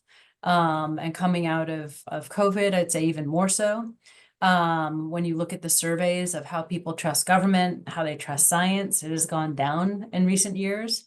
And so rebuilding that and recognizing that, we thought that one way to address that is to keep showing up and delivering with our actions by publishing information, by making it, machine readable, machine usable, and showing with our actions, not just words, that we are being transparent and going to lean into this space and hopefully co-create solutions with the public. And so the partnerships element of this, I think, will be a really an opportunity coming ahead in 2026. And this will be a loose roadmap, but we emphasize the need for two-way public feedback, and that us in government, we should all be listening and responding and serving. And then iteratively kind of taking that feedback and updating our thinking or updating which data sets to release. Same thing with data standards. I hear from the states a lot, like, we want some open standards and the guidance from the top so that we can scale solutions across all 50 states. So that idea of nested governance across scales and at the top, at a high level, having some open standards and authoritative approach. I think that we need to really lean into that and probably reimagine what data governance looks like in this space. And so working actively internally, but hopefully we can also work externally with all of you, because many of the best practices will come from the financial sector, will come from banking, they will come from other sectors that are further ahead than the health space. And I think there are past examples from Department of Commerce. I believe about 10 years ago, they had a data governance board that included industry, included academia. And when you can get the data users and the data stewards, and so the data people who are using the data and then the people managing the data together in one room and having one discussion, and then the standards are co-created in that way without daylight between the data stewards and the data managers.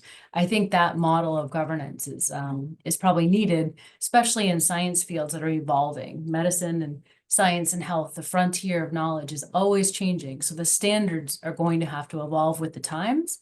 And how we do that best is staying connected to the front lines. That form of governance does not yet exist. So I expect we'll be leaning heavily into that. And the plan talks about that. Real world data is a big push. There's, FDA, NIH, CDC, CMS, everyone is doing a lot in the real world data space with wanting to take the information in near real time to update our thinking and to inform pre and post market decisions for product safety or for if there have to be any recalls. And so there's a lot of this push on real world data, and technology and AI are just enabling and opening up frontiers and possibilities that we couldn't have imagined before. So high level themes, I think that we've come a long way in the 10 years or so since I think healthdata.gov has existed.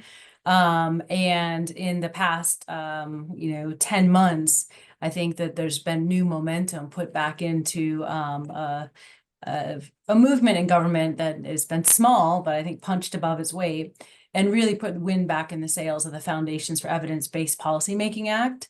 And some of it with the open data side, where we should have data, lifecycle data management with standards that then, push by default to open in the public with that transparency. That ecosystem and open data today is mature enough, and so is the open science community, that we should be able to connect them. And so is the open innovation community, like crowdsourcing, citizen science, prizes and challenges.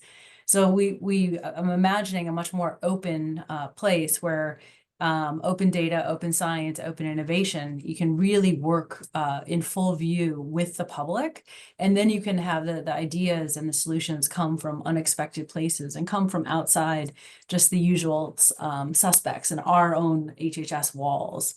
So we'll be continuing to lean into two-way feedback and digital first solutions that really put people at the center, and through that approach, the user-centered design, getting constant or continuous quick updates and iterative feedback, and partnerships, and recognizing the strengths of different sectors. So we will not be doing all of this alone, but hopefully building partnerships and collaborations and communities so that we're learning from each other and can exchange best practices and put a spotlight on whether it's data governance models or new standards, and then or simplified standards, and then have that peer-to-peer learning and that uptake happen, where the role of where we sit can be fairly lightweight, put a spotlight on the problem, highlight where we want to go, and then unleash the full power of all the different sectors, hopefully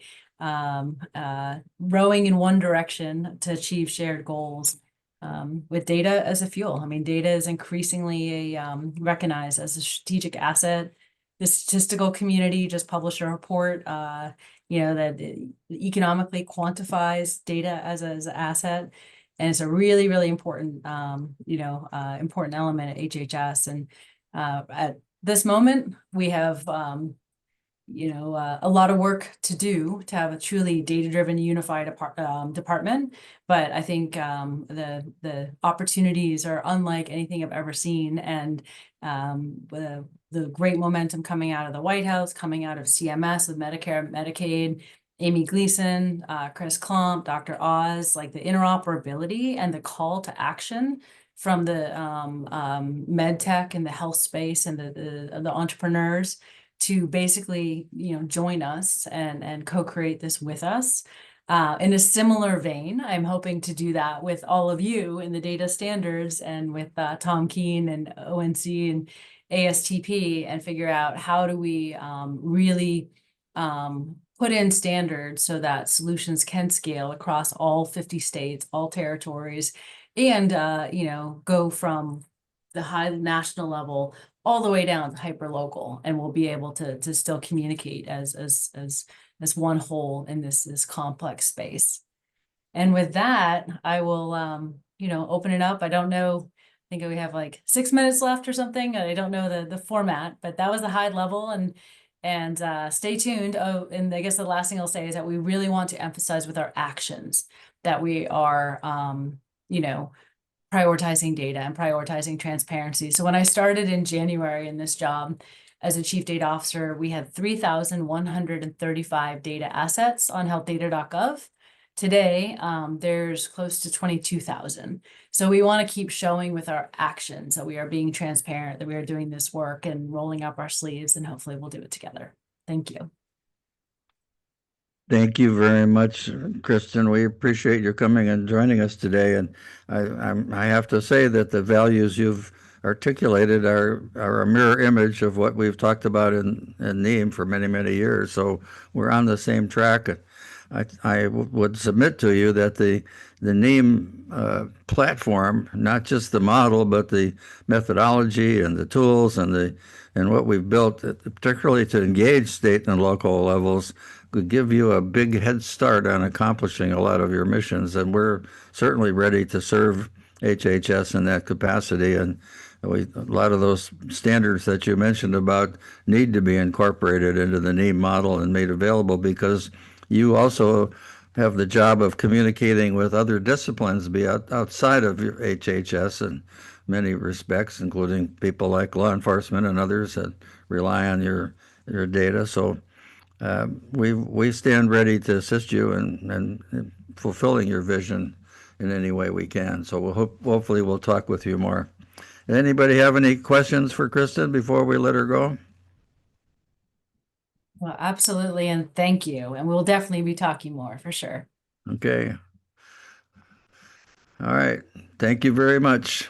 All right. Have a great one. Thank you for putting this event on. Thank you. Okay. Well, we're just a couple of minutes ahead of schedule, but I think we're going to move to our Excellence Awards. We have come to that point that I think all of us are fond of, where we get to celebrate the people and the organizations that have really made a stunning contribution to the forward motion of NIEMOpen. And this is a privilege to be able to celebrate these institutions. And we've asked Maria Cardialis as our host to have the honor of presenting these awards for excellence and service to the community. So I'm going to turn this over to Maria.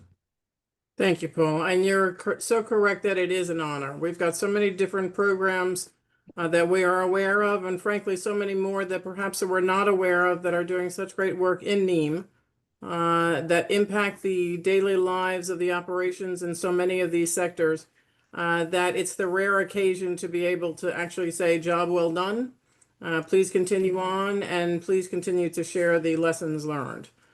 So what I believe most of the individuals know, but I'm just going to review some of the parameters so that we're on the same page, is there's two different types of awards that we're going to share today. The first one is a NIEMOpen Award of Excellence, and the second is a NIEMOpen Domain Service Award. Obviously, the first one is a higher level one. The other one speaks to a certain level of technology that then is focused on and has shown great progress in particular areas. That first award, the NIEMOpen Award of Excellence, we are very pleased to provide that to the County of Sonoma, California. I'm sure many are not surprised with the fact that from a perspective of accomplishment, from a diversity of the challenges, from an impact to the justice community entire, and from some of the lessons learned that they shared with us today, there's not only great accomplishment, but there is still great passion and excitement in what has been measured for success. I'm going to chat a little bit about some of the details because I know that this is not only reflective of all the work that they invested, but I know that many of our attendees will be interested as well. So specifically, Sonoma County has taken advantage of the capability, of course, of NIEMOpen API and created what is an ontology and usage and connectivity to knowledge graph, which so many of us are learning more and more about in these venues and understanding the value and criticality to incorporate. What it did was enable them within their county and ultimately potentially within their state, because none of these focused entities have walls or containment, right? It obviously is a first phase. But if there is success, as we believe there is, that's entirely something that the state may see value to and try to incorporate within a larger picture. Coupled with that entity resolved knowledge graph and other innovations, the use of NIEMOpen model created a common framework for exchange information across law enforcement, the prosecution, the courts, and the correctional entities within the county and more. So we do congratulate Sonoma County. It's very difficult in these virtual circumstances to hand over an award, physically or otherwise, but we will certainly send you a certificate, and we are very pleased to be associated with you and here to support your cause. The second award, interestingly enough, because there were so many to choose from and because we were trying to be as fair as possible when we set up the criteria and ultimately identified who should be recognized for these entities, that NIEMOpen Domain Service Award is going to be granted to two different recipients. Not typical in these type of sort of occurrences, but again, they were a little bit neck and neck in evaluating the group, so we wanted to make sure to recognize both. In each of those domains, they expanded the scope of their NIEMOpen platform, and in sort of support of those ultimate goals, both the following entities will be awarded a recognition: the Defense Forensics and Biometrics Agencies, as well as the NIEMOpen Domain Service in Analytic Laboratories domain. I'll provide you just a little bit of detail in each of those because, once again, I don't want their work to go unrecognized nor fly by. I won't get into too much of the detail, but the Defense Forensics and Biometrics Agency oversees the DoD biometrics and forensics, ensuring interoperability and compliance with established standards. It leads collaboration across DoD forensics and biometric enterprises. The key contributions to NIEM included touch points to NATO, to DoD, to establishment of a NIEM's forensic subcommittee. In each of those components, whether they were technical components, whether they were governance components, whether they were collaboration efforts, we've heard only today and so many times in so many different efforts, each and every one of those components are critical success factors. So to recognize progress in all of those is indeed significant. The second award in that same category, or in that same award category, is again the NIEM Domain Service is then provided to the Analytic Laboratories domain, which, just let me be able to provide that, the Integrated Consortium of Laboratory Networks. That is under DHS for those of us that are familiar with the organization, and it established a data standardization subgroup to formulate a set of agreed upon data elements and attributes and in a format appropriate to records and communications of chemical, biological, and or radiological analyses of samples submitted for laboratory analysis. Now think of that short sentence, which has a lot of depth, and the usage of NIEM in order to share accurate data in a timely fashion is extremely impactful. And again, the notion of governance, of collaboration, of agreement of what's being shared from a timely perspective is extremely significant. So we thank both these particular recipients and of course Sonoma County for their efforts, for their accomplishments, for their recognition. And we do continue to support each and every one of them in the future because as we know from past lives, this is never something that is done in 3 months, 7 months, 9 months, 12 months. It is something that continues on and on. So Paul, any words of wisdom, any contributory thoughts that you might have on this? Yeah, I really want to add just a couple of things on all of these awards. The most striking thing about the Award of Excellence to Sonoma County is that they really invented an absolute new use of NIEMOpen that was not contemplated previously. We had not even thought about or spent much time thinking about how you could use the API itself to create an ontology and a knowledge graph. It's just a different way to take advantage of it, an exciting new way. So it's really worthy of being the Award of Excellence. The two new domains, as Maria just pointed out, are doing extremely substantive things. When you think about the importance of the work of forensic organizations as well as analytical labs in dealing with serious problems that faced by law enforcement and our national security organizations in a time of real crisis, those analytical labs are going to be the ones who evaluate the evidence and the components and the attributes of a national incident, and they're going to have to operate in real time, fast, and handle those analyses that Maria mentioned without any delay. And they certainly need the kinds of standards and standard exchanges that NIEM is capable of producing. So I feel like these are contributions to progress for our nation that are definitely worthy of these awards. I don't know if anybody still on the call from Sonoma County would like to say anything about accepting this award or not. Paul, I don't see any of them on the line. Oh, okay. Well, we know they probably had other things to do, but we're just delighted to announce these things, and there will be a plaque sent to a certificate sent to the winners of these awards. I have one other award that nobody knows about this. This is a new invention.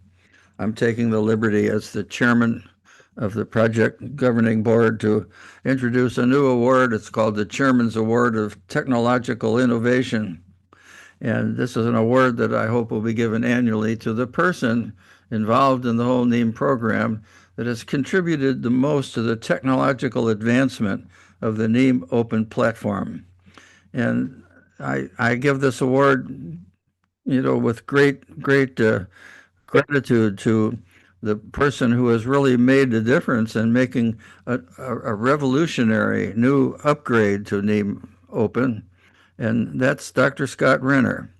And Scott has labored very hard, almost as a one-man band, to do the work to create the new naming conventions and the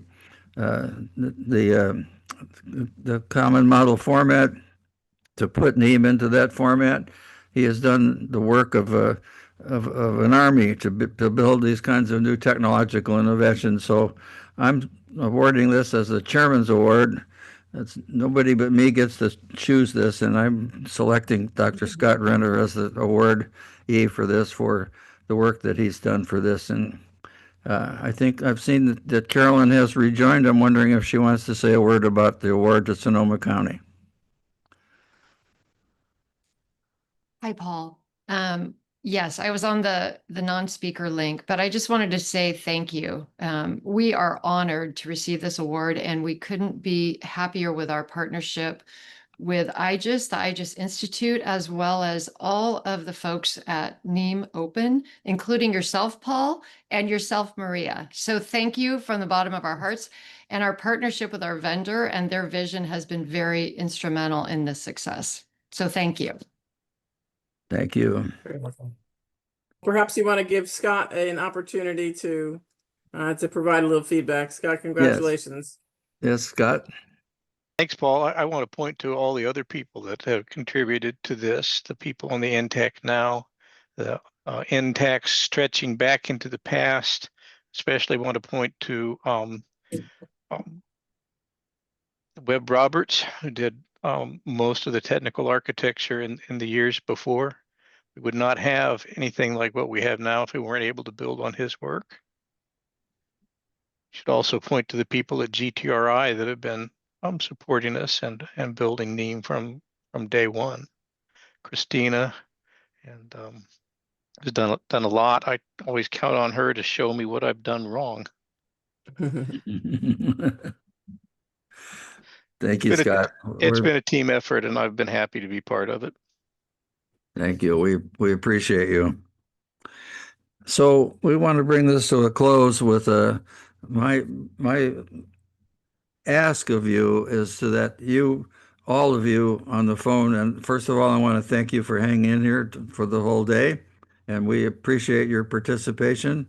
Our ask is really that you continue to participate in this program by being at the committee meetings, by looking at ways that you can contribute to the advancement of the technology, as well as the implementation of programs that improve information sharing and improve mission performance for every single agency that we're serving in this way.